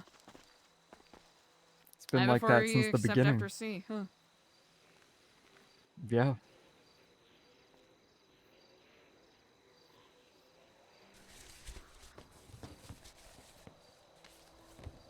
Thou shalt respect the hierarchy. It's quite strange, isn't it? Who's the heir? Don't know. Huh. Might be me. Maybe that's what I need. Oh, really? Maybe. You know, to some degree that makes sense. You do have this air about you. Yep. Okay, so what you're floating right now is maybe like a beginning for like flavor. The second part is like essentially the tenants. Is your thought process we still use that second part like those tenants for like addressing codex violations from like a enforcement perspective, say for like a deputy, sheriff, whatever? I believe so. Yes. That's the way I was thinking about it. Which is why I wanted to really get into the weeds of conversation in regards to the people who will be actively dealing with this on a daily basis. Yeah. I think that's the best way to do it. And I would also say, I think whoever is Marduk at the time, like I guess now it's Lang and you, right? Well, you're the regent. I think anything else for like how the sheriff's office should maybe address something should essentially just be like if you think there's something wrong with the system, honestly, you should probably talk to. I know you will, but honestly, you should just talk to me and Skipper or whoever, and honestly, maybe just mandate like, I don't want to call it an SOP, but maybe just go from that angle instead of like change the whole codex. That is very true. It doesn't need I to think be that's explicitly. easier. I agree with that. I honestly, I may add one or two things. Really, the base codes in the codex don't need to be changed. There might be a couple that need to be combined or truncated for the sake of simplicity. Yeah. I think, yeah, some of them could maybe be... Or treated more like a guideline as opposed to a codex. Because how can you, you know... idleness... How can you...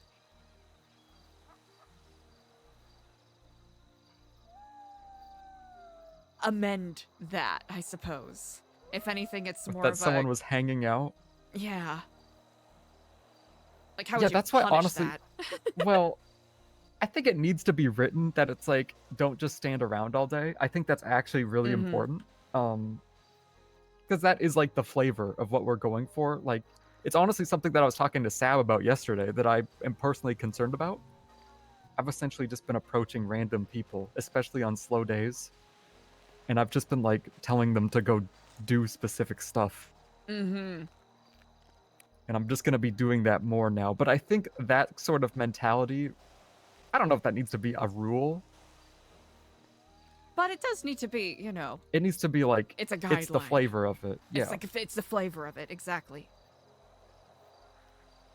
Actively doing things to, you know, help grow Babylon. Help the people in here.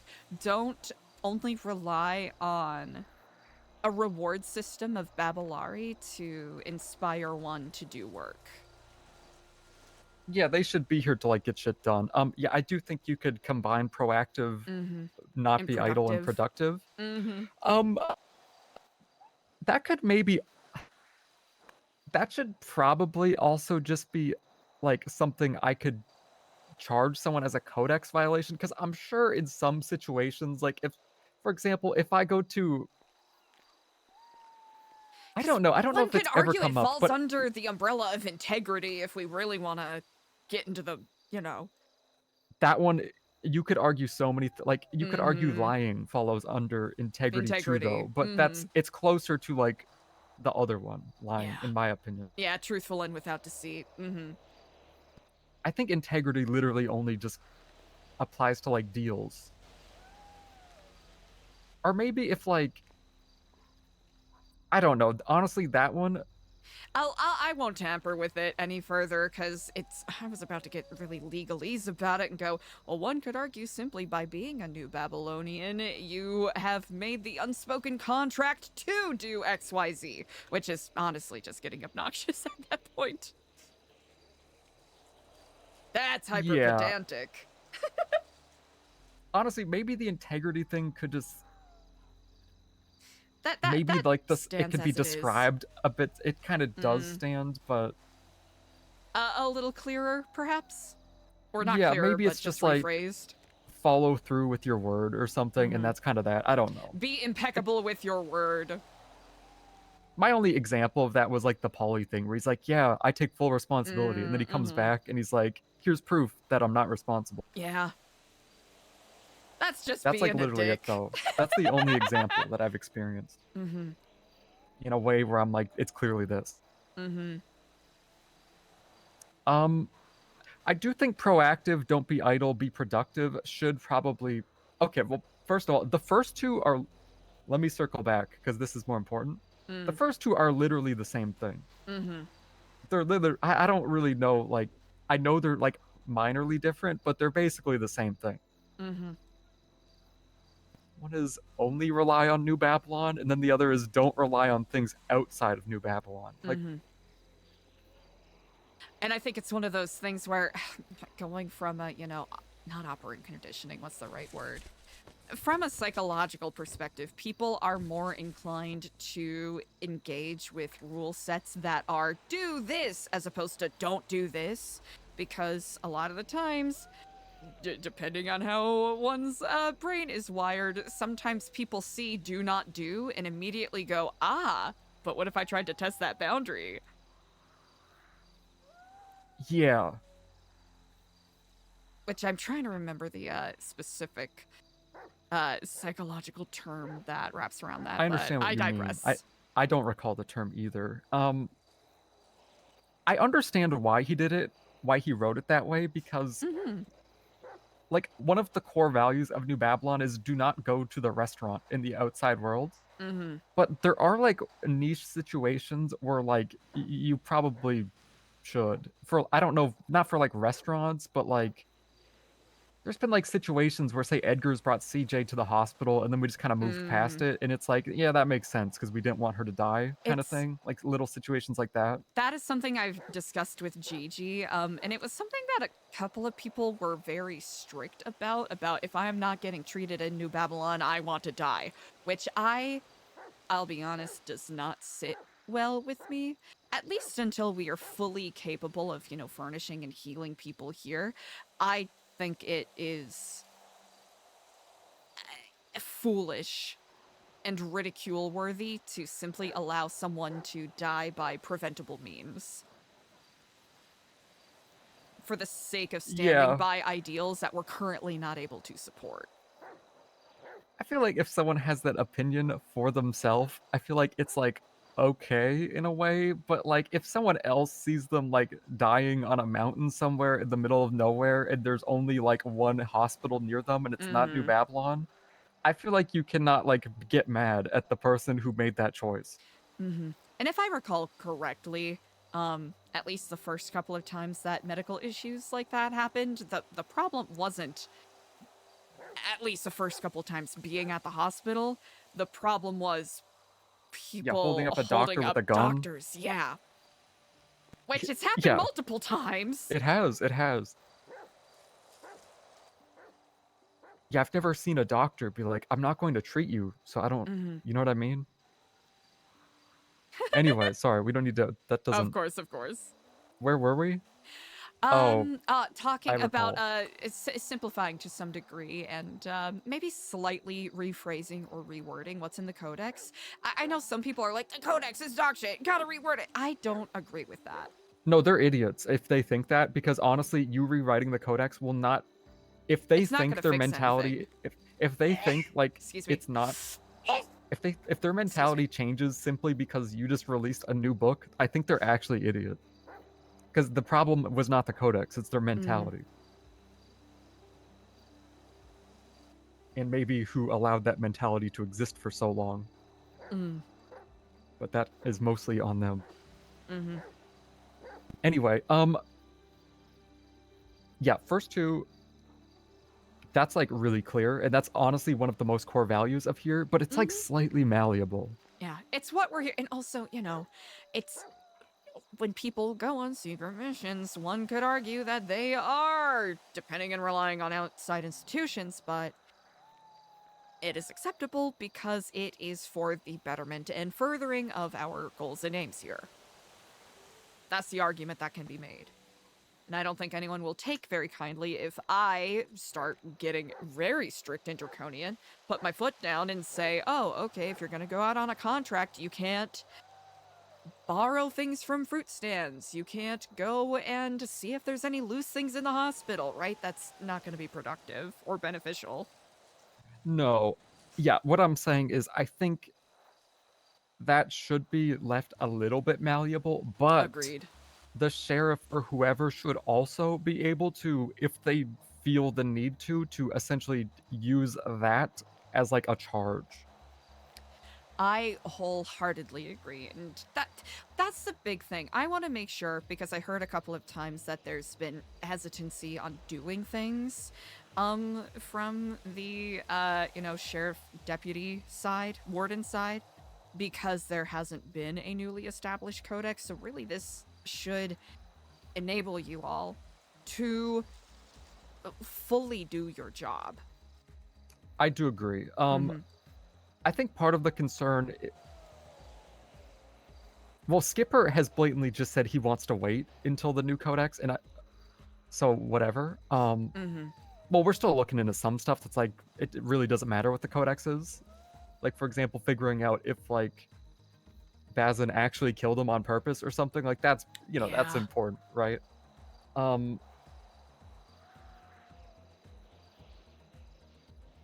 Anyway, it doesn't matter. I want to move on from this topic because I'm like just gonna get sidetracked. Yeah, the proactive, don't be idle, be productive. They should just be combined, and same thing applies. Where that should be a bit, that's malleable. That's not like, I know what I'm like. I should be allowed to ignore that one. Essentially, is what I'm saying a little bit. Unless someone is flagrantly, you know, just being they're like a drunk leech, and for just last of a better sitting word. on a couch. Yeah. If they're wandering around and they don't contribute to the betterment Like of New every day. Babylon Yeah, and yeah. only take, then that's a concern. Then that's simply a, is this person fit for the community kind of question. Yeah, yeah. What I mean though is, for example, if I notice an incident where I'm like, if someone's like, fuck you, Eliza, I hate you, and then they just like punch you 3 times and run away. Oh. That situation is someone like going against a Babylonian, and I think it has to be addressed. Like, that is necessary. Oh, that's agreed. not arguable. That's necessary, right? Someone being a bit lazy on a Friday after a long day of work or whatever does not need to be addressed. It doesn't need to be addressed. The word is need. So that's what I want to point out. Oh, I wholeheartedly agree. It's, again, one of those vibes versus outright codes. Yeah, I don't necessarily know if you need to write that though, but that is something that I just wanted to say. Where I think like the doesn't need to be addressed applies to, you know, the don't be idle, outside food and shit like that. Thou shalt respect the traditions of New Babylon is just like, it's kind of a flavor thing, and it usually just applies to Lang being like, find this person, put them in jail during a meeting, which I think is fine. I think it's fine. I love that you Lang finding and putting people in the shame pit is one of the traditions of New Babylon, indeed. Well, I think like if someone's late for a meeting, them getting like a little bit of a fine in the moment, I think is fine. Whatever, you know? So that's probably going to keep happening, and it should probably just fall under something, so that's okay. But the way that's written is like a bit confusing. But maybe it should be that, because maybe other stuff will come up. Because there have been, you know, situations where someone is trying to establish a tradition or you know, Yeah. people will just say, oh, fuck it, I'm not going to do that. Well, in a way, that's, you know, brushing off something that could strengthen the community aspect of things here. Yeah, that one could maybe be. I don't know. I mean, I guess Yeah. it's fine. That's another one though where I don't think I should feel like I'd need to charge someone with that. Mm-hmm. But that one's fine as is, basically. Thou shalt not commit nor conspire to commit. Those two could be basically coupled together, I do believe.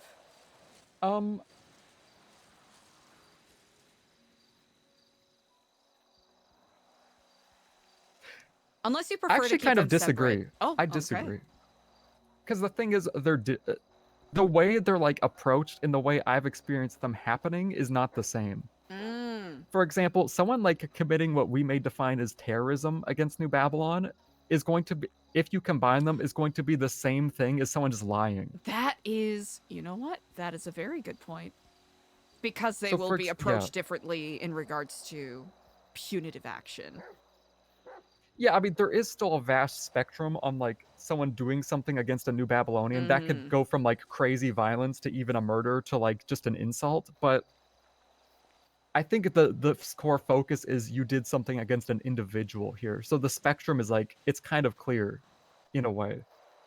Because also, damaging New Babylon itself falls under stuff like graffiti, which I think is fine.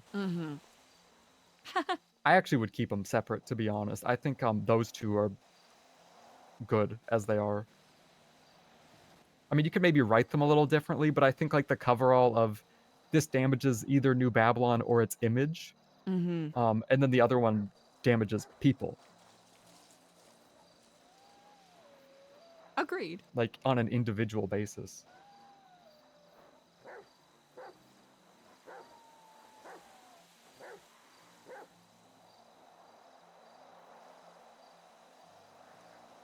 I know that simply in regards to some of the internal conflicts that I have been hearing and overseeing, well, not overseeing, that's the wrong phrase. Observing, I will say. The idea about people from different sectors interfering with the duties of another. And I'm wondering if there's a way to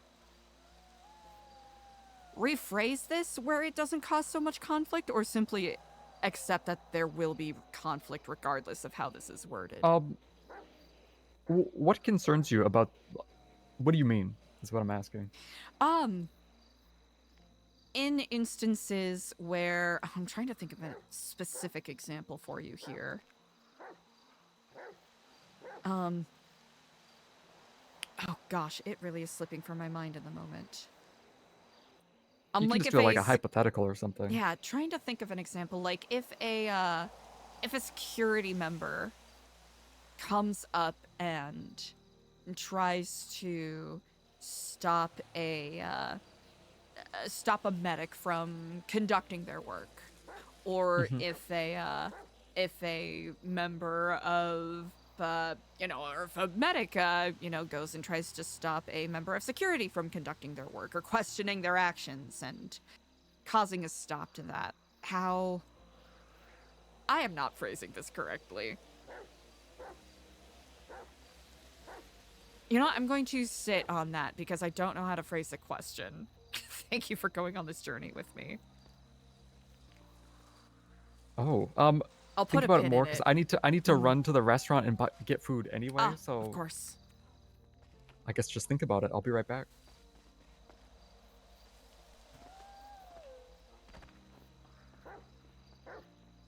Oh, chat, I had a point and it completely fell out of my ass. Ah! Chat, my brain is not braining.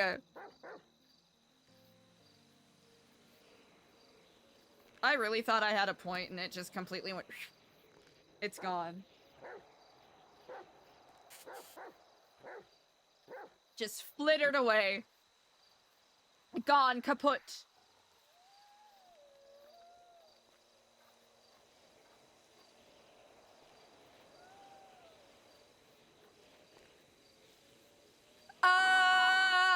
I forgot. I forgot.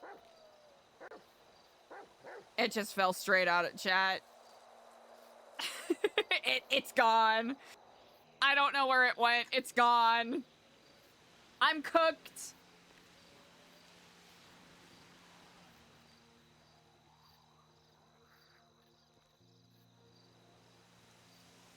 More importantly, how y'all doing, chat? How y'all doing? Y'all having a good Sunday? Hell yeah.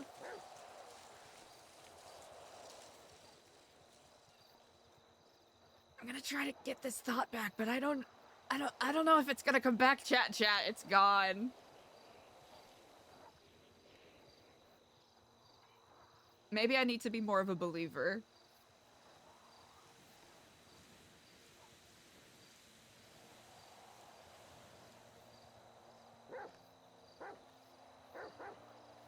Hold on, I'm gonna be boring for a second while I literally stand up and pace. And try to get the thought. My train of thought, I missed it!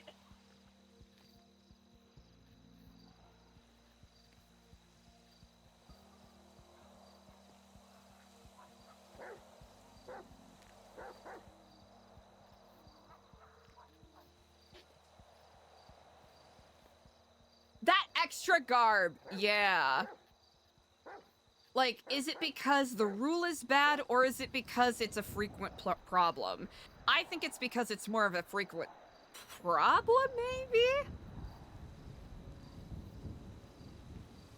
I think that's more of the point, so it's... I'll have to sit on it a bit more. Mostly because I can't think of a distinctive example. At the current moment.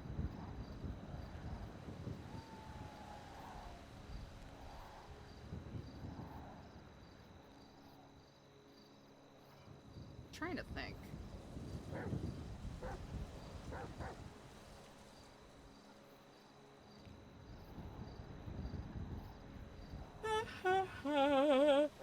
Excuse me. Pardon me, chat. Yeah, it's just a general problem, so...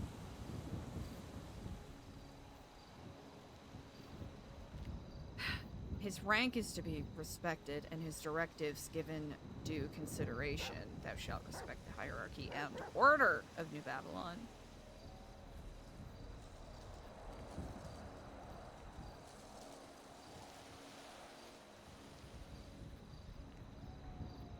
Chat, I am so cooked right now. I legitimately cannot think of a singular example. Oh, even though it's come up so many times. Honestly, security matters really, that really feels like that's the case. Okay.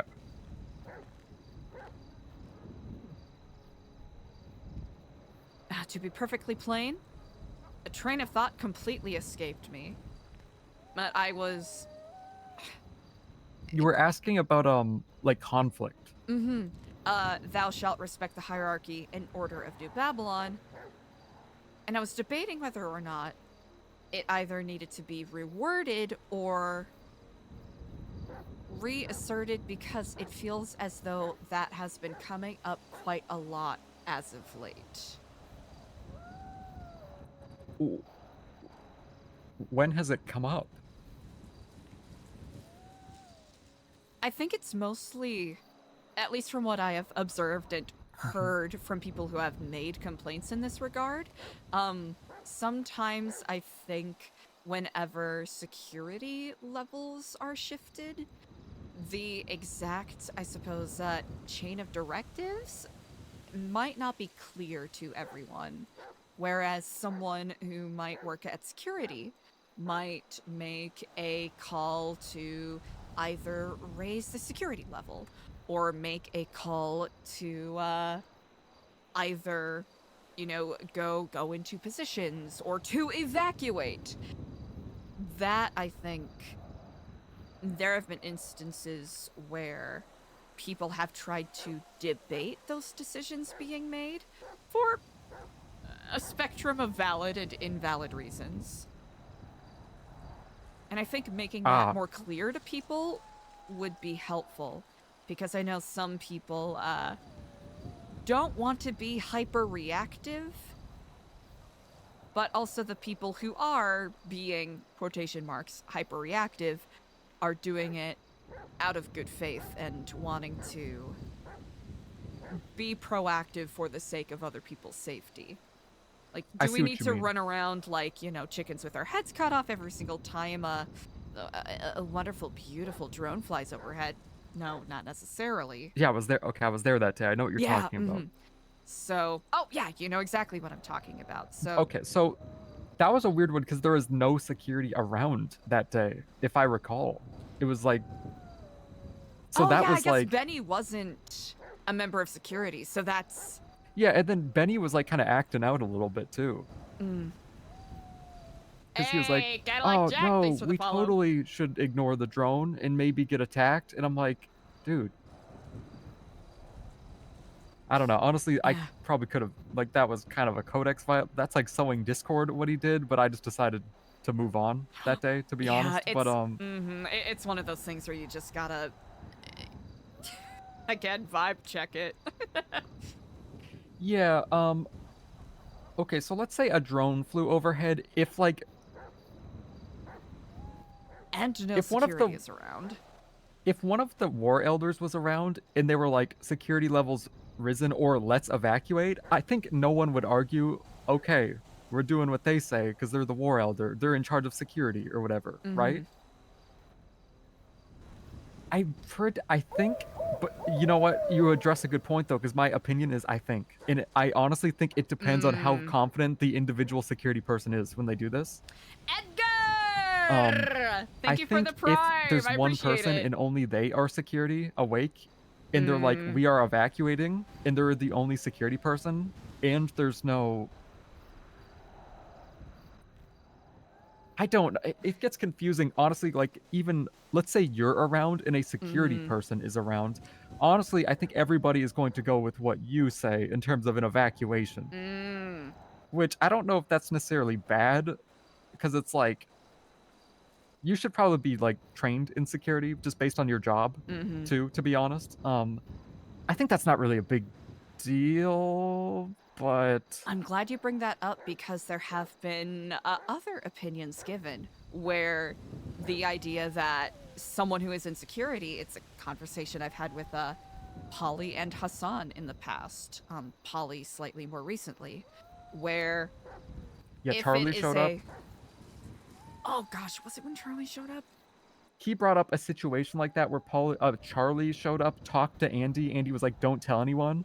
And then Skipper and CJ woke up, and then Paulie kind of told them a bit about it because he felt like they needed to know because it's kind of a security issue. And then Andy got a bit upset about it. That's okay. Yes, thank you for bringing that up because that was another example that I could not conjure to the front of my mind. Where I think he was right in that situation. I think it. Yeah, if there's something that is a security issue like that, especially when he it's is been security, established that this person has been an issue in the past. Yeah. You know, just free sniping people from the silos over there. I know. Yeah. It's been, there have been discussions whether a singular member of security supersedes the entirety of who is around, regardless of their given status. Or if it is, you know, still following a, I hesitate to say this phrase, but chain of command, you know?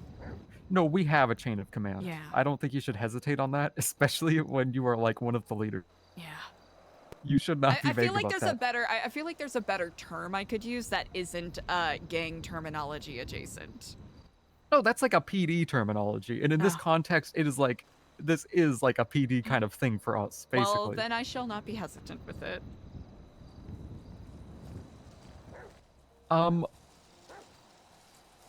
My opinion is I think if you're the only, I think this has been a kind of like the vibe too. I don't completely understand if it's set in stone or not. I think if there is a security issue, no one is arguing if the people in charge of security make a call. No one will argue with that. It's very clear, in my opinion. If it's like a late night thing like this. There's one security person around. I think they should be allowed to change the security level and stuff, but I would say, let's say you or Lang, I think should just be allowed to supersede them if you feel the need. Mm-hmm. I think that makes sense. But if it's a security issue and the people in charge of security, I guess unless you guys change this, how it has been is the people in charge of security, if they declare it's like threat level, what is it, 6? Is 6 the highest? Yes, it is, indeed. Yeah, if they declare it's threat level 6, then who's ever in charge of security can just ignore Marduk and just like make the calls, right? I think that's good. I think though, if one of those people are not around, then I think you should be allowed to supersede an individual security person's like choice. But I mean, if it's obviously like a danger, then you're probably just gonna like hear them out, right? Mm-hmm. Or I don't know. I think they should be allowed to be like, we're raising security level, and they don't need to ask you for permission. But like, if you're like, actually, let's not do that, you should be allowed to do that, in my opinion. Mm.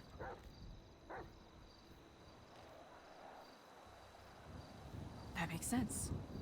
Yeah, I think that makes sense. I think Paulie was right when he, in that situation with Charlie, where he's like, I'm the security person, like, I'm making a call here.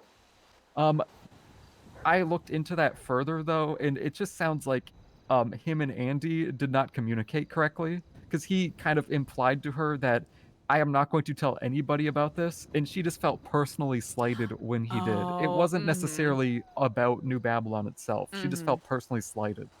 And I talked to Paulie, and he even agreed that, yeah, maybe he should have like given her a heads up first or something. I was like, yeah, that makes sense. That was literally it. Mm. Yeah, that's the one of those things where for some people, and I imagine you've confronted this quite a few times, needing to discern between what is a Codex violation and what is an interpersonal matter that needs to be resolved. Yeah, I think I mean, obviously we also had the book Edgar released, the Codex Commentaria, just to like set the addendum, tone, basically. Yeah, set the tone for like, you shouldn't just assume people are guilty, and you should just talk to them first as a step one, which I mean is fine. That makes sense. I don't think you necessarily need to write that, but I think it's helpful. It's a tone thing. It's about tone, which I think is good. Anyway, That's circling back, Zoe Box. you could word it differently, but I think the hierarchy thing, in my opinion, is actually great. Because, for example, I really want to... It's very freeing for someone to be like, this is my lane, and I have authority over it. I think that's really cool. For example... Sorry, what were you going to say? No. Please continue. For example, Chrome, they've made it really clear, which I really tried to encourage to Jeff, like day one, when he became in charge of Chrome. I really tried to encourage to him, just so it's clear to him that, like, hey, if you don't think people are respecting the cars, you should take them away from them, because that's your lane here. Like, it's been set straight that you have the authority over cars and stuff like this. So if you think someone's fucking up, like, you should take their car away. And honestly, he could also just like go to a deputy and be like, hey, they did this, and the deputy could just do it for him too. I think people, the most important ones are probably like Chrome, medical. I think like they should be allowed to be like, hey, basically, I guess what I'm saying is, if they feel like someone slighted them in that way, like they violated the quote-unquote chain of command, if, let's say Gigi, who's like in charge of medical, was like, hey, this person fucked up a surgery, like mid-process, if she says that, I'm not going to go to the person and ask them for even their fucking opinion on it, because that's her like using her authority under that Codex thing. For example, when Luciano this one time, actually this is the same thing as that Paulie scenario. He said Paulie wasn't following orders, etc. That's like the only Codex tenant where I think you can just ignore the other person's like actual arguments because it's the authority saying they did not follow my authority. So it basically renders the other party null to some degree. Unless they appeal it, and I think they should be allowed to. Oh, but agreed. yes. I mean, if the consequences are like fucking crazy, then it probably should just be a trial. So that kind of solves itself, in my opinion. But if it's like, hey, they ran in during a surgery, and I'm like, okay, I don't know, you're paying a fine, or you're gonna go clean a bunch of stuff, or whatever the hell. I think that is the only thing in the Codex where, actually, that's not true. But that's one of the bigger things where I should just be able to listen to one person's opinion, and I'm like, okay, that's that. Basically, that encourages people here to just, I guess, demand me to arrest people, but I think that's fine. It could sow discord, as you said, where some people could power trip with it, but any sort of position of power, I think if you can power trip, then that's, well, let me rephrase this. If you have any sort of power, then you can power trip, and I think they should have power over, like, their domain, you know? I agree. Yeah, it's less the existence of the rule, just more worried if the wording was perhaps what was causing conflict with people, but I think it's just simply growing pains that we currently have. The wording, well, the bottom wording does need to change a little bit to get that's technical. what I should have been clearer about. Feeling a little lightheaded. I need to grab some food real quick. I'll be right back. Okay. Oh, I have some. Oh. Unless you need different food. If you happen to have any extra on you, I would be quite grateful. Okay. Hi, thank you very much. Do you need a drink? I am quite well in that regard. I appreciate it. Okay. Okay. On like a literal, like a clerical thing, we don't have elders anymore. Actually, technically you are an elder. I think. Initially, when the elders got disbanded, Lang and Edgar were calling themselves, there's only 2 elders now. But okay. I don't even know if you're an elder anymore. I don't even know if we're using that term anymore, to be honest. People have been using the term regent in regards to Yeah. the work I do. Yeah, that part just might need to be clarified in terms of like what it means. Not your role, but just because it does mention elder. Yes, indeed.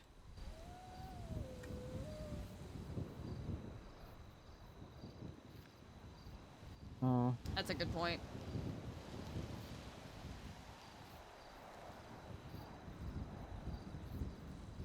Oh, you know what, actually? This does not need to be clarified in this rule. I would just get rid of when and, well... We need a clarification, at least somewhere, of what the actual command structure is, in my opinion. Because, for example, I don't know if this is still a thing. Before Lang and Edgar like lost their titles, they were also like, yeah, Sab is number 3 in command, which I think makes sense because Sab's doing a lot of important stuff. But if that's true, it should be clarified somewhere. Agreed. Like a, you know, kind of like the classic, you know, corporation, nonprofit, business hierarchy tree to some degree. Yeah. You don't need to write their individual names. I think you just need to write like the title or something. Exactly. And then it's kind of on them to figure out what the names are. Yeah. Also, this also applies to say like in a scenario, do you take command over a security person during a security problem as the regent? That's the question. At least from the way that we've been operating, war elders or war Mardukes take precedence, or security members take precedence in moments of imminent danger or imminent conflict. Now, are there scenarios where myself, I suppose, because I imagine simply by virtue of his status, Lang will likely get the opportunity to veto things or override things. Whether or not he would take that opportunity is not for me to determine. I think when it comes to things like negotiations or interpersonal issues, that is probably where I would likely step in, simply because it is my area of expertise. Yeah.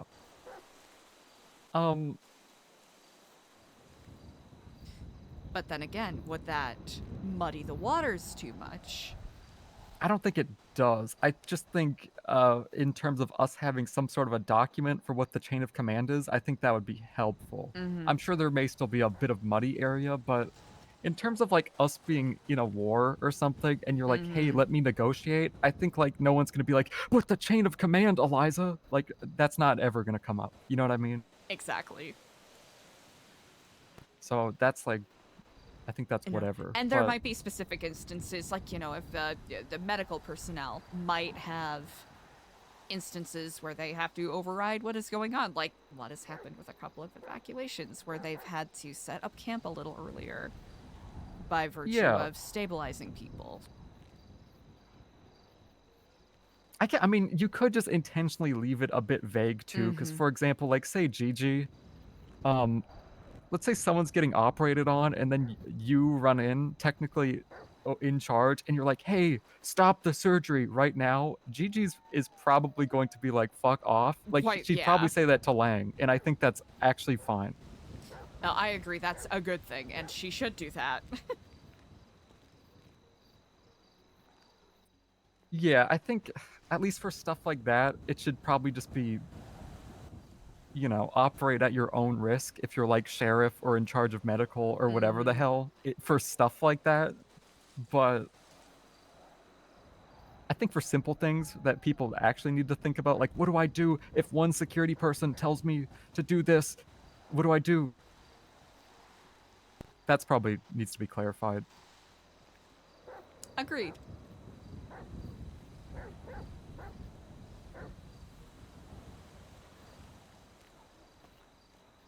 That's a good note. I'm glad you brought it up.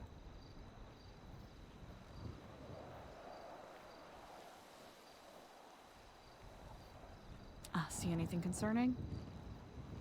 No, it's just that guy on the chair looked kind of weird, but nothing.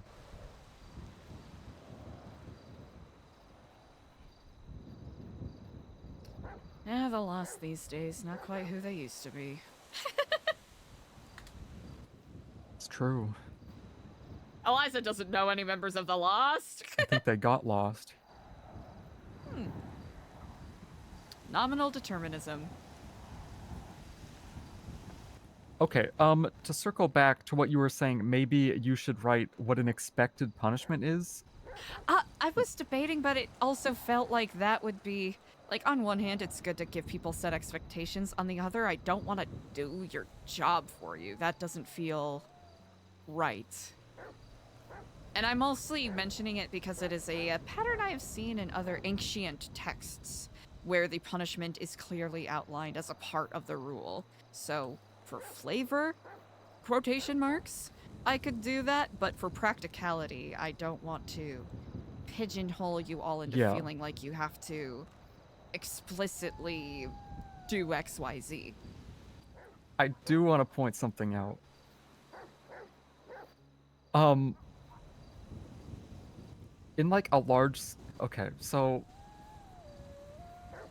The difference between here, like one of... Something, a big benefit that we have, which this may change over time, in like what you were describing might need to happen at some point. But right now, realistically, like say it's me, Skipper, around whatever, we actually have time to address and ask everybody here about something that happened, and we can probably get to the bottom of it. Sometimes, especially back in the day, like medieval times, a lot of charges are like listed out as like, hey, if you steal, we'll chop your hand off. Quite because literally. they just can't be addressed. So the stakes have to be higher, and everybody needs to know it, so they are scared of stealing. But in this scenario, we actually can just address them. Basically. Like, we could probably address most things that happen. If you are accused of witchcraft or murder, you will be thrown in the river, and if you don't drown, you're innocent. It's one of my favorites. I believe it's Yeah. number 12 on the Hammurabi Code. Also, though, those, like, stuff like that is based on, they're not really based on, like, reforming people or, like, No, the not at penance of all. how do you, our system is, like, the accusation or whatever, I guess the address of the Codex violation, and then the penance is typically, the goal is, how do we, like, turn this into a bit of a positive in some sort of way? Oh, You know what I'm saying? exactly. The examples I was giving was rather poor. I can't recall if I mentioned it to you earlier, so forgive me if I'm repeating myself. But, you know, if we were to go down that path, which I'm not particularly passionate about at the moment, but one such was, you know, if anyone is in violation of, you know, relying on an institution outside of New Babylon, they would have to pay penance by apologizing to the people of the institution that they violated. Like, let's say they ate outside food. Apologize to Chef Yaya or whoever is working in the kitchen at the time, and then they have to dedicate X number of days or whatever working in the kitchen and assisting with such, so they can understand the amount of work that goes into what they had so flippantly disregarded. Something like that. Less wordy. My opinion is, for the time being, I think it's unnecessary to address that in the Codex. I would say, if you, like, if something like this comes up, I would probably just, as you, go to the sheriff or whoever and essentially just, like, make mandatory SOPs, which is, like, a bit of stepping on toes a little bit, but honestly, I doubt you're going to do anything crazy, and honestly, if Skipper gets pissed or whatever, he'd probably just quit, so, you know, I think things will work themselves out. But, hold on, I've lost my train of thought. One moment. No worries. I'm processing.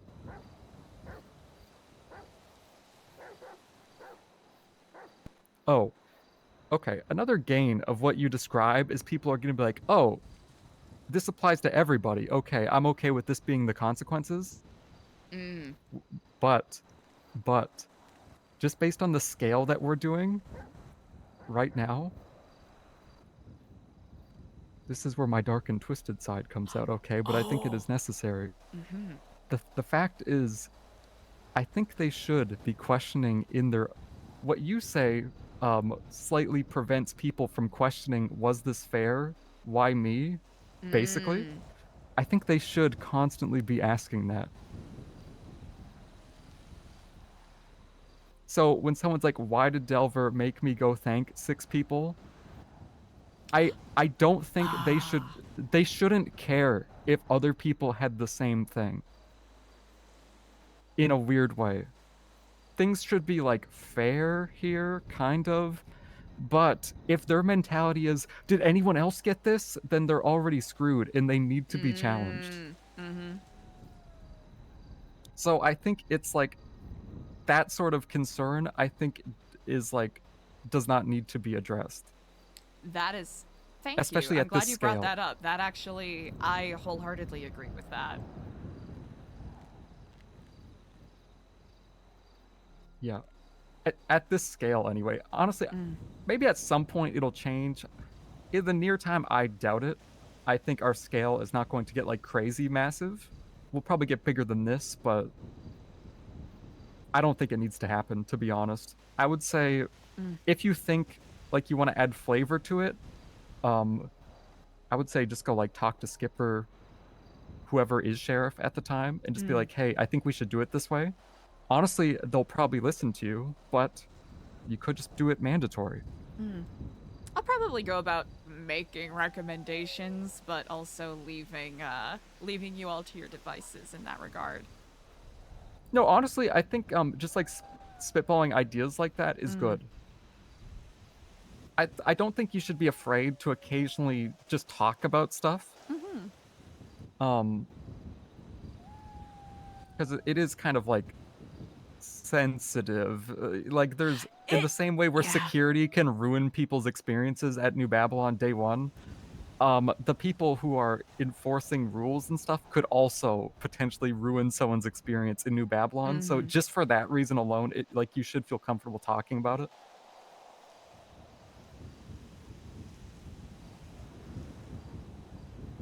That's a good point. I understand, just based off of conversations I've had with some people. My role is essentially to be a little bit of the yin to some others' yang. Fully understanding that I may have, I'm going to have, not opposing, but just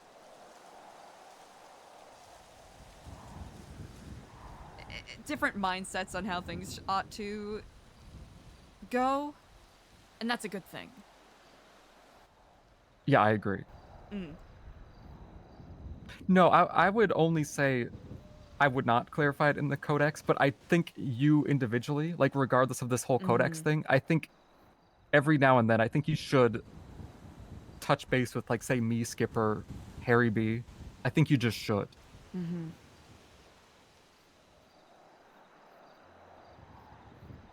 Excellent.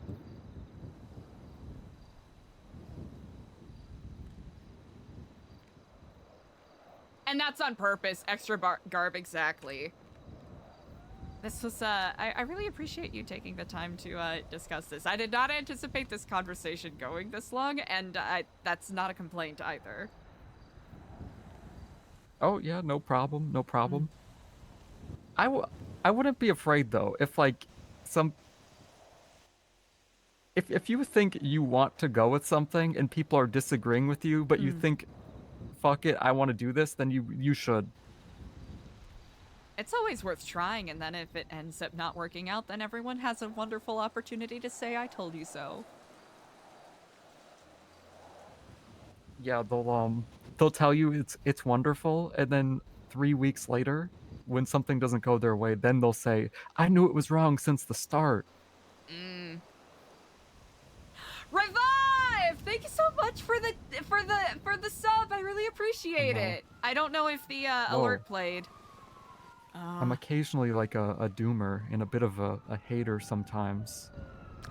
But actually, I'm quite positive. But even with what I just said, where I just assumed people will like lie point blank to your face and then down the line say this was I knew it when they actually didn't know it. I have experience with that, so I'll have to say I'm not worried. I've simply accepted it as an inevitability, given the responsibilities and position I have been granted. Yeah. Revive! Yeah, I think yeah, you're probably one of the most important people here right now, and Eliza, going forward, I suspect you're going to get challenged personally. I hope I do. So I would try not to get discouraged by that.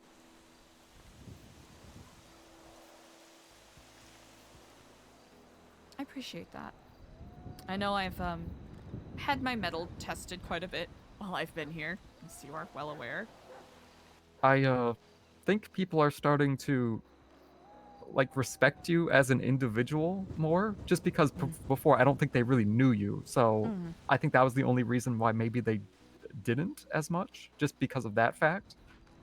I think people are now seeing that you're actually like doing stuff that is good and you care and you're competent. And I think that's going to be really good for you, and I think that will get better, but I do think you're going to get challenged these next few weeks. I almost regret my hesitancy that I was holding when I first came here, because I did not want to step into a similar role that I had. Yeah. Previously. I'll admit I wanted to get away from that because I felt that I had become stagnant and had stopped to some degree growing and improving as a person. Yeah. Because I was essentially, excepting a couple of notable exceptions, running things as I wanted with little to no critique. I see. And that started to become rather unsettling to me. Even though I suppose some people might think that was the modus operandi for why I was there.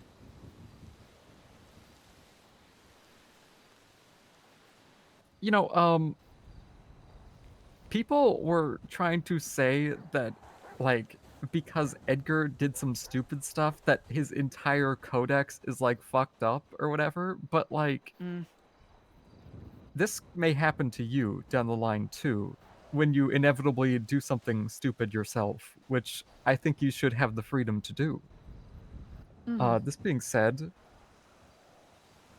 I think it's really important to point out that Edgar actually succeeded. Well, if his goal was to make a codex that lasts 10,000 years, then he did fail. But this was when Babylon started.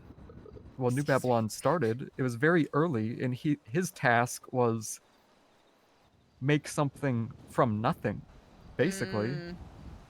And now we're here discussing essentially how to modify and improve it to our current situation. A lot of people were acting like the whole codex is like tarnished because Edgar was like a bit of an idiot on a certain day, or maybe he was scheming with his friends or whatever. But he actually, in my opinion, succeeded on what his actual, well, what I think the goal should have been when he wrote the codex. Because now we are here. And things have been going, I think, relatively okay. And I think the theme is still alive of what we're trying to do. I think most people still understand on like what we're about. In many ways, it's changing a little bit, which is expected, but we're still kind of, we still know where the lifeline is. So I would look at you rewriting the codex like that. It probably will not last forever, this version, but I think as long as it keeps people on the right track until whoever decides to change it a little bit or whatever, then I think we're good. If I try to treat this like it's going to be a singular, stagnant document that never grows or changes, then I have fundamentally failed. I know.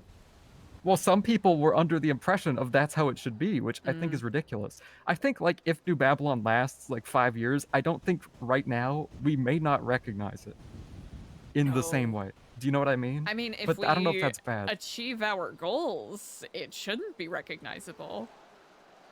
If this is the same as it has been, even, I'll even say a month from now, then to some degree we have failed. I completely agree. I agree. I will say though, it's kind of a razor's edge here that I think if you fuck up, whoever's judging it needs to be comfortable, like, swinging the axe on New Babylon itself, potentially, based on their actions for kicking people out. But also, yeah, I think people need to get comfortable with change. It's what we're supposed to be about, yes.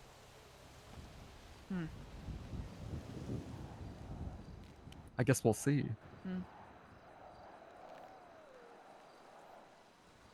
I would be careful, though, you as an individual, because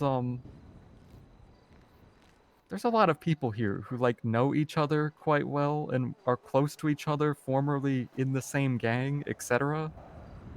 And this applies to me too, I guess, but you do not have these connections, which is actually a really big benefit to you in your position.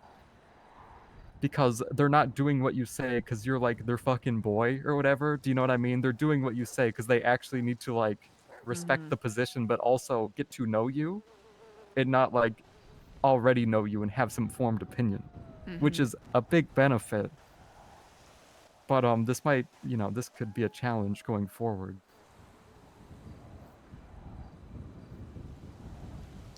And I will face it heartily. Well, I will just say,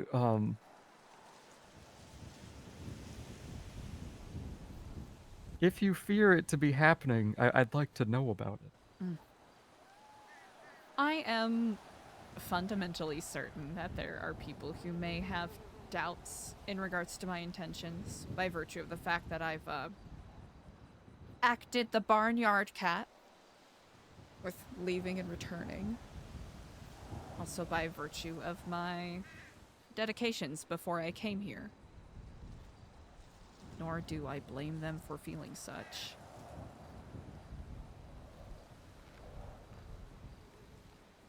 I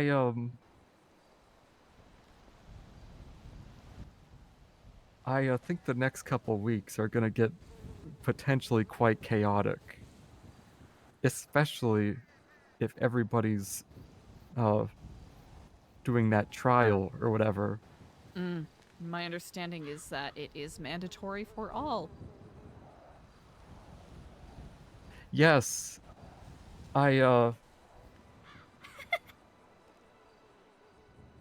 don't know if it will go this way. But I bet on some occasions I don't know. I actually don't know. It might not go this way at all. But you may be put in a scenario during all of this where you feel pushed aside or even a bit less listened to, especially during all of this. And I think you should maybe prepare for that.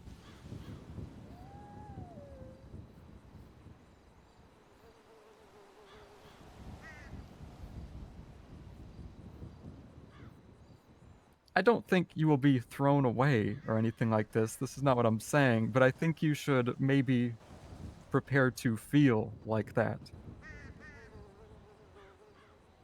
I'll be honest, I've thought about that. I'm always uneasy when people try to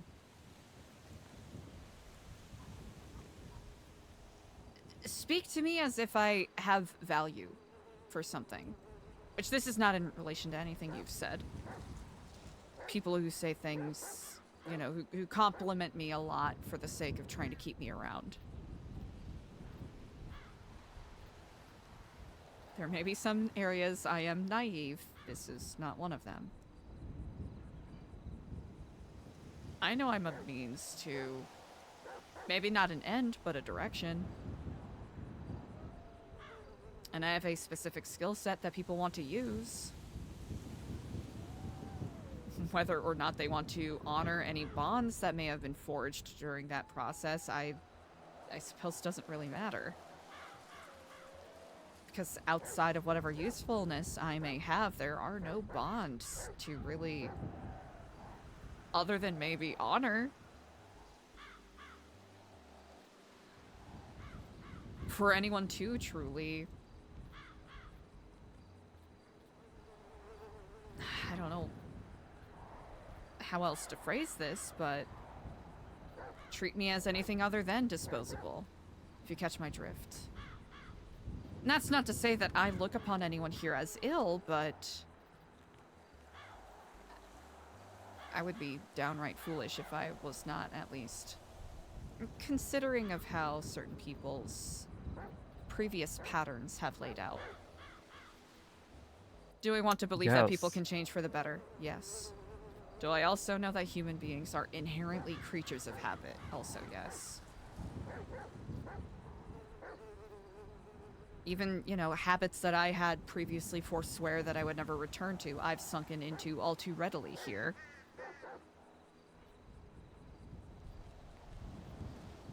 And that's me speaking from a very nihilistic and defeatist sort of place, in a way. That is not how I truly feel No, about people, but it's a possibility, and it would be foolish of me to ignore that being a possibility. I don't know if I would define you as disposable in the way, but I think you're correct. Well, you yourself are not disposable, but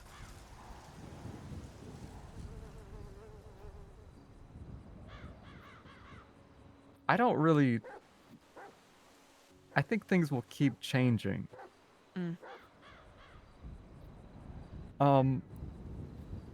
I would also think about. It's something I've been thinking about. I think as long as our goal here is New Babylon, like that is the goal, then I think you're fine. But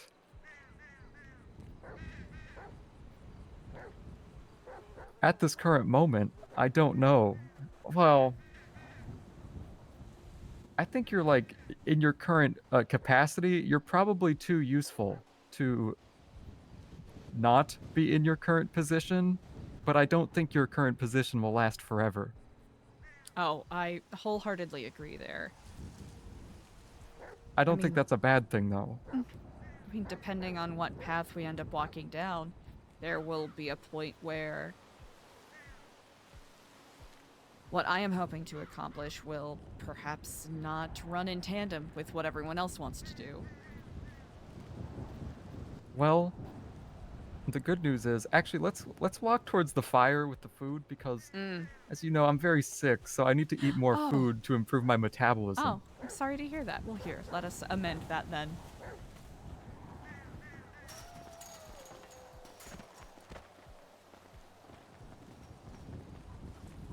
I think by the time we get to that point that you were describing, I think you will probably be okay to be slightly in contrast with some people.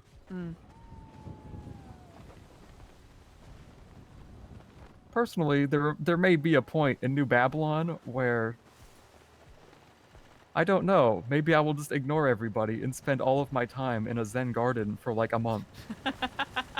And if anyone approaches me, I'll be very aggressive towards them. But you know, I don't know if I'll actually do that like that. But I would probably prepare for stuff like that. Oh, you must have a real good reason for being here. Let's see. Oh, here I can grill some stuff up. Jesus! Oh, they're being pretty hyper. I know, they run all over the place. I think there's fish in one of these. Ah, indeed. I went fishing yesterday, so at least each of them should have some stuff here. What kind of fish are you feeling today? Salmon. Salmon? Ooh, sockeye or regular? Regular. Easily enough. Here, I'll cook up a couple for you. Oh, thank you, thank you.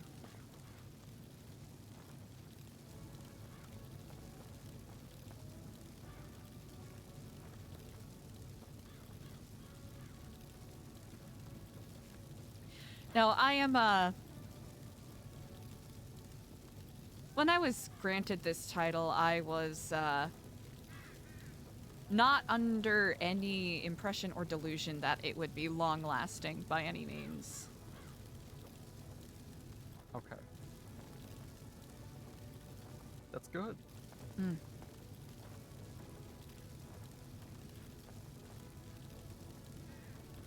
not necessarily, like, trying to tell you that I think you're getting demoted. That is not what I mean. I'm just I saying, understand. like, It's the way things are, though, right?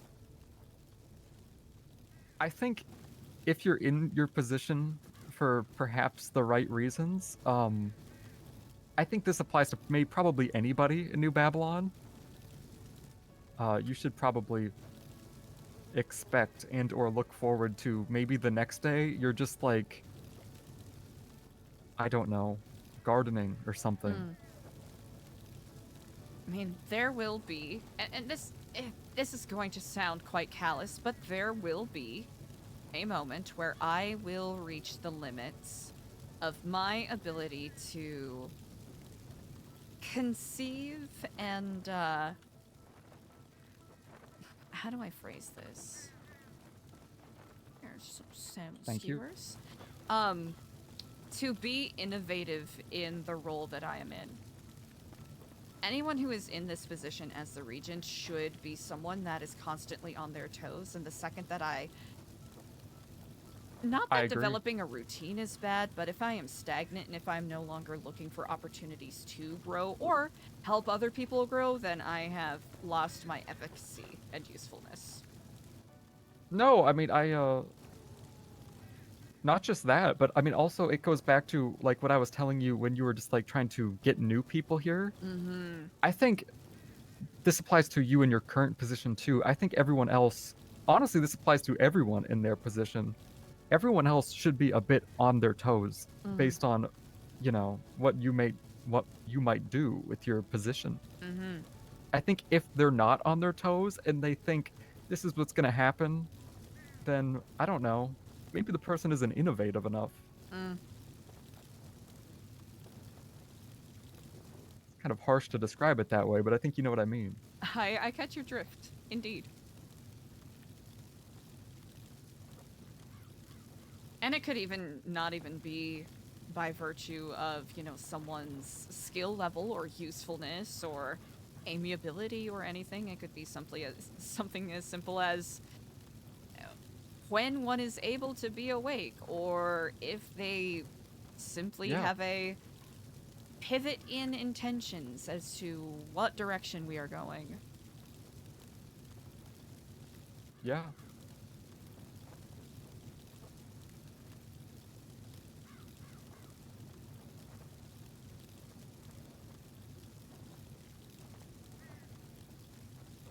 I don't know. I think going forward, especially after, I don't know, probably in like a month or something, I suspect, with how things are going, I bet even if you are not in your position or I'm not, whatever, it's probably going to be easier to, I guess, have contrast with other people. In what way? If you may elaborate.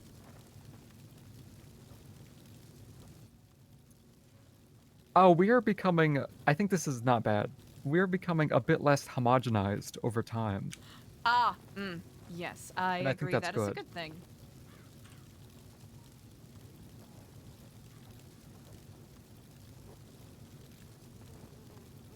I wholeheartedly agree with that.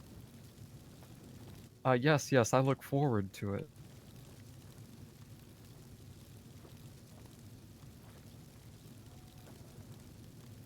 Here, I got a couple more here if you want to grab any skewers for the road. Oh, yes, thank you. I believe the only other person that has been around is Jesus, and he's likely taking some sort of rest.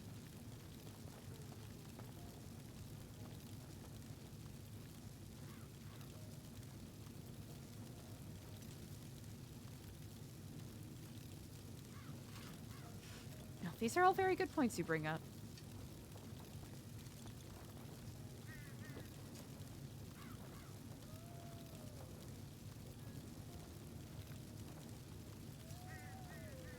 And, like you said, I'm anticipating a potential paradigm shift following whatever the trial may be. Oh, yes. I'll have to be honest, the thing that I've been thinking about a lot is there's a play called No Exit by Jean-Paul Sartre. I'm afraid I have not seen this play. It's a essentially it is a play that is of the conceit that hell is other people. Spoiler alert. Essentially, these three individuals find themselves in purgatory, essentially. And this purgatory is a singular hotel room. It's depending on how it's staged, with a bellhop that stops in once in a while to check on them, you know, letting them know that, you know, they'll be making it out of purgatory soon and, you know, they'll be going to heaven. They just have to, you know, wait it out here with these other individuals. And it is almost as if each individual had been bespokely tailored to torture and annoy and frustrate the other individuals. And it isn't until a little later that you discover, this is indeed not purgatory, this is going to be the rest of eternity for them. Oh. That is my incredibly reductive synopsis of that play. This is a bleak outlook on the upcoming trial.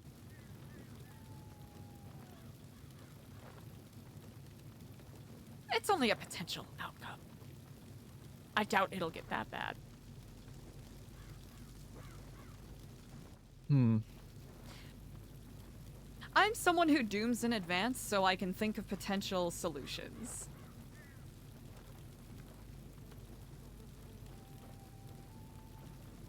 Especially with a lot of enigmatic personalities in an enclosed space for a long period of time. De-escalation will be a different sort of, a different sort of challenge. I think, like, feasibly, what you bring up, there is an alarming thought that you've brought up to me. And, this is something I'll need to think about. Of course, I do not believe it as an inherent truth, but it truly depends on a lot of different factors, I'll have to say. Yeah, I will say, quite literally, if someone is trying to imprison me, I'll probably just leave. I think it's unlikely, but I do suspect this will be told to people. This being said, even from like a logistical point of view, you would have to assume that if this is some sort of a plot, which honestly, feasibly, it doesn't really make sense. Oh, I do not imagine this to be a plot. My apologies if I misrepresented myself. No plot, I just think, simply the logical conclusion of a lot of highly emotionally reactive individuals that are not afraid of conflict. No, I would not be surprised if people are told that they will be in there forever. I don't know if you're in the loop on this stuff or not. Well, now that you've brought this up to me, I suspect. I mean, yeah, I think it will be 7 days, but I would not be surprised. I was being hyperbolic with a comparison to Jean-Paul Sartre's, you know, seminal classic, No Exit. I feel like it is entirely within the scope of how things have been going to have a rumor spread around that it is not going to be 7 days. I did not even consider that being a possibility. Well, I guess you've just given me the idea now that you've said this. Well, I was not intending such. Okay, well, it's not going to be a very productive rumor. Here's the thing. I'm not trying to. No, it's probably likely to happen. There is no rumor I am attempting to spread.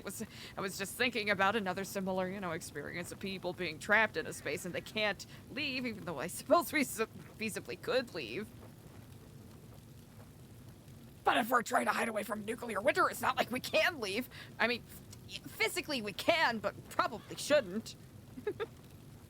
Yeah, but like, I mean, like during our test trial, though. Test trial's only gonna be 7 days, right? I suspect it will be, but I imagine there will probably be a rumor spread that it will not be. Oh. Now I am on the same page. Forgive me. I'm rather cooked. Yeah, which could be quite problematic. That could be problematic. That could potentially put people on edge. I don't see it being very productive. No. And honestly, in many ways that I typically don't always reveal, sometimes I find things like that to be productive. Mm. But this one I don't find to be very productive.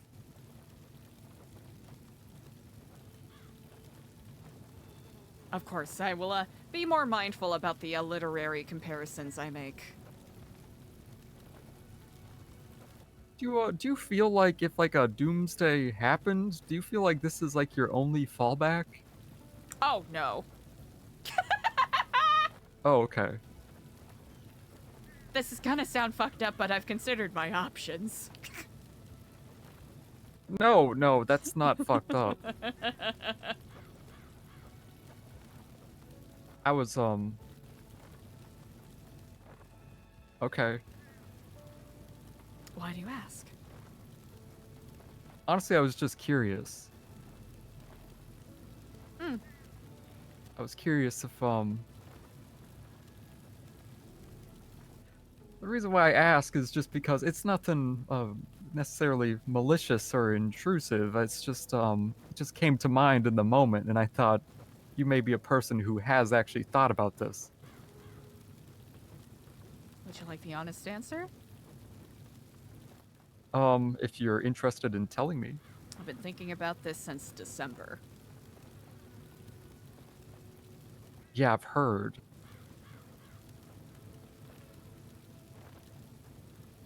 I heard you had a bunker or a bomb shelter or something. Wait, what? Well, I heard well, formerly, I guess, your building, you had a sort of safe room or something. I mean, we have our tree room, but that definitely would not be suitable for any sort of, What is the tree room? I Oh, it's actually the never room where got a we have the tour of tree. that place. Wait, you didn't? No, I only learned via word of mouth.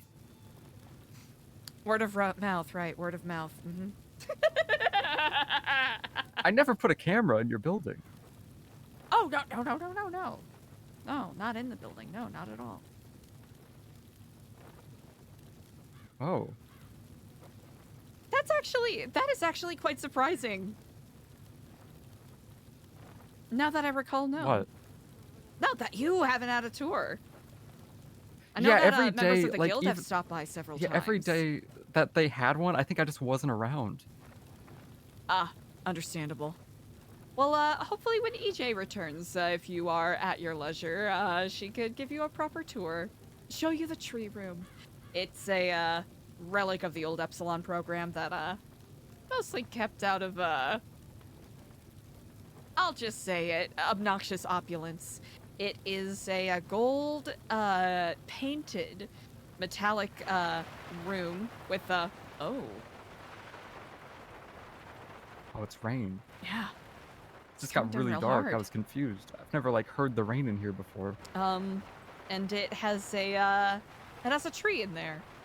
There's a concept in Epsilonism called the Tree of Kiflam, which is essentially a metaphor for the idea that we are all inherently united on a spiritual level. I see. Mm. I see. So you don't have, well, I guess it's not you anymore, but there's no bomb shelter? I'll speak plainly. It's not that we didn't try to figure one out, Oh. but just by virtue of the building codes and the lack of practicality, we haven't been able to fashion one up yet. And also the argument that, well, what are the ethical and moral implications of that? If we Not have saying this limited to challenge space, you, but I noticed you say we. Oh, I suppose previously we knew Epsilon. I've always said, I suppose it's a force of habit. Understandable. You know, when you spend so much time using the royal we. And I also wasn't the only one making these decisions either. There were other people involved. Sure. I see. You seem unconvinced. No, I was thinking about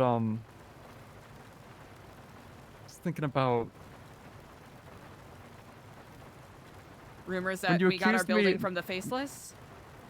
No, completely separate actually. When you accused me of the camera, I was thinking about it.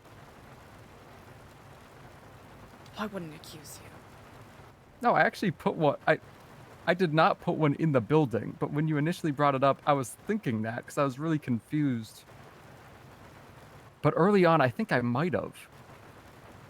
But this was prior to me like actually spying on you.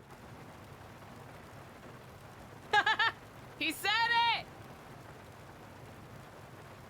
That makes sense. Yeah, I think early on, I remember I was on the phone with someone. Actually, don't remember. Without being coy, do you actually remember where this camera was?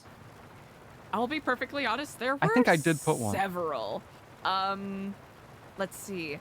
There was a building to the east that would usually have on the either one above the garage door or on the overhang over by the landing before you enter that area where the pool is. There was also the apartment complex that was directly north of us. Ooh, there were usually some cameras up there. One of which was one of our security cameras that got moved to a cemetery. That scared me for a little bit because it was looking right towards, well, what I thought at the time was the grave of one of our murdered members. And then there was the church next door. We found a camera on one of the steeples there. And then a couple hidden in the trees, which I'll have to say is quite impressive. Ooh, there was one also on the north side of the building above our garage, which I imagine someone didn't think that we would find it there, but... There are probably a couple others I'm not remembering right now. I don't know. I think when I recall, I'm pretty sure I was like on the phone with some. I need to actually think about when this was. This was like really fucking early whenever I did it, if I recall. It must have been maybe. The moment people started taking interest, I think, into what we were doing was around March, I think, March or April. I have no concept of what the month was like during that period, to be honest.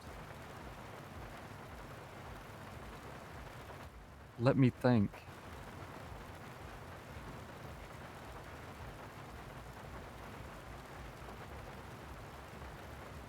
The thing you brought up about the cemetery sounds familiar to me, and I don't know why.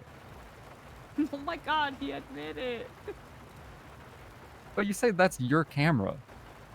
Did I leave a camera and then someone else started using it or something?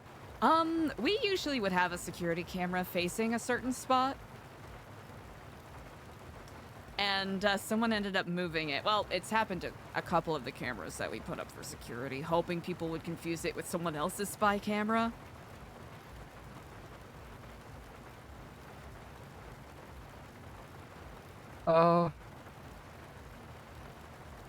I hope you don't take this as accusatory by any means. No, honestly, the means of like when it happened was not even. I'll just be blatant. I've done like way sketchier stuff involving New Epsilon, and that was like not even tied. I appreciate that one. I don't even. Like I actually don't remember why I did that. Also, it was not any of those cameras you just described. I think I put it on like the side of the building a long time ago. I don't remember why. I don't even know if it was like.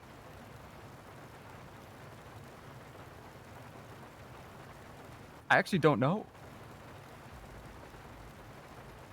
Probably I think it might have been a gluttony of reasons as to I think it might have been even. I think it might have been even prior to like you guys having like the building renovated or whatever.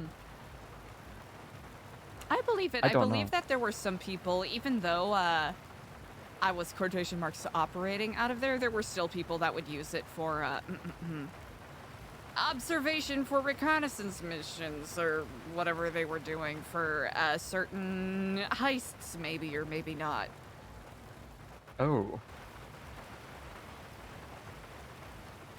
I'm pretty sure at the time, at that point, whenever I did that, I'm pretty sure that was like when I first saw someone who was in the Epsilon program on the street. And I tried to like, I think I tried to like pick them up in a car because I wanted to hire them, if I recall. Because I was looking for people to hire. Was it Ashton? I honestly do not remember. Huh. I remember it was either him or might have been Clay who mentioned that they had someone approach them and offer them money to do something. They also, wait, it might have been Clay because he had a, I'm gonna take a wild swing here. Did you have a bunch of CD-ROMs that you would give people? Oh, yeah. Delvo S, yeah. Oh, yeah. He, I'll be blatant about this. He thought it was part of a spy network thing, so he kept asking me if I had any connections on the dark web so he could try to decrypt what was whatever was on the CD. What the hell? Hey, you know, No, it's I think... Epsilon program contracts conspiracy theorists. Shocker. Sure, yeah. No, at the time, if I recall, I think I was trying to... I don't remember. I had a... Okay, so I was involved with the mayor's office up north, so one of my pastimes... Oh. One of my pastimes was I acquired a lot of money, and I decided any minor problem I notice in the world, I'm just going to use my money I got from the mayor's office to hire people. Incredible. So, part of my plan was I just tried to scoop him up and hire him, whoever that was, and bring him to like an office, and then I might have just like paid him to work like shifts at Senior Buns, but I was gonna pay him like a lot of money. And this became a theme of things I would do. That really sounds like something that would happen to And this Clay. led to I think I was like, what the hell is this guy doing? Because I actually don't know who Clay is, so it could have been Clay, because it was someone who I do not recognize, and the way they like addressed me and were talking to me, I was like, what the hell are they doing? Because they were all, it was like 3 people walking down the sidewalk, and then they all got into like a SUV, and then they went to the Epsilon place, and I think that led to me putting a camera there, because I wanted to like find this person again, and try and get him he's actually the one that renovated our building. He's been traveling about quite a lot, so Oh. hopefully I'll get a chance to introduce you to him properly. He's quite the fellow. No, I mean, honestly, I don't need to know him. It wasn't even about him personally. I was like, what is this guy doing? Like, he's just walking down the sidewalk. And at the time, my current theme was I'm just going to like randomly try and hire random weirdos, basically. Truly remarkable. Yeah, but I don't know. It led down a whole thing.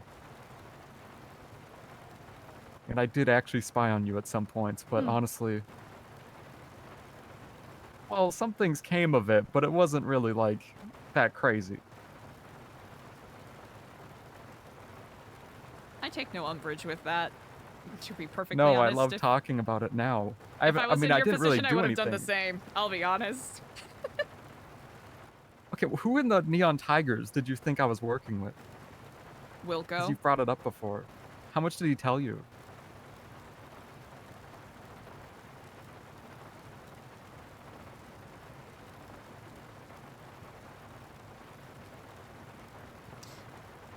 He mentioned that someone was offered $30,000 to put up a camera at the building.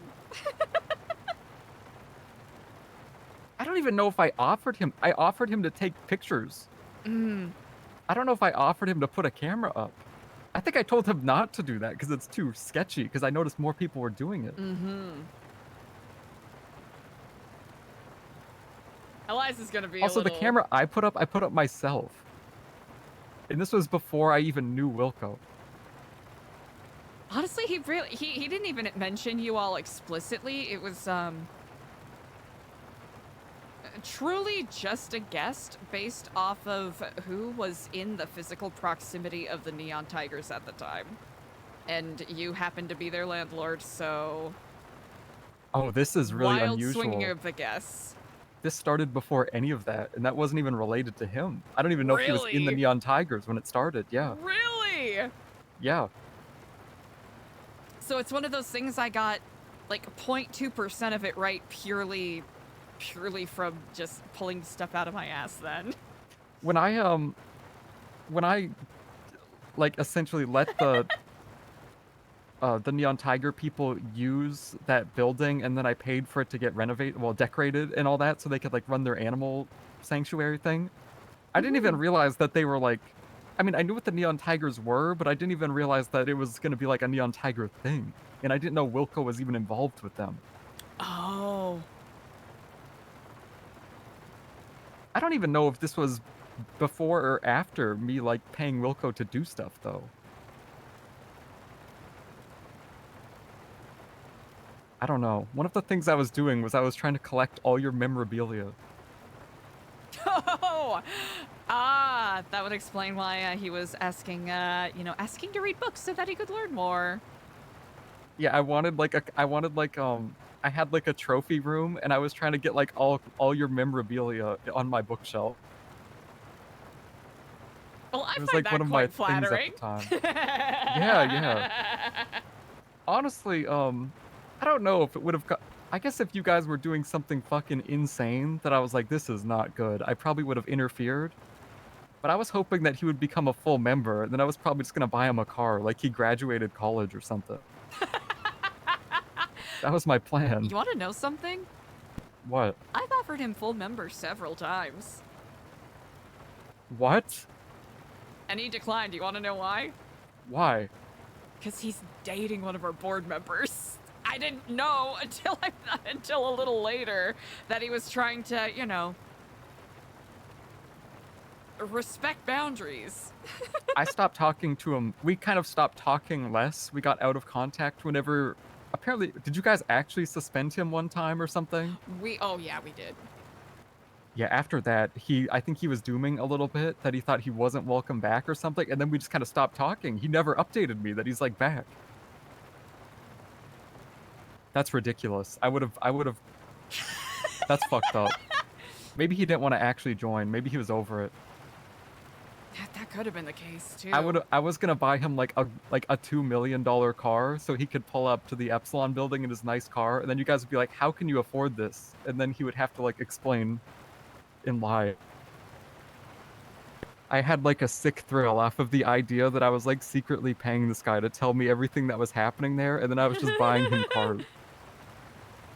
That is pretty cool though. It was pretty cool, yeah, but I'm pretty upset now that he could have joined. And I don't like that. That pisses me off. I'm not gonna lie. I'm not gonna for a hot minute. He's letting me down. Oh no! Please don't blame Wilco. This is not Wilco's fault. Truly a lot of spiraling from myself because I was ultra paranoid about people potentially having ill will towards us for one reason or another. Yeah, but I knew about that, but he was like one of the people you guys seemingly trusted a bit more. So I was like, we got our golden goose here.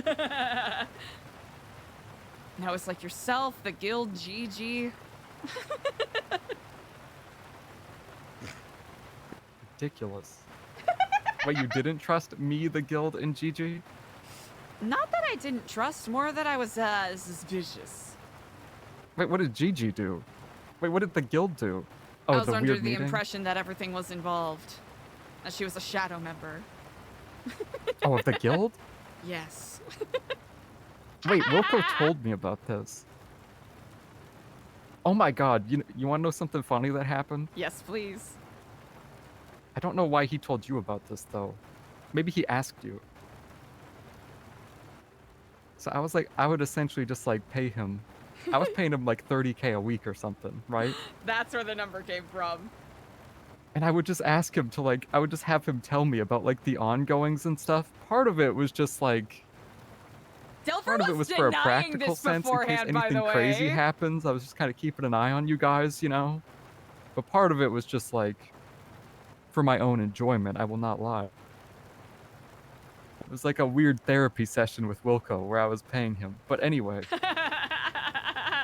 One time I told him to like ask me what was going on, and then he was like, this weird dinner happened. And I was like, okay, tell me about it. Because I was curious what he would learn from the inside, and if you guys would talk about that or not.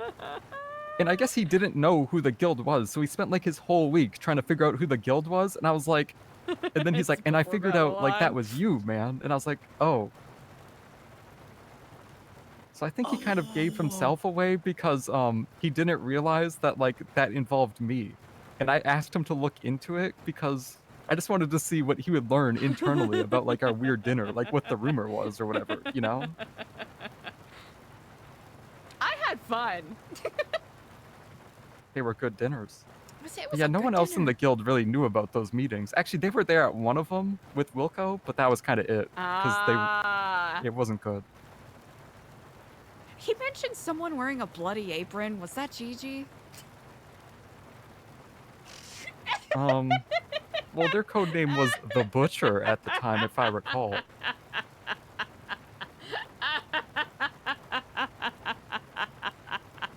Bloody apron.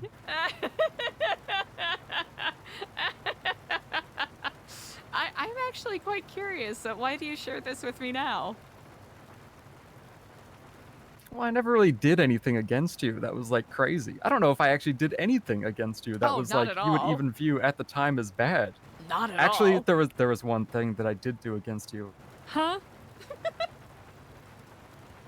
Yeah, I had some books stolen. I tried to pay like 4 different people to get We All Came from the Same Tree Part 1, but I don't think it even exists, to be honest. After my intense search, I hired like 4 different people to find it.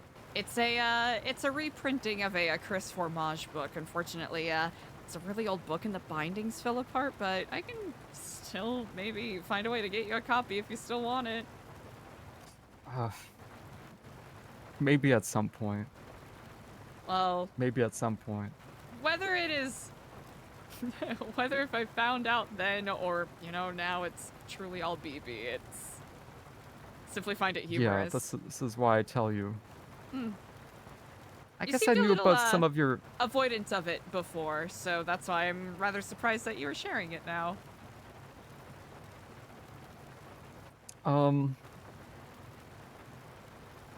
Well... I don't know. I think after our conversation, I just feel like maybe felt a bit more... I think, perhaps I have slightly more... I'm not going to say, you know, I get you in all ways or anything like that, but I just feel like, I understand what your intentions are a bit more, and I think maybe you understand my intentions more now, so I felt comfortable telling you. I appreciate that. Yeah. And I hope that didn't come across as accusatory by any means.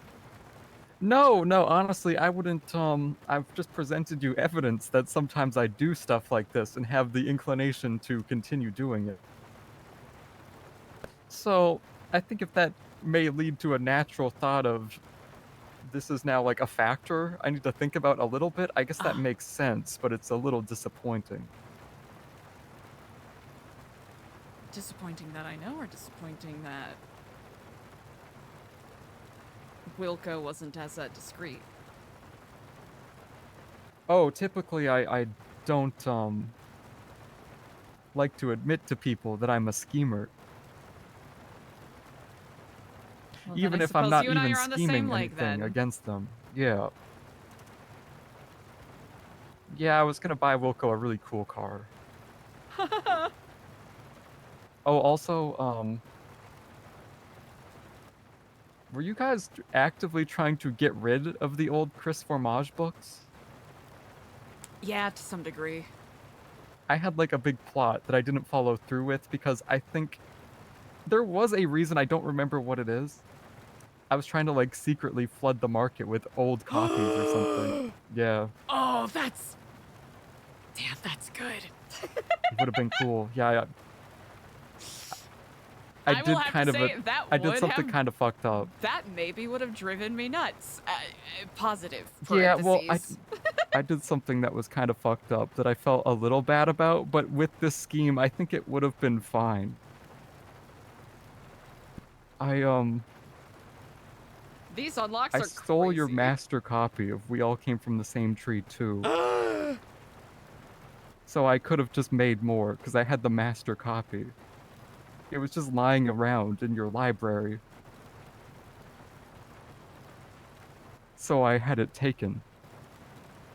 And it was in my trophy room. I've gotta say, I can't. Here's the thing. I respect it. I respect it. And I was, for example, I gave the Liquid Library. Actually, I think I gave it to the Liquid Library. You did? Wait, did I? No, I didn't. I gave them a couple copies to have on their shelves because I wanted to see if you guys would take them or not. And then I specifically told one of the librarians there, Nicholas, that if they get stolen, let me know and I'll just give them more. Because I could just print them out. That was my plan. I was gonna slowly like release a lot of them.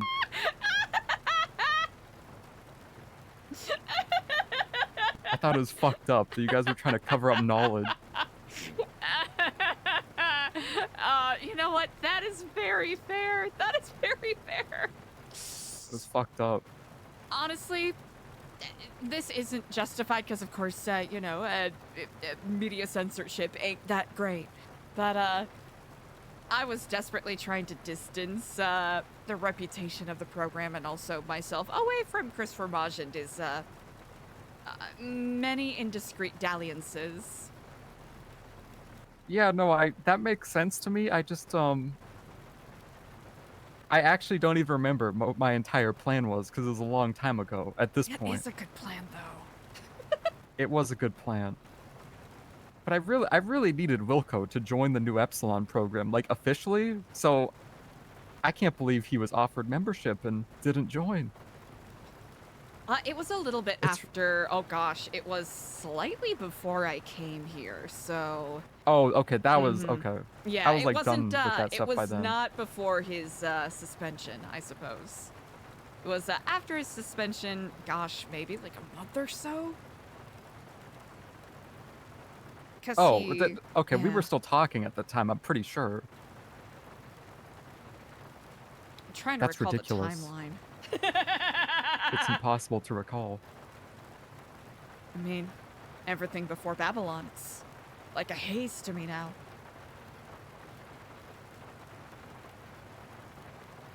Yeah, I just heard like some of your drama and stuff, but it wasn't really anything worth like spreading or anything like that. Didn't seem very productive. Yeah, that sounds about right. Yeah, my plan was just like if I heard you had like a vault of like a lot of gold or just like some crazy item, then I probably would have like tried to take it or something, but I don't know. Chat, if we ever do new Well, Epsilon it again depends in on the item future, actually. I probably we gotta wouldn't have have taken something like that people can steal, because that would be funny. I'm a bit of a weirdo, so I would have taken like strange stuff. Like if Wilco was like, they have this We need more a magic MacGuffins, tome, exactly. but also they got this really nice pen. I probably would have taken the pen first.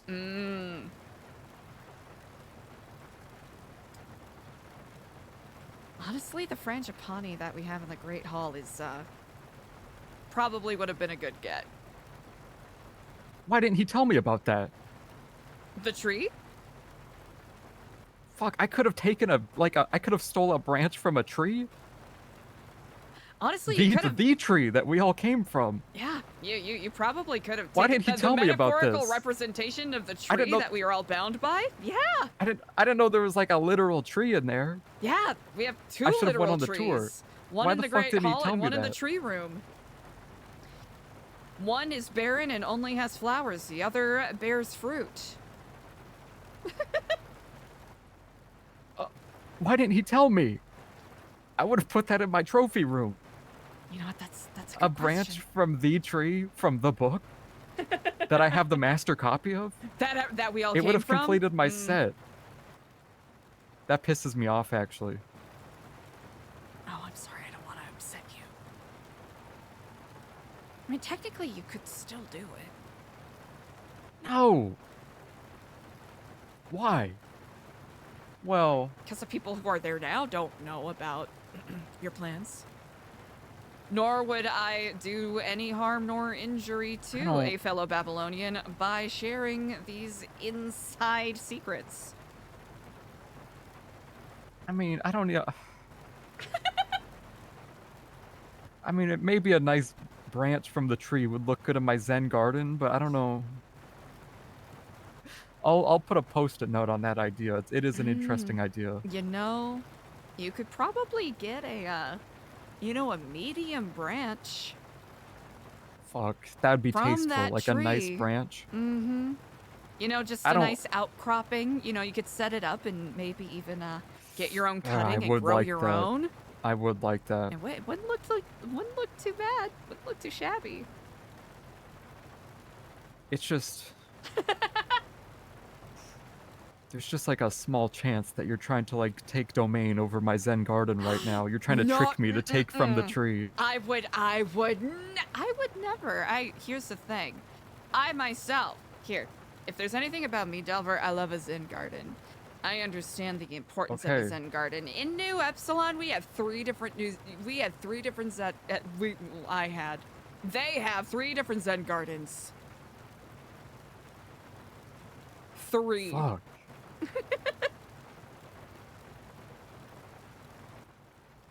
So I would never fuck around with someone else's Zen garden. I paid Wilco's full tuition. I gave him a full ride at New Epsilon, and he does this to me? He does that, honestly.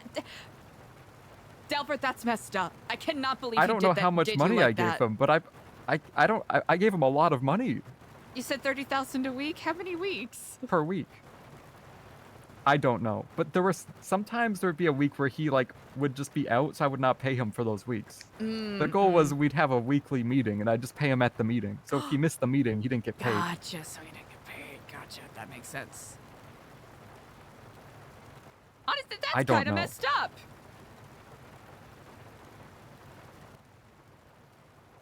Well, honestly, I thought he would tell you more.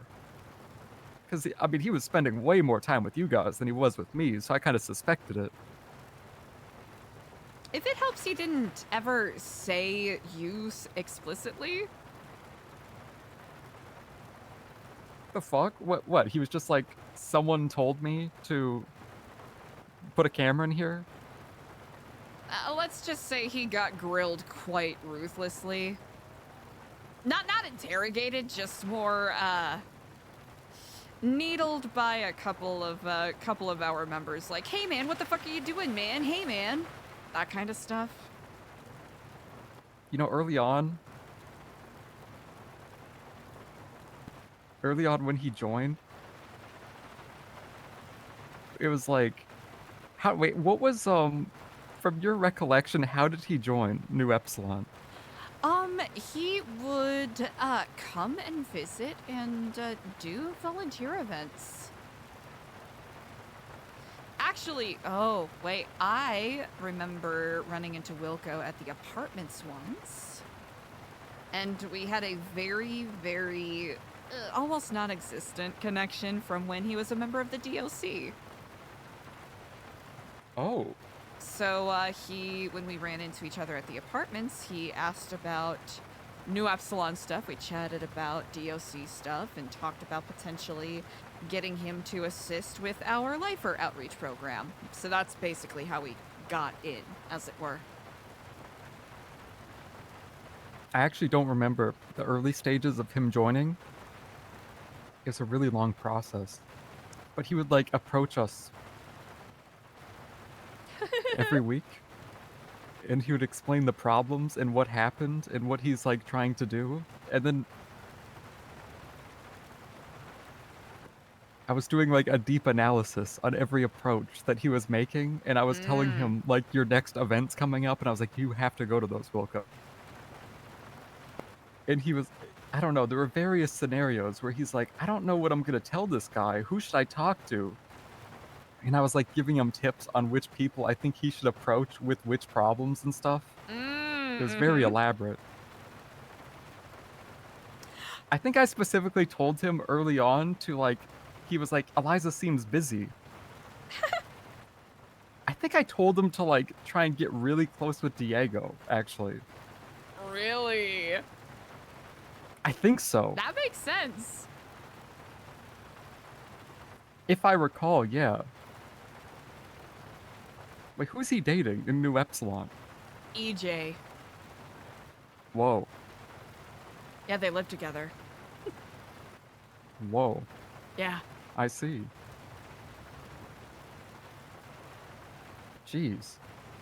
Did he ever throw his gun in the ocean or anything like this? Throw his gun in the ocean? Yeah, I gave him... If I recall, one of the things I told him to do, because he was like, I don't know how to make them trust me. They're saying they're pacifists and stuff. So I'm like, okay, man. Here's what you're gonna do.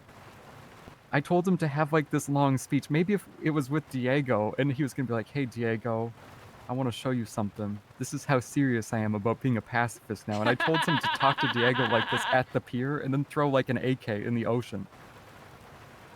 I don't know if he did it. I don't remember. Oh gosh, I don't know either. But it is likely he did do it with Diego, and Diego just simply didn't tell me. There are so many like elaborate... There are so many like elaborate scripted things that I paid him to do. I just remembered. He mentioned the possibility...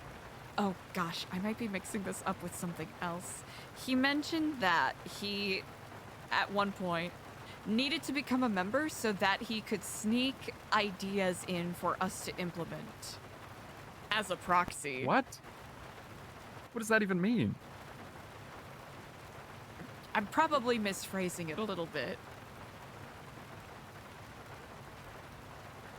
I don't know about that. I But he haven't was heard getting about that paid, one. and they, quotation marks, wanted him to gain membership status or become a member of the board so that he could gain our trust and slip ideas in so that Oh, that we was could implement 100% them. me.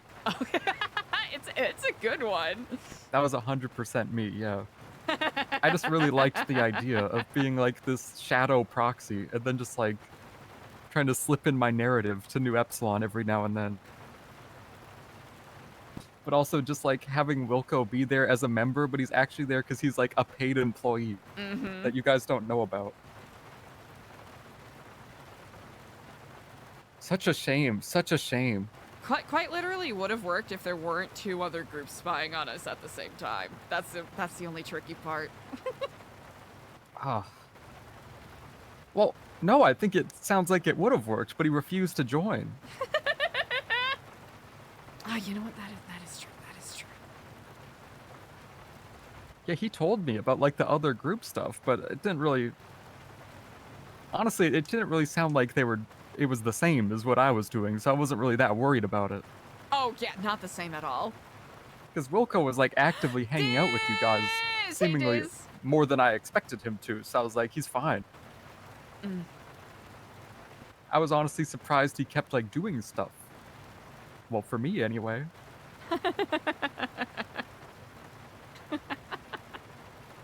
I can't believe this. What a strange path we have tread, huh? It was like, it could have been something, you know, so grand.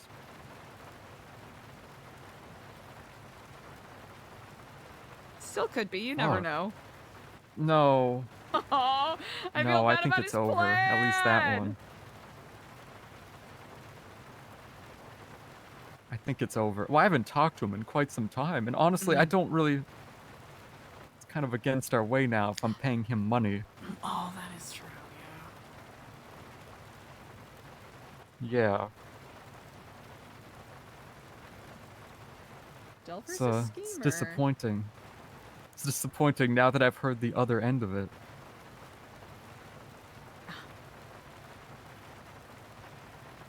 I'm sorry that you had to receive the news in this manner.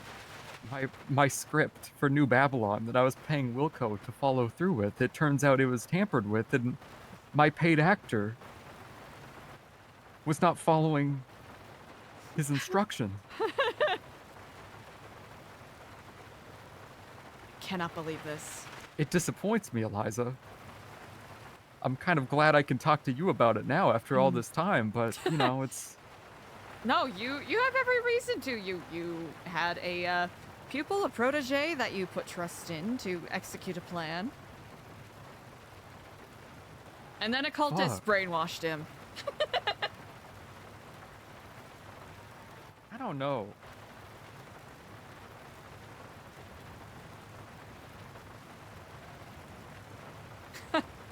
You know, he only joined. This all started just because I randomly cold called him and I didn't know who he was. You did? Yeah, that's what started it. I had no idea who he was. I cold called him and I said, hey, I need you to just like document what you do all week. And he's like, okay. And then I think I just told him blatantly, go spy on them. Or go try and join. Pretty good. I think for a while though, if I recall, I said just try and join, but like don't be sketchy at all. Like literally don't do anything sketchy. He actually wasn't. Yeah, no, yeah, I mean, yeah. Well, he was getting paid to not be sketchy, it turns out. Which I guess in itself is really sketchy. But, you know. This is true. That is inherently sketchy. A Better than most. little bit. Just a small amount. I'm kind of disappointed though Oh. that he could have just joined, and he told me Yeah. he can't join. Well, So it many was- meetings on oh, like random gosh. benches and stuff. I'm trying to remember how soon after. Well, it was not soon after his suspension from volunteering with us. It was actually. Oh, it's fucked up. I remember it this way, but it was a week before Diego was excused that we had offered him a potential membership role. So it was 2 weeks before I came here to New Babylon. Oh, okay. I thought this was way further in the past. Oh, no. I was trying to Okay, remember the exact oh. timing. Like 2.5 weeks? 2 weeks before I came here? Oh, never mind then. Okay, I thought that you were saying this was like months ago. Oh, no.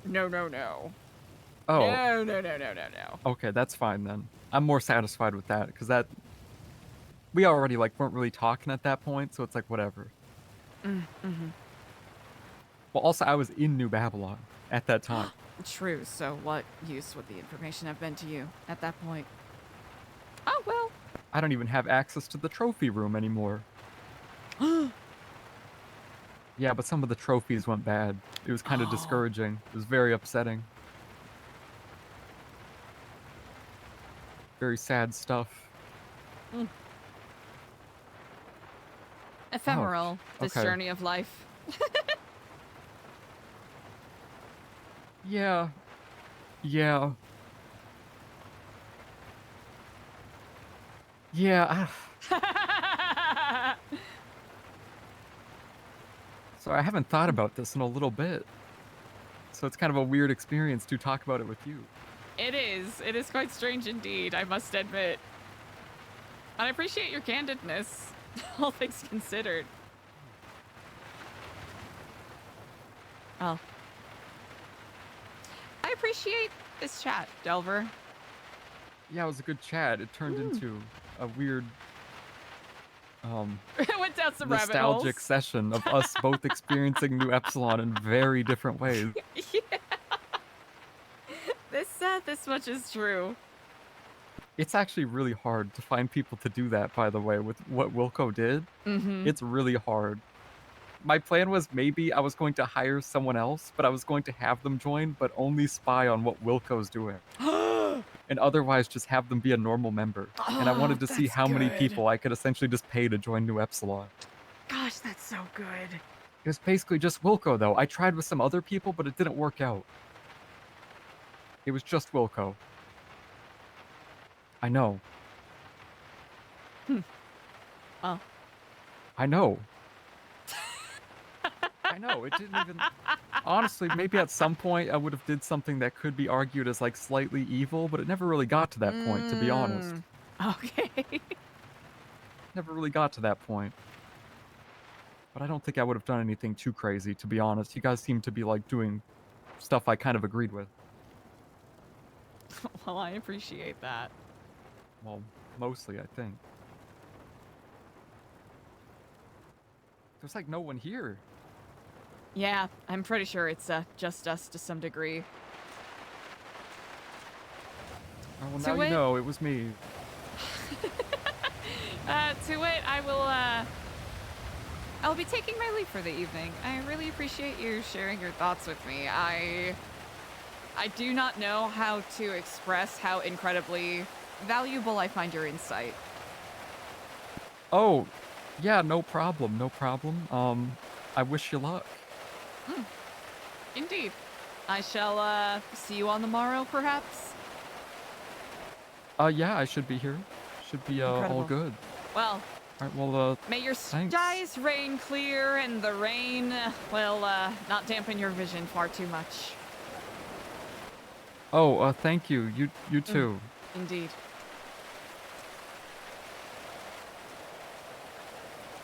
Hell yeah.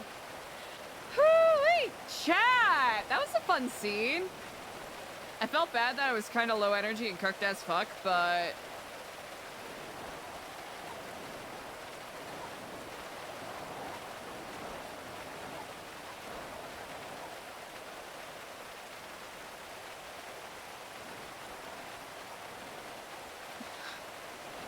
Oh no! Jordan! Chat, should we?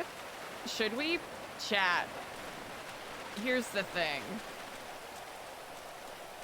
There is a potential for Eliza to do something. This is Jordan. very Can I help funny. you? Jordan! Hello, Hey! Kiflam. How are you? Hello, Kiflam. How are you? It has been far too long. Sorry it took me so long to return your call. No, that's fine. I'm sure you're busy. I am just leaving Bolingbrook. Are you free? I am at the current moment. Yes, I won't be around for too long, but... Same, to be honest. That's why I wanted to meet with you, if possible, because I'm trying to make some decisions. Would you like to stop by New Babylon? I would love to, but I have my boyfriend with me. Is that okay? Oh, yeah, absolutely. I believe you might know him, Phil. Trying to feel you.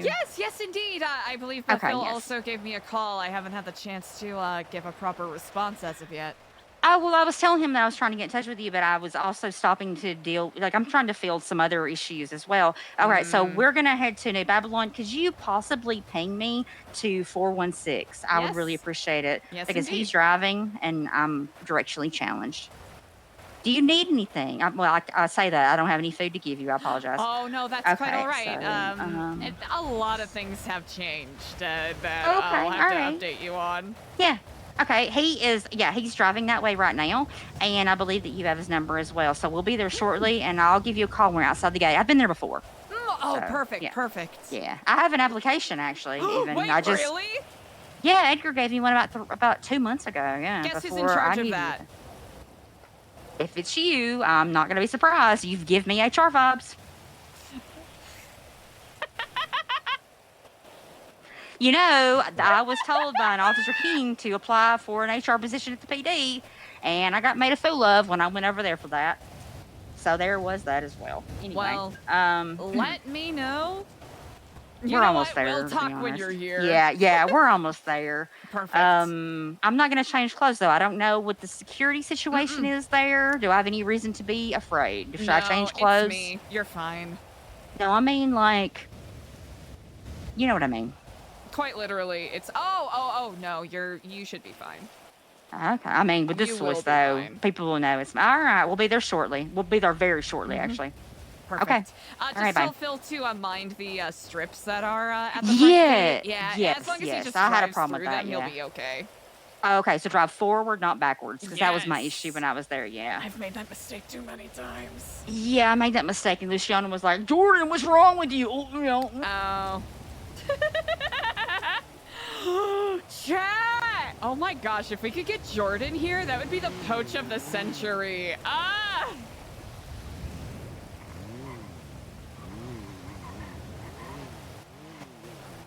Park on the right, I think. Yeah, Park on you the can right? park right over here by these cardboard boxes. Okay, okay.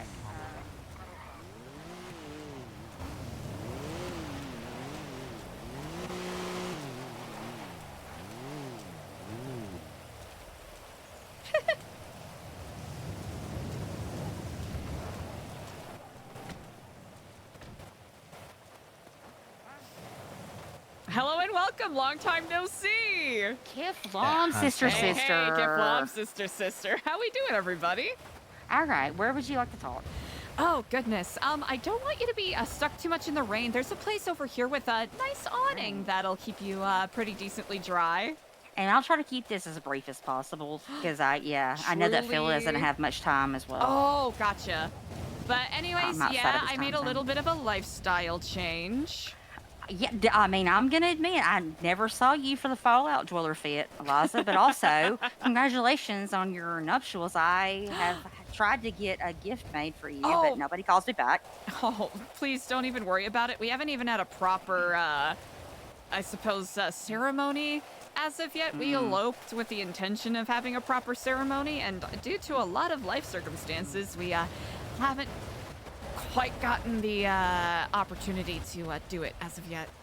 I'm not sure that I even know your beloved, to be honest. But I Daniel B. Dalton has gone by aliases such as D'Artagnan, Father Mort. I have multiple things. I'll just Johnny be frank right Crash. now. I want to talk to you about some multiple things quickly, if possible. Absolutely. I'm all ears. Also, Mr. Phil, I hope Smiley. you're all right. Oh, yeah. all good. Thank you for asking. The mime versus clown war. I believe that he orchestrated it, and that he's the one that did it, not the What? mimes. Yeah, I believe it was him. I have no reason to. I know that he. If that's true, that means that he used his mind control abilities on a mutual friend of ours. I believe a Ben Sillyside.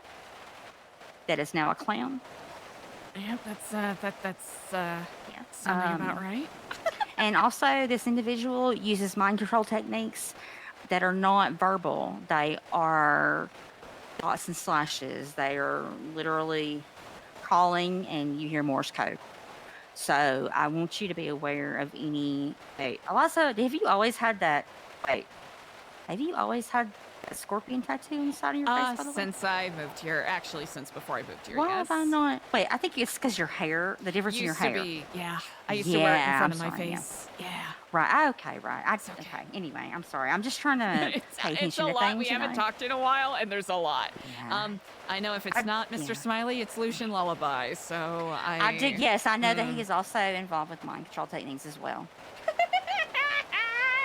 I love Lainey. And I have been doing an internship for therapy for about 5 months now. Wow. They are not going to certify me whatsoever. It was only supposed to last 1 month. And when I bring up my issues as to what's occurred while I've been here, while Pixie has not, I was dismissed and all of that. But I know that you have been around, and that the people that you have talked to at Bolingbrook would know, and I believe you would know what I would know in this way. In fact, you would know more. And that's why I want to talk to you about this. I'll be honest with you though, Eliza. I lost faith in you a little bit the last time I spoke to you in the desert. That's understandable. And look, I feel like you were trying to protect me to some degree, and Edgar has done that as well. Who you may or may not be involved with is your own business, and protecting me however you see fit, I really appreciate and understand. But at that point in time, it felt like you used me for information before telling me to be quiet. So I'm just going to be honest about that. And Phil knows about this already. For that, I suppose I owe you an apology. That was not my intention at all, by any means. I have spoken to Diego as well. I talked to him when I was at the PD under, Bobby Charles and Carmine's rule. P.S. I didn't believe anything he said, by the way. I feel like he just I don't know. It gets difficult when there's people that are here and there. Like, I don't know. But also, I haven't seen Ashton around whatsoever. I mean, I don't Ashton's judge you or had anything. to take care of some things. He's always been kind of like the son of people, I want to say, which sounds horrible considering that he and I had a different relationship at one time. But he just kind of falls into that. He's a really good person, though, and I don't want him to get caught up in anything, please. And I've made that known to you in the past. If you could please just help me with that. We're working on it. My whole intention is, while I'm doing what I'm doing here, that he and EJ, suppose EJ more than anything, hold stewardship over New Epsilon. But I think he's been struggling with a lot of Sterlingham stuff, for lack of a better phrase. Yes, and I do have experience with that as well. And I won't go into it right now because I'm not sure that I have fully spoken to Phil about that. We have enough time. And we don't have enough time, right? Because I think you and I both know that is a lengthy conversation to deal with, yes. Yeah. But also, I don't entirely trust EJ as well. Oh, really? Yeah, I mean, the fact that she's involved with this, I mean, is she involved with this, Eliza? Because... This here, or...? Yes, this here. No, she's been in Mexico.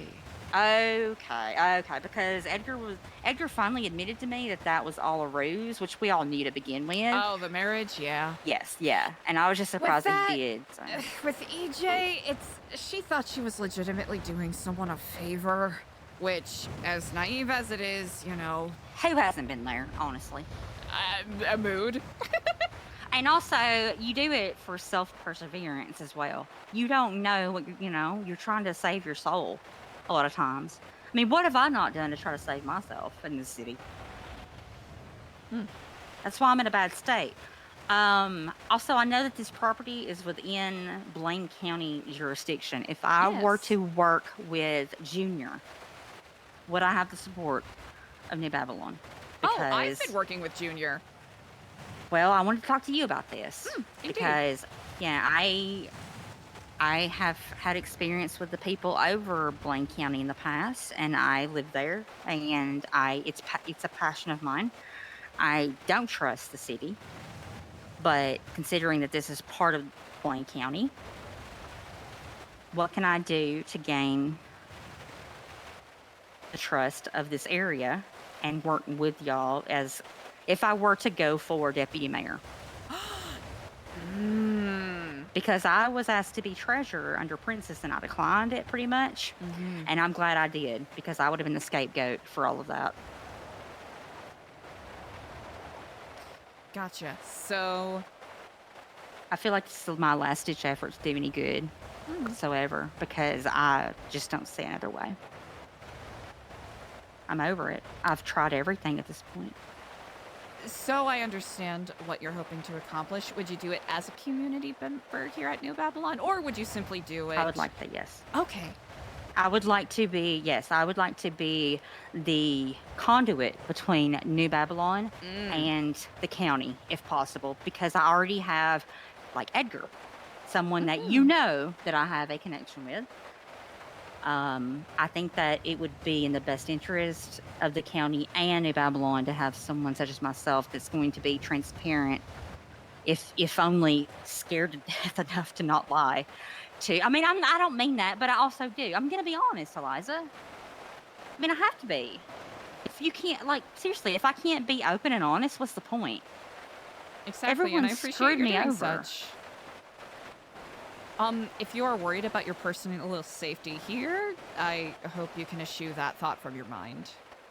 I will say, though, like I told you earlier, I was given an application, and the only reason, and I did start filling it out, the only reason why I didn't send it in is because, for one thing, I didn't talk to Phil about it, but secondly, I have a car that I'm a little bit vain about, which we drove here in, and, and also, I don't see myself in this fit, I'm not gonna lie, Eliza, because, I mean, and also, I just don't know if this is the life for me.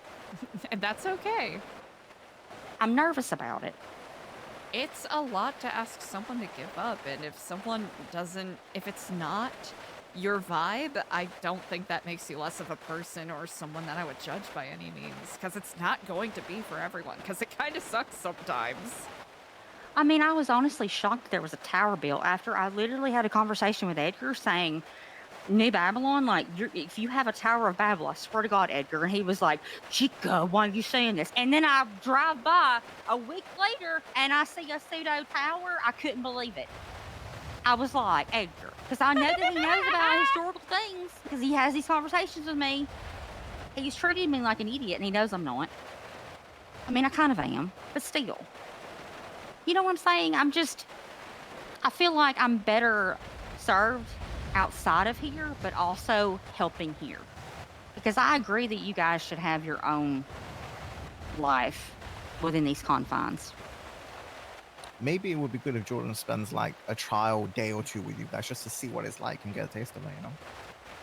We can certainly explore that, indeed. Also, even, even if you don't want to, get into the mud and the dirt, I am in a position where I would be happy to facilitate that with you. It's something I've been discussing with Junior, and honestly, the more people, or I guess, I suppose I assumed a little too quickly that you would be working with Junior, but... I'm actually looking into that, yes. I did meet with him before I met with you just now, yes. Because I don't like his current, deputy mayor whatsoever. That is Denzel, who I worked for at Sushi Stall, who did not pay me for 4 or 5 months and threatened to kill me for seeking, benefit. Yeah. He said that Denzel is not going to be part of his administration going forward. I would like to be the deputy mayor, though, yes. Because he's had people like Denzel, what is it, Sione, Ethan, I think. That's also a person. And but I've been part of the administration, or at least the campaign for the previous 2 mayors. Mumbles Kyle and Pred. Princess. Oh, and Mumbles he's as well. chief Yes. of police now.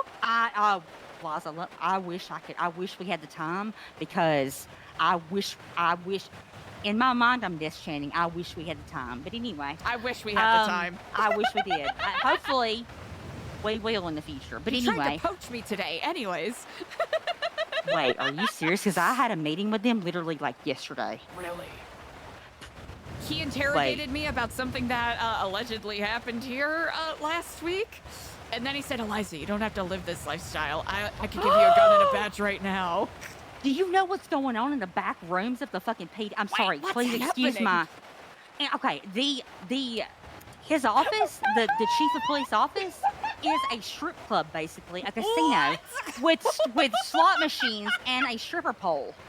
And it was him and Peach and like 50 other people, and they're in there talking to me and Frodo, and they're like treating me like absolute shit and asking me about the conditions under which I was, quote, fired. I was not fired. Meanwhile, you quit, right? I don't know if I know that. You quit, yes? Yes, I quit. Cool. I know that you quit. Yes, I did. Yes, I did. And I mentioned under which terms, and I even mentioned my best friend being murdered. And everybody was like, oh, they remember that now. They remember my best friend Chastity getting murdered. But anyway, I got Bobby and Karma. Her name is I heard Chastity it's a good Marie. thing she died anyways. That's not true. No, I don't. I'm sorry, but whoever tells you that they're not telling the truth. No, that's not true. She was honestly a gift Anyways, to the city. There's a strip club in the in the chief's office. Yes, and I could not believe. I feel like I was set up. To be honest, I was told by high-ranking people to tell them that I would, because they were like, "We're looking for a therapist or whatever for the PD, a therapist / admin / HR person. You're perfect for it." Were they laughing when they said that? Who knows? I don't know. But anyway, I was encouraged to do it. But when I got there, I was treated. I mean, I tell you what. Apparently, Kyle Pred wasn't treated under the same conditions. The fact that he got that position while still in prison is beyond crazy to me. And Peach treated me... she was ugly, to be honest. She was ugly to me. And he just left me there with her. He begged me to help him be over the marshals. Because he was like, Jordan, you're a piece of shit. So am I. So help me get this. He said it just like that. I'm sorry, it's a bad impression. Saying that, yeah. Yes, months ago I told you. It was about 3 months ago, yeah. Yeah. And now where is Richard Dark, by the way? Don't know. Oh, he resigned. Yeah, I want to talk to him. I don't know where he is. I can't find I him. think And people are. Oh wait, what do you know about Gunner, by the way? Gunner Can you just Kane? look? Yes, yes. Is he? Oh, where I would you like believe me to that he's start? okay. Briefly, I think that he's not to be trusted. I think that he's Oh, I working for think the that he was faceless. getting targeted by the mayor of Los Santos because Gunner Kane knows exactly what the mayor of Los Santos has been up to. I think he's working for the faceless, honestly. Oh, he 100% is. I know that for a fact. He helped Nino out Okay. with stuff. Okay. Yeah, Anyways, Nino that's a was talk for too. another time. Okay. You know what? This explains a lot why Nino didn't trust me because he knew that I read him to filth. Okay. This explains a lot. All right. Mm. Thank you very much. So the people that told me that, I don't trust them now either. Just be Fair. wary.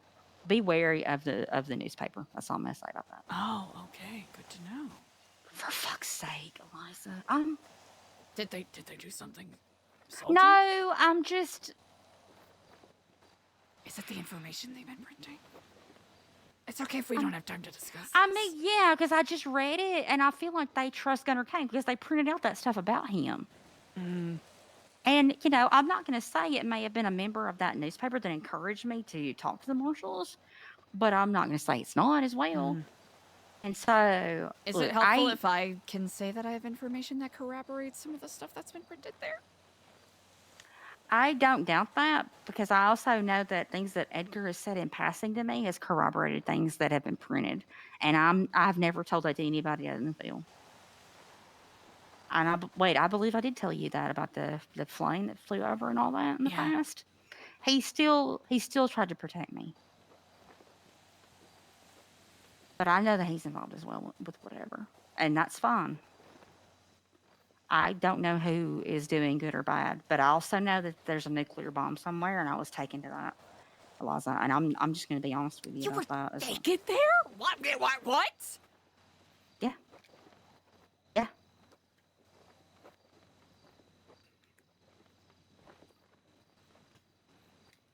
Yeah, I know. That's what I'm saying. What do I do with any of this? I have nobody. So, I mean, I am desk chanting right now because there's about like 87 hours worth of conversations we could probably have based off of that statement alone. But the reason why I haven't reached out to you is because I felt like I wasn't entirely sure I could trust you after our last meeting face to face. That's fair. And I'm sorry for that.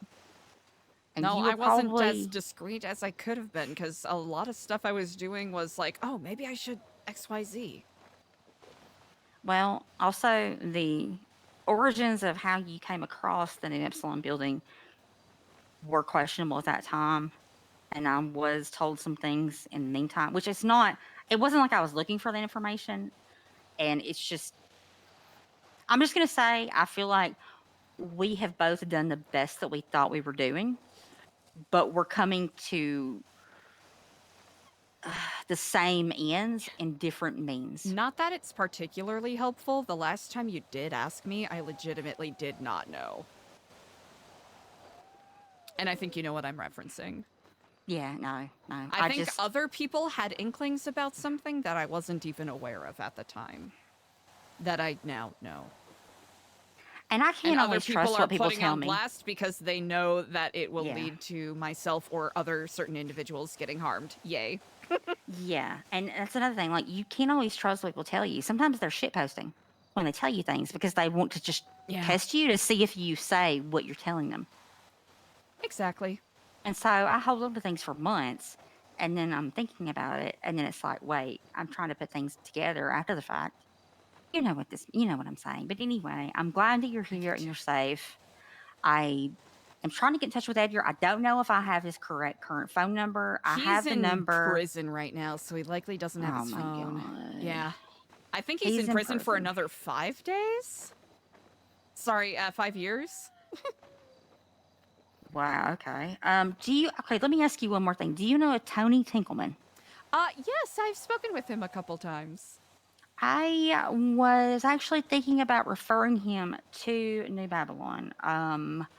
Would you like that or not? He does keep repeating that he's not a sociopath, but I do have reasons to believe that he is. For New Babylon, I have given him a tour. We've had a conversation. He's also expressed interest in potentially doing stuff with New Epsilon if this place is too intense, which is understandable. I really hope that EJ is back in the next week or so.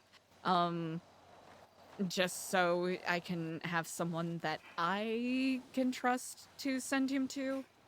Cause he, I'm gonna go ahead and tell you this, that he might be compromised because he, had a situation with someone that is related to a former member.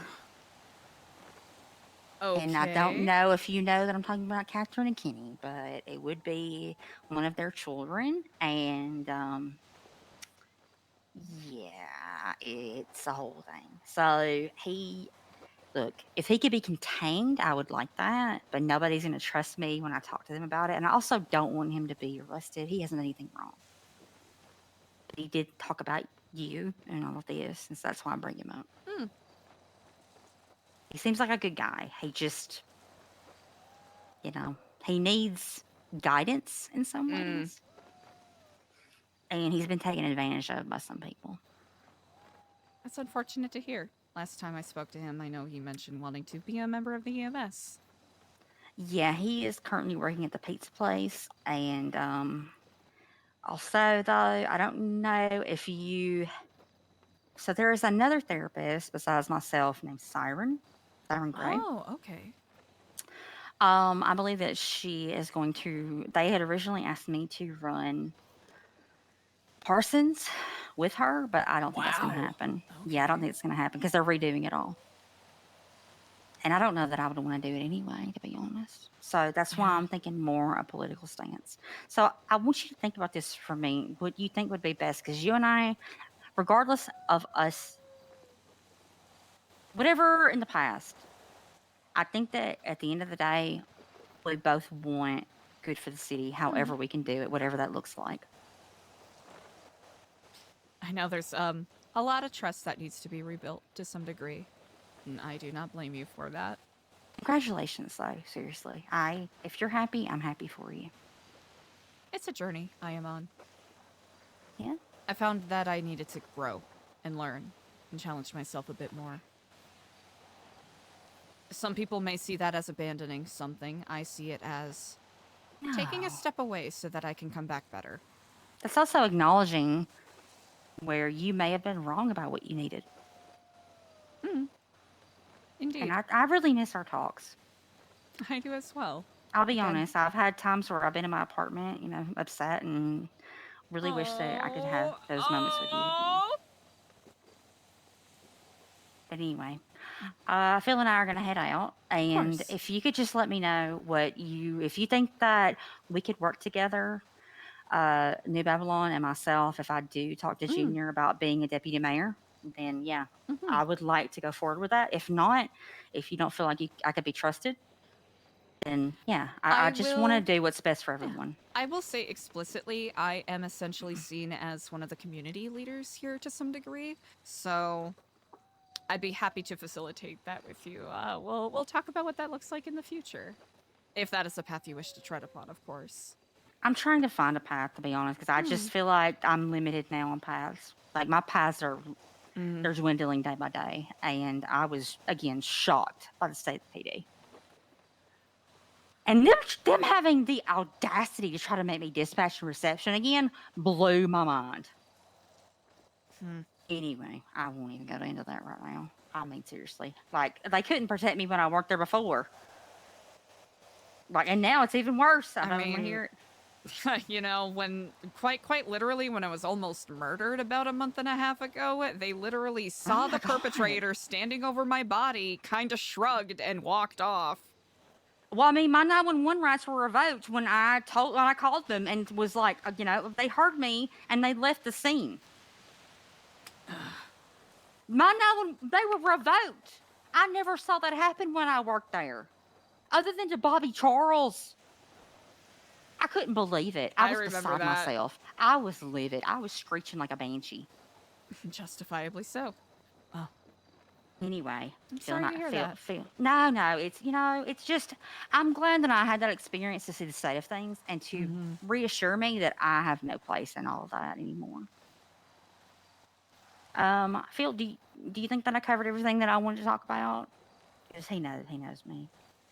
You're asking me if you covered everything that you You know wanted to how I talk about. am. I'm just saying. You know what? Can I speak to Eliza in private really quickly? Is that okay? You can, just, yeah, go right ahead, yeah. Wow. You know what? You know she's married, by the way. Eliza, listen, I'm gonna let you know right now. This might come to you as a surprise, but I am just a man, okay? I am just one single man. And all I know is that after everything she said, I don't know if you were listening. I wasn't. I was thinking about food because I'm kind of hungry and what color panties she got on. But all she's looking for is a friend. That's all she wants. And I can't tell you the amount of time she's spoken to me about you. And she's out to the point where if you were a man, I would be jealous, okay? Because the amount of time she's been talking about you to me is insane. It's insane, Eliza. I'm telling you right now.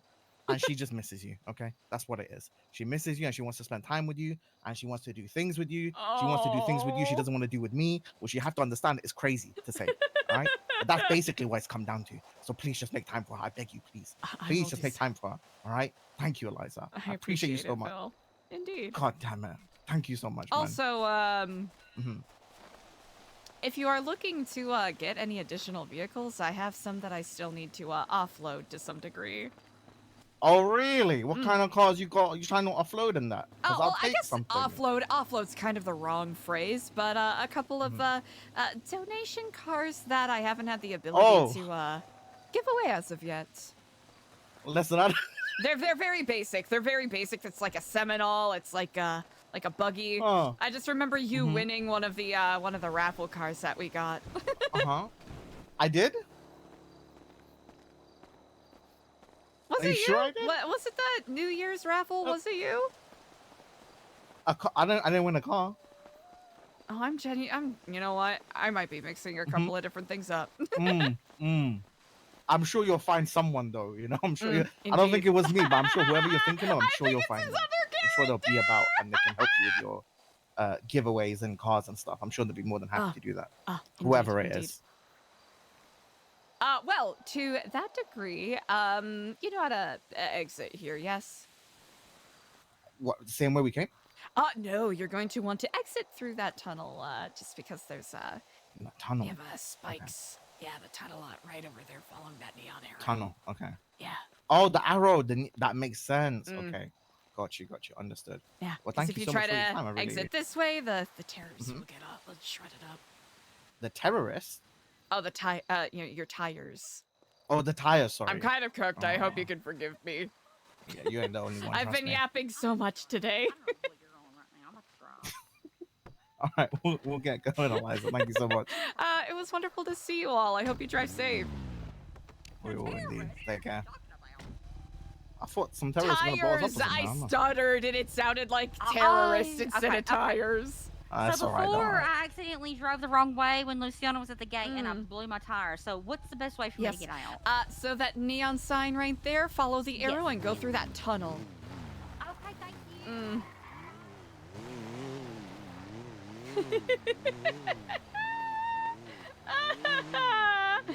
Laney! Holy shit, chat. What a incredible...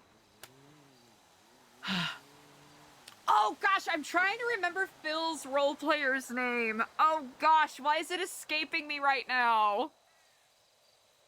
Wait, I'm pretty sure Phil was the one that we... Or was it his character's brother? Oh gosh. Okay, this is gonna be a fucking while ago.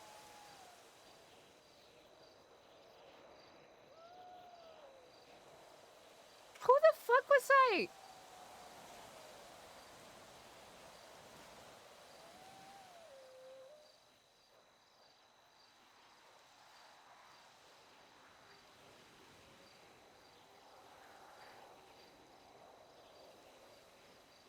Hold on, chat.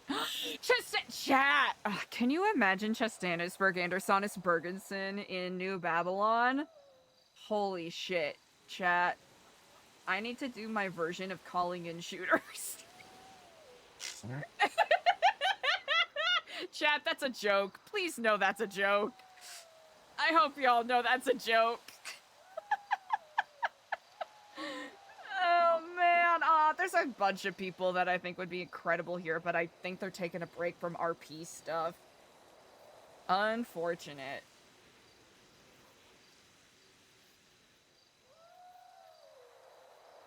Hold on.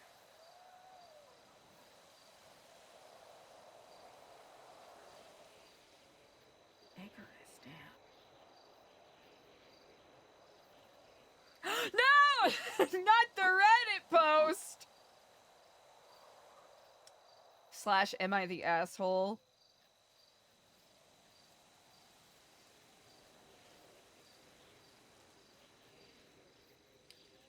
Holy shit, chat, we text too much. We text way too much.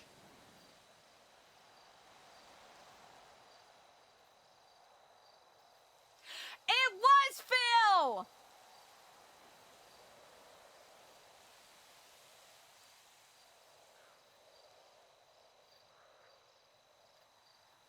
Oh, wait, it was money. That's right. It wasn't a car. It was money.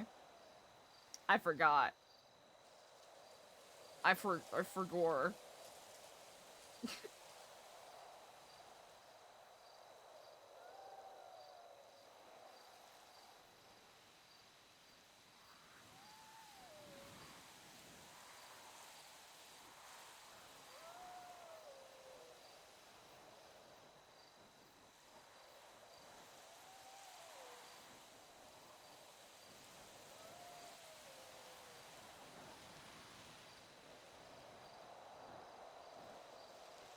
Slay. Ah ha ha ha. Okay.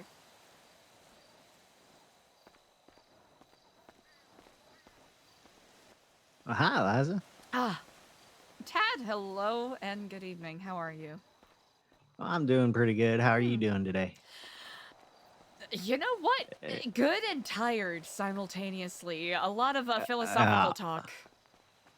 Oh, that's my favorite kind of talk. It's a good one. I'm a little cooked, so I hope you can forgive me if my speech is No, not that's nearly fine. as All it needs to be is friendly. Well, I will do So- my best. That's all I'm looking for. I talked to both my siblings today, so about the nature of brainwashing. So I'm done talking about that unless you need me to talk about that. Oh, no, we don't nearly need to. Okay, good. So what's going on with New Babylon Ooh, very good that you can question. talk about? Yeah. Just thinking about the role of morals and ethics and whether or not it is a fundamental failure to have to specifically outline certain morals and ethics in an explicit way. Okay. 10 Commandments. You know what? Yeah, I suppose not, huh? Yeah. Or, simply stating follow common sense when for some people common sense hasn't been guarded so easily from birth. Yeah, that's For lack of a better phrase. That's a terrible way to phrase it. I gotta think of a better word than gardened. people have had problems with common sense since they knew the words common sense. It's always been and things like politeness and stuff. I mean, you have people who have to train for years just to sit at a table, quote unquote, politely. So This is quite true, indeed. yeah. So I think that's just what every community and every empire under the sun has had to deal with. And it also depends on where you grow up, because there are different morals and ethics This is very depending true. on where you live. Like if you grow up in a cannibalist society, it's going to be really hard to adjust to the outside world where cannibalism is frowned upon, especially if your cannibalism is ritualistic in some way and it was like in reverence to your god. This is very true. So I'm not like, gonna lie, there was a fucked up part of my brain that immediately started thinking of classic 50s, 60s nuclear family with a mother scolding her son. Jonathan, you finish that foot right now! well, I mean, it's not too far of a cry. It could have been if it were the cannibalist societies that expanded beyond third world means, as it were. Then that very well could have been that could be like just common in movies. Like you didn't finish your father's foot. He died in vain. Yeah, like Indeed. it's just it just comes down to what communities won the wars and got the goods, got the spoils. So History is written by them and all that. yeah, it was written by them and adjusted as needed. Yeah. Yep. So I'd say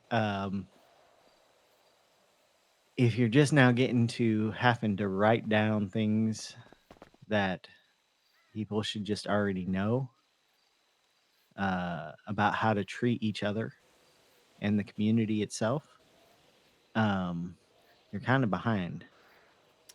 If it So helps, get it's been writ, but I think it needs rewriting. a little bit of adjusting. It's Yeah. just trying to solve beautiful pedantic problems that have only existed for millennia before now. So certainly we will Yeah. figure it out tonight.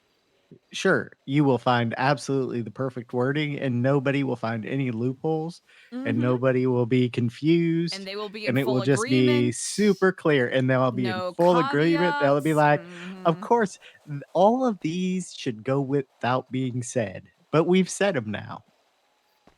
That's what everyone's gonna say, right?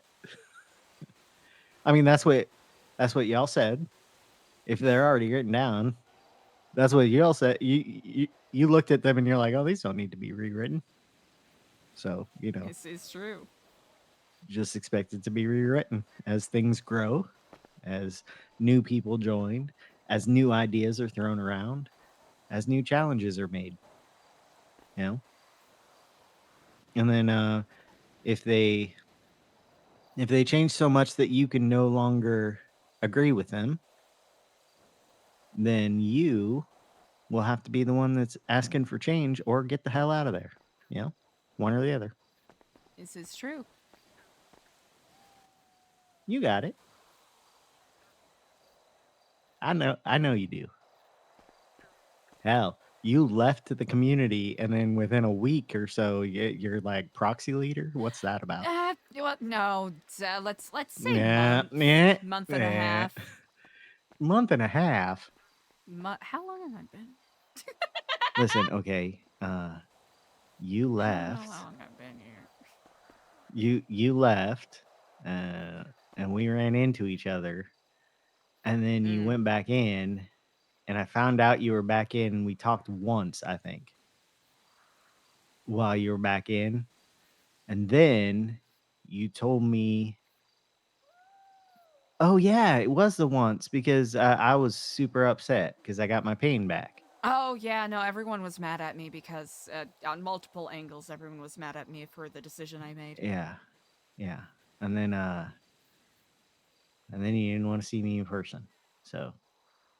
If it helps, I shouldn't say want. In person. I don't want to say you didn't want to. You said you shouldn't. Something. It's not smart to. Something like that. Anyway, it hurt my feelings, and that's where we're at now. I'm sorry about that. After, no, it was. We already talked about that. Yeah. That's fine. But now we're at a different weird spot. One step at a with time. how we relate to each other, it's fine. We'll get used to it. Just kind of like people will get used to those rules you're writing down. You know, it's fine. I prefer, um, I prefer to talk to people who just don't have a reason they have to talk to me. You know, it's kind of what I told Ember today when she called me because Ken made her because he heard that I was upset that she wouldn't talk to me. And I told her, so you have followed his order now. You've talked to me. Next time you Damn. talk to me, I want it to be because you want to talk to me. So if you This don't want to talk occult to me, you stuff don't is call me again. wild, chat. Oh. And hopefully she'll stick to that. And hopefully she'll call me because I want her to want to talk to me. You know? I want her to want to talk to me. But I spent my whole life people talking to me because they were scared not to. So I don't want you to be scared not to talk to me. If you don't want to talk to me, Eliza. We don't have You to got worry a little... about that right now. No.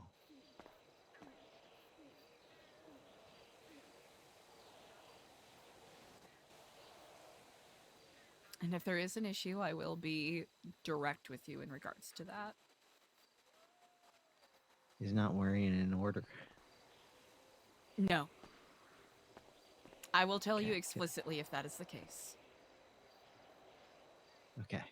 You are free to do whatever your heart leads you to, regardless of whether or not I take umbrage with it. That's not an order either. Okay. I will tell you explicitly if that is the case. If it seems like I'm walking on eggshells for a while, it's because I am. So that's just how it's going to be. And eventually I'll get used to the dynamic that apparently has been there for a while and I didn't know. So, whatever you're comfortable with. That's not exactly true because Eliza, I am comfortable being ordered. That's how I've lived my life. It's what I know. I was very uncomfortable with free will. I was excited to try it. And I think I did a pretty good job of it, although I did make some bad decisions along the way. But that's what people with free will do all the time. So, you know. I can say that with utmost certainty. That is one of the best parts of it. Yeah. Because you make do mistakes. It all the time. And that means you learn and grow from your mistakes. It's Indeed. It's that whole problem solution thing. I talked about that one day. Yes. Where you learn a lot about yourself by solving your problems. And I'm just kind of used to being the tool people use to solve their problems.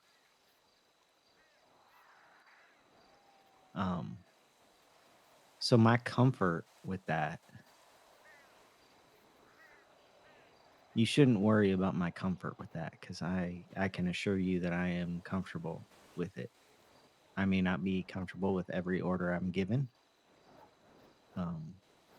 If you want me to tell you when I'm not comfortable with an order you've given, whether it be intentional or not, I know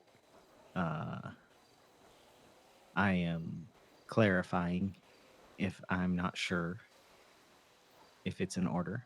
But if you want me to tell you I'm uncomfortable with an order, I can tell you I'm uncomfortable with an order. But there are very few orders I can see you giving me that I would be uncomfortable with.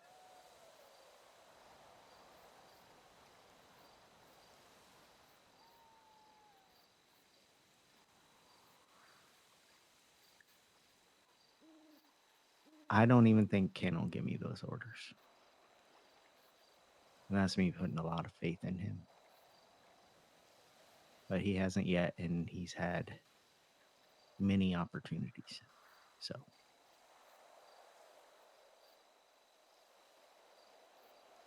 But this wasn't going to be about brainwashing. You're cooked. So what else has been going on? Had a reunion with someone I have not seen in quite a while that I owe some friendship mending to. Because they kind of got caught up on the wrong side of some of the work that I do. The wrong side, huh? You I don't have don't to know give me how else details to of it. describe it. Well, I think it's always great to mend a friend. It's not Diego, right? No. Okay, then I'm gonna say it's always great to mend a relationship. And apparently he's going around saying or claim, I don't even know what actually, but he's trying to spin things with people, and I'm... That's who he's always been. Yeah. Yeah. It'll be okay. You know, the people who matter won't believe him, and the people who don't matter might, but they also might not. So you've had people talking about you since you got here. Yeah. I know it doesn't get a lot easier, but at least you know how it feels already. You know, it's not going to take you by surprise. Just I shouldn't be if you need help surprised at dealing this with point. it, if you need help dealing with it, I'm here. Whether you order me to or not, I'm here for you. Appreciate that. There's just Yeah. something that I'm trying to reconcile within my mind. The very person that's seen the struggles I've gone through and knows my shortcomings and all of that, who used to be the person that would give me words of encouragement and be there when I was really struggling and needed someone to give me a hand back up to some degree. To have that be the person that turns around and It's not gonna be only the one try that to kill hurts me. most. Yeah. I'm trying to figure out how to reconcile that and what I did wrong. Even though I know I didn't do anything wrong. No. Because I didn't. Eliza, would you give up all that friendship and comfort you had with him? Had you known what would happen in the future, would you have given it up? Or would you have still wanted that?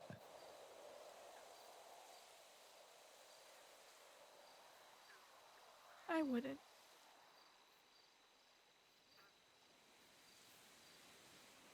You wouldn't? No, You wouldn't give it up, or you wouldn't want it? I wouldn't give it up.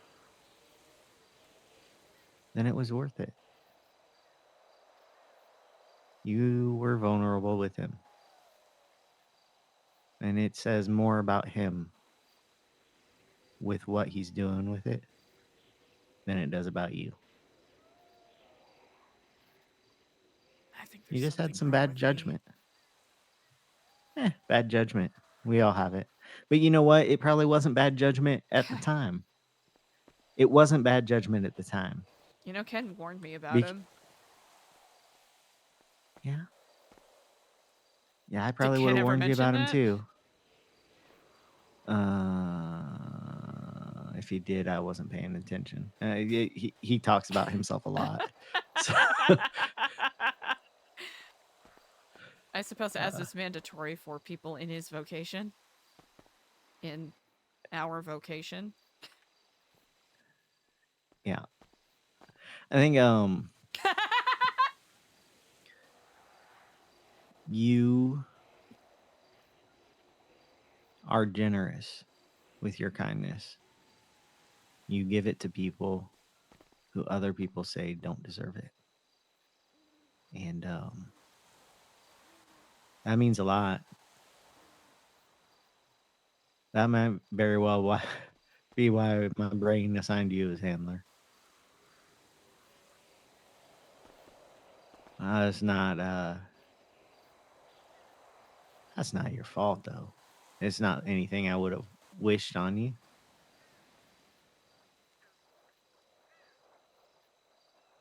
It seems like after my experience with Tessa, the two people who were assigned were the people who've been kindest to me, despite being very different people.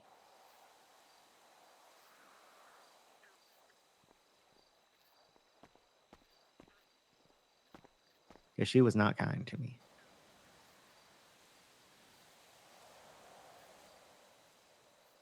And neither was my grandma. So it goes unkind and then kind, because my dad was kind to me, and then unkind, and then like it's just like I'm trying to collect kind people now.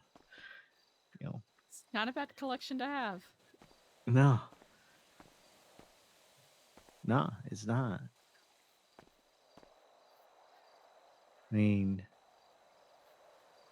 if I have to feel like I would step in front of a bullet for someone or kill for someone, I would much rather it be people who are kind to me. That's so sad. And who seems to genuinely care for me. Whether it's true or not. You know, there's always going to be a question in the back of my head, especially when it comes to Ken, about how much of his kindness is manipulation versus actually caring, you know? There's always going to be that. But as long as he's showing the kindness, then, you know, I'm good. I found my people. Ian's kind to me. Ember's kind to me. Signy's kind to me. We just had some weirdness between us a couple times. And like right now, it's kind of weird between us. And I think there was probably a good chance she would have been assigned handler had there not been some weirdness in there. But can you just imagine? Huh? I can just imagine what she would do with any kind of power. Like Junior wants me to Surveys? write this legislation. Can you please just write this 5-page document for me so I can go to sleep? Yeah. I need you to do a survey on housing in Blaine County. Yeah. All of the requests would be incredibly Sonny, I practical. resent you. I resent you so much. The assignments would be so incredibly practical. Oh, she wouldn't do it. She wouldn't do it. She wouldn't be comfortable with it. A lot of the weirdness we have right now. A lot of the weirdness I have right now with Signy is my relationship to the Smileys. And a lot of the weirdness we had at the beginning was kind of a weird sexual tension, even though she was already dating Ethan. Like the friend, you know, like we both in the past had sex with friends that we have no romantic feelings for. And so I had to stop something that was happening one night. And then we were a little weird with each other for a while. And I think that's probably now expanded to this weirdness with the Smileys. It can be awkward sometimes. Needless to say, it seems as though the Smileys have been gaining a notoriety of sorts. I was just warned by someone that apparently the Smileys were the instigators of the Mimes versus Clown War, so... What the hell? That's fun, huh? You know, I wasn't a Smiley then. but I was talking to Ken, and you know how much I instigated the clown mime war. How I let much? Tessa know. I let Tessa know. I think twice when I saw mimes. I let her know where they were so they could avoid the area. That's it. And Ken could give a rat's ass. Incredible work, hip hop gamer. Yeah, this is the kind of thing. We've also been accused of murders in the city, like pretty gruesome murders where Ooh. smiles were like carved into faces and stuff. Ooh. That we did not do. I found out about that because Siny was at a police meeting because she has to go to those. Mm-hmm. And they started talking about a case before they ushered everyone out, which they're not supposed to do, but they did. And she heard Smiley's, and she came to talk to me about it.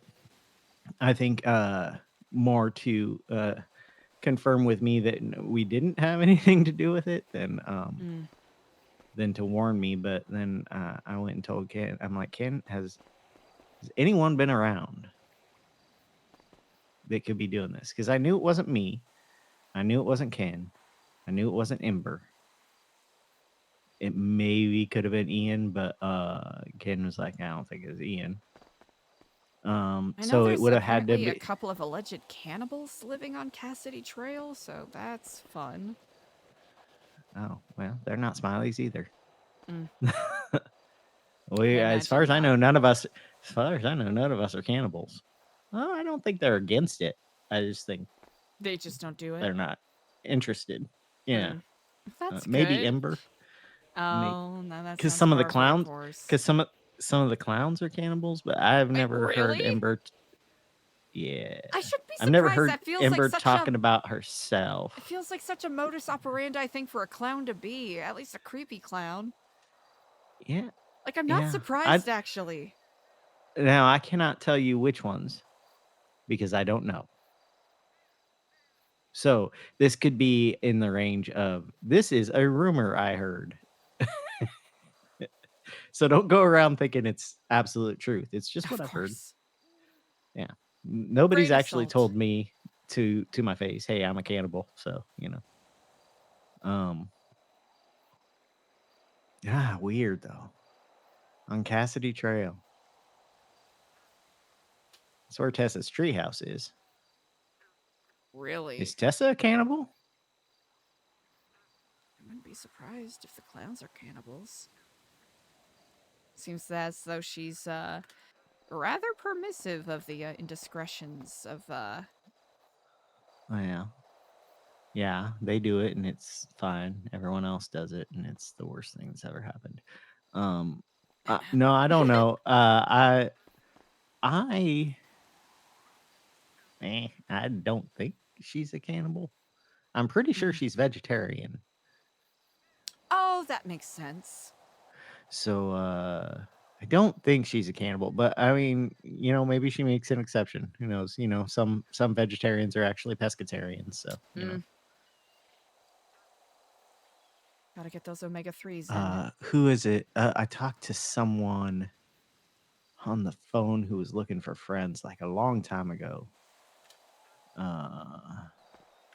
Kara something. Kara Ungulate. She said, yeah, she says her favorite meal as a child was long pig, and I had to ask her what long pig is. It's definitely human. It's definitely human. Oh wait, no, we've had a conversation about this a little bit with Kara, huh? Still upsetting. Yeah, well, I was confused because I raise pigs, so and then I heard long pig, and so I'm you're like, I've never heard of that. What is genre of that? pig? What is that? And then she explained it, and I'm like, okay. And then I understood that I was on the phone with someone who was dangerous, so I just pretended like it was fine. It's fine.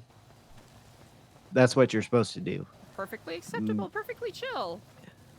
Yeah, you don't let the dangerous people know that you think they're dangerous.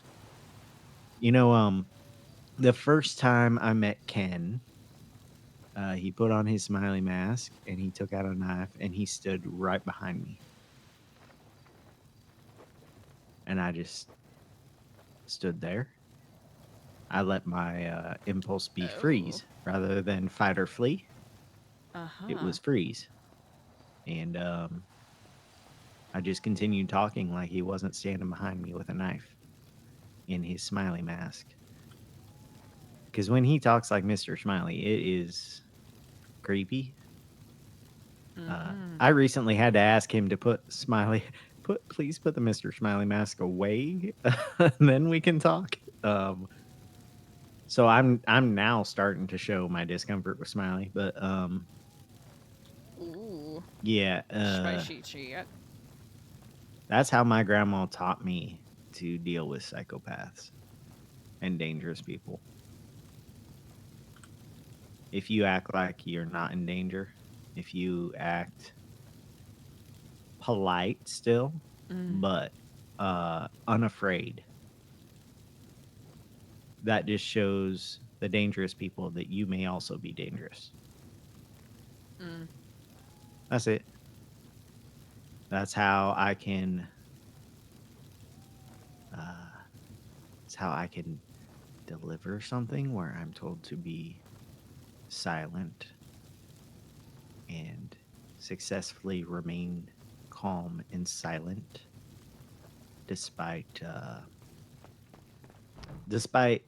the person talking to me really trying to indicate I'm in danger unless I talk. I told you about that, right? I'm not going to get into details because we're on the phone, but I told you about that. Didn't I? I don't believe so. No. Not that I probably recall, should at tell you least. about. I could be wrong. I feel like we were down by your rock, and we were talking about a certain group of people you've been having issues with. Oh, yes. Yeah. Yeah. Now I remember. Thank you for reminding me. Yeah. You're in danger. Just act like you're not in danger. That's also how you get the brainwashing to stop. That is another way. You just give them what they want. You just act like this is fine. This is fine. What you're doing to me is fine. I'll do whatever you say. What you're doing to me is fine. That's it. And hopefully they stop doing it before it works. I had a fucked up I'm fucked.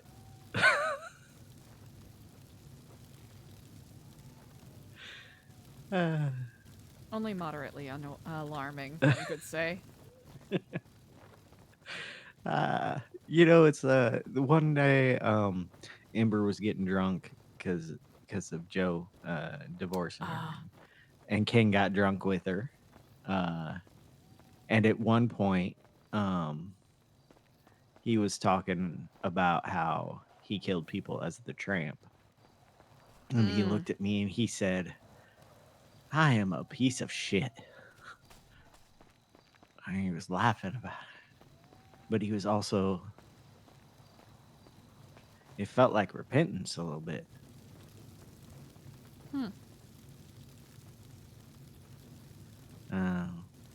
To make it not awkward, I made a joke about how he's like he's a runny, spicy shit that you can't get flushed.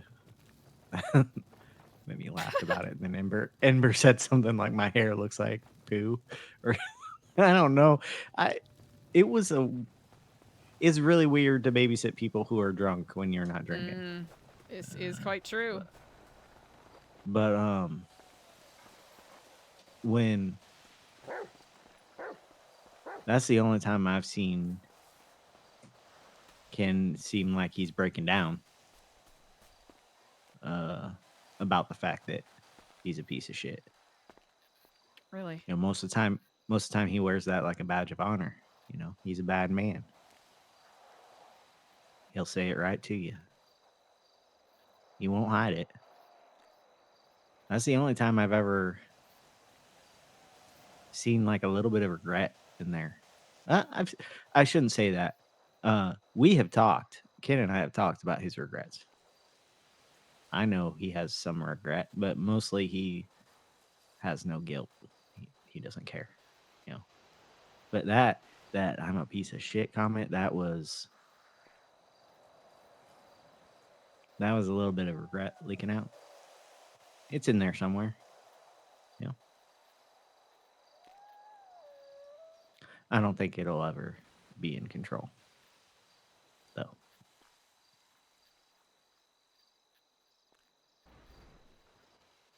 It's weird because he's such a good man to me.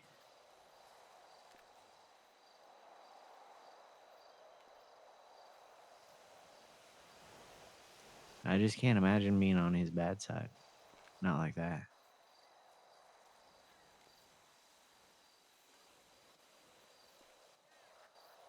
Like, there's a reason I would take a bullet for him, and it's not because he's my handler.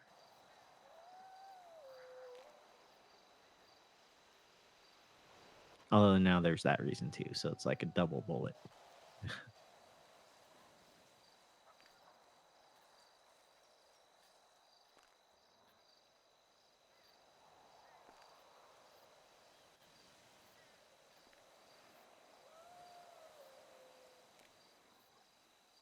The only other person in my life who's had as much patience as he has with me was my actual father. That's why he gets to be called Dad. I don't do that just to feed into his need to be the patriarch of some fucked up family.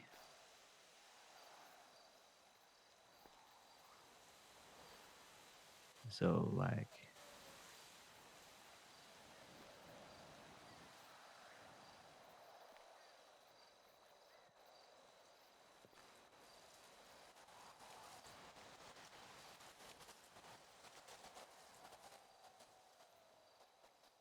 yeah.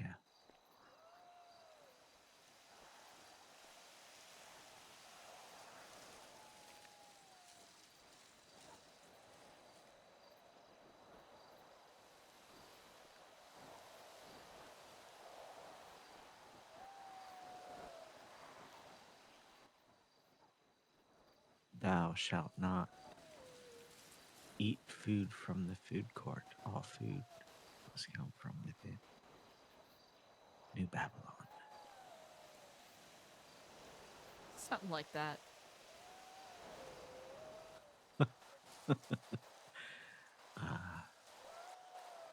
Thou shalt only keep fish that are large enough to fill your tummy. Throw the small ones back.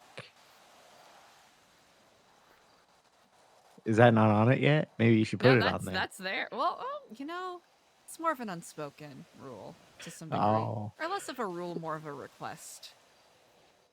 All right. Well, maybe you should have 10 commandments of New Babylon and then a 10 requests. Dude. I wish I could tell you how close that is to a real conversation that I had a little earlier. Be like, hey, like, here are all the things we definitely need from you. You know, we need you to follow these rules so we can live in a society that is pleasant to live in. That's it. Now, here are some requests for when you have time to like make the community even better. So it's more than pleasant to live in. It's great to live in because everyone's doing their part and everyone's respecting each other. And Who is that? What is that? I see, like, oh, it went away. Am I hallucinating? I saw like a bright blue person-shaped light, and it was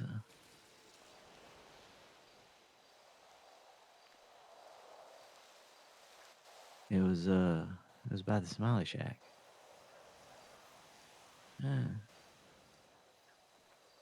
It wasn't like right there. It was just like across the road and a little bit north. It's kind of like if you walked across the river, you'd be at your little rock.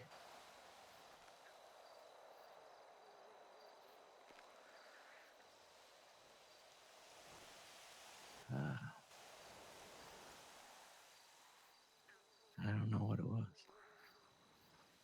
It can't have been a human, right? It just disappeared. Hallucination. Curious. I have hallucinations all the time, but you know, Gaelic, some Gaelic mythos about, you know, dawn time fairies. yeah.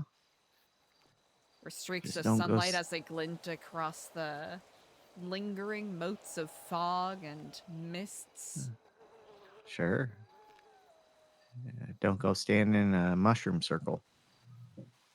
You don't want to be taken Don't eat any and of the replaced. Maybe I'm a changeling. Wouldn't that be cool? Wouldn't that be a cool thing to find out about yourself? Only for those of us with like traumatic childhoods, though, because I think if you had a really good childhood and then you found out you were a changeling, that might be horrible. But yeah. Are you a fairy, Eliza? Decidedly not. Would you want to be if you could be? A fairy specifically? Yeah. I guess it depends on what fairy What you kind of vibe. fairy?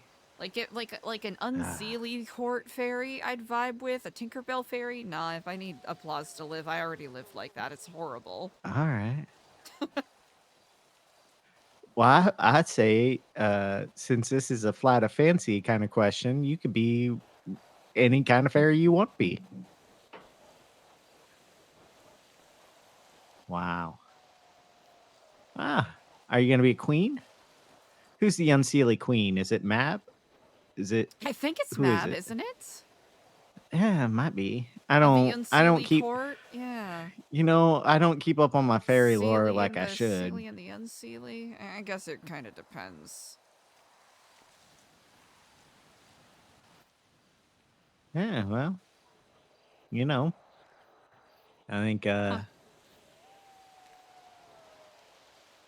think that's interesting. What kind of fairy would you be? Ooh, I think I want to be a big dumb gentle fairy of some sort. Like just a dumb one that doesn't know anything and is just happy to be there, you know? Oh, all right. I Yeah, have finally selected what kind of fairy I want to be. Okay. How familiar are you with animated films? It depends. I believe it familiar was with quite a few. a Bidney, fantastic film, Fantasia, or maybe one of the holiday specials, where to the Four Seasons, it's a bunch of fairies floating around and changing the seasons, and there's one where there's a bunch of ice skating fairies, where their feet touch the water, it turns into ice. Oh, so you'd be able to walk on water. That's what you want. That'd be fun. You want to walk on water? I just want to ice skate. Well, you want to skate on I want to skate on water. I just want, you know, those fairies just look cool. And then they touch the flowers and they get frost on them and it looks super pretty. For a second, I thought you said you were going to say you wanted to be a Technicolor pachyderm with little wings. That wouldn't be too shabby either. Nah, I think that'd be, especially if those little wings could actually make you fly. Ooh, that's funny, and you're bright and colorful, and you're also big and strong because you're a pachyderm. So I think, nah, that's my fairy because that's a big dumb fairy who's just happy to be there, isn't it?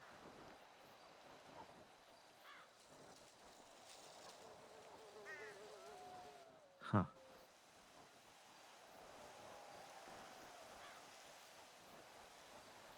Are you still there? I am. I'm listening. All right. I'll be making honest. sure. I am relatively cooked, so I will be taking my leave Yeah. shortly. That's fine. I'm also cooked. And also like now I really want to watch some cartoons. Not too bad. Now I really want to watch some cartoons, Eliza. You made me want to watch cartoons. It's always a fun rabbit hole to go down, indeed. Especially when you start getting into the weeds of classic cartoons from like Bulgaria or oh, you know who has actually really, really good cartoons from like the 70s? Oh, just going down a boob tube rabbit hole of what is it? Like Pakistan animations from the 80s. Truly great. remarkable stuff. Do they need any dubs? Because I know some people who could dub those. Really? Woo. Woo. Yeah. Let's get some Pakistani dubs going on. Well, like English dubs on a Pakistani cartoon, but ooh, that might be fun. A little fun fan project. So long as I actually like the cartoons, because you know I can't just trust your opinion. I gotta watch myself. You do have to. It's more of a fun You know. rabbit hole to go down just to see how different artistic influences sort of informed the animation styles. Sure. Yeah. That sounds like fun. I can't. See, I'm in soup. Oh, there we go. I'm out of the soup. I made it out. Well, I shall leave you to your journey. I am going to take my leave. Yes, I am on my way to my bed. All right, well, I am glad to hear you are doing well, and I hope I was a friendly enough voice on this day. Oh, you definitely were. You definitely were. And I'm sorry I brought up brainwashing so much. It's just on my mind a lot right now. Okay. Do not trouble yourself with such. You do not have to trouble yourself with such. That was not an order. It's all right. Listen, I'm just gonna be jumpy for a little bit. It's all right. You have said things like that before, and I have not taken them as an order. So it's just now that you know, I want to make sure that I am always catching him. You know, I'm gonna have to ask you to make one at some point, so I just know how it feels in my head when you make an actual order. I will be explicit if and when, if it were to happen. Okay. You know the name. Yeah. I definitely do. I will wait for that. And otherwise, I think you're just either giving me options or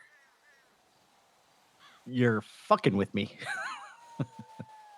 Yeah, fucking with me. No, I'm just trying to collect a cadre of potential proteges to help me take over San Andreas. That's what's happening. All right. Hey, that's fine. Did you know that I am Kenneth's secretary, apparently? I'm one of his secretaries. That's according to Joshua. And also he is my daddy. I did know about also the second according part. to Joshua. Oh, yeah. I have made it my I haven't really seen Joshua for a while.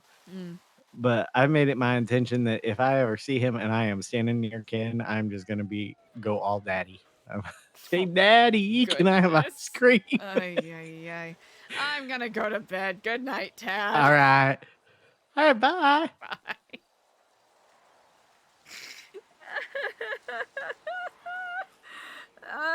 Chat. I'm so cooked. I'm so cooked. I am tired as fuck and I'm so cooked. Chat, y'all are amazing.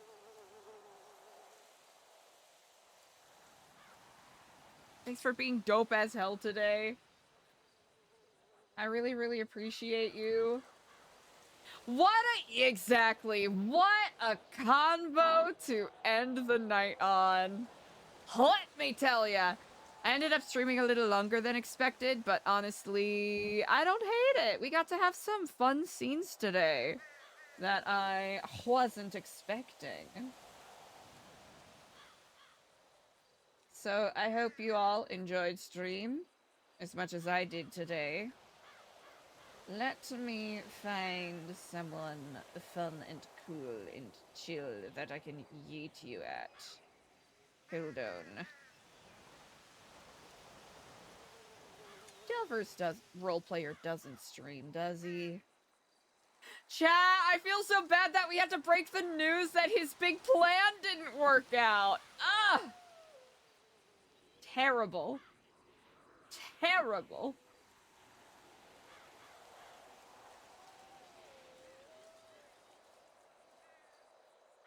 How can we go on? Oh, he doesn't stream. Gotcha.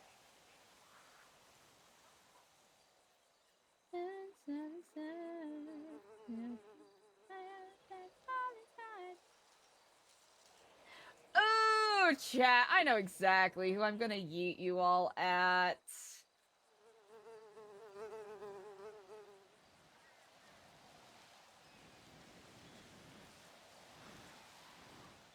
Some immaculate Sunday night vibes. Chat, let's go send some love to Charlie, who plays Windsong.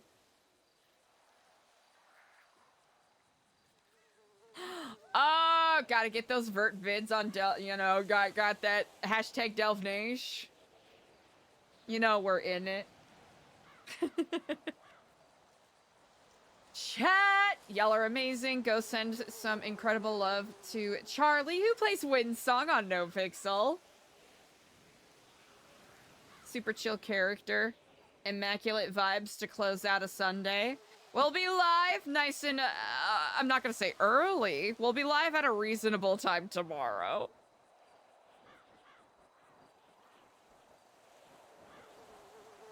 So with that said, y'all are incredible.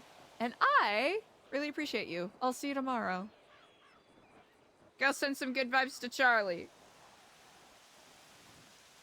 All right, good night and bye.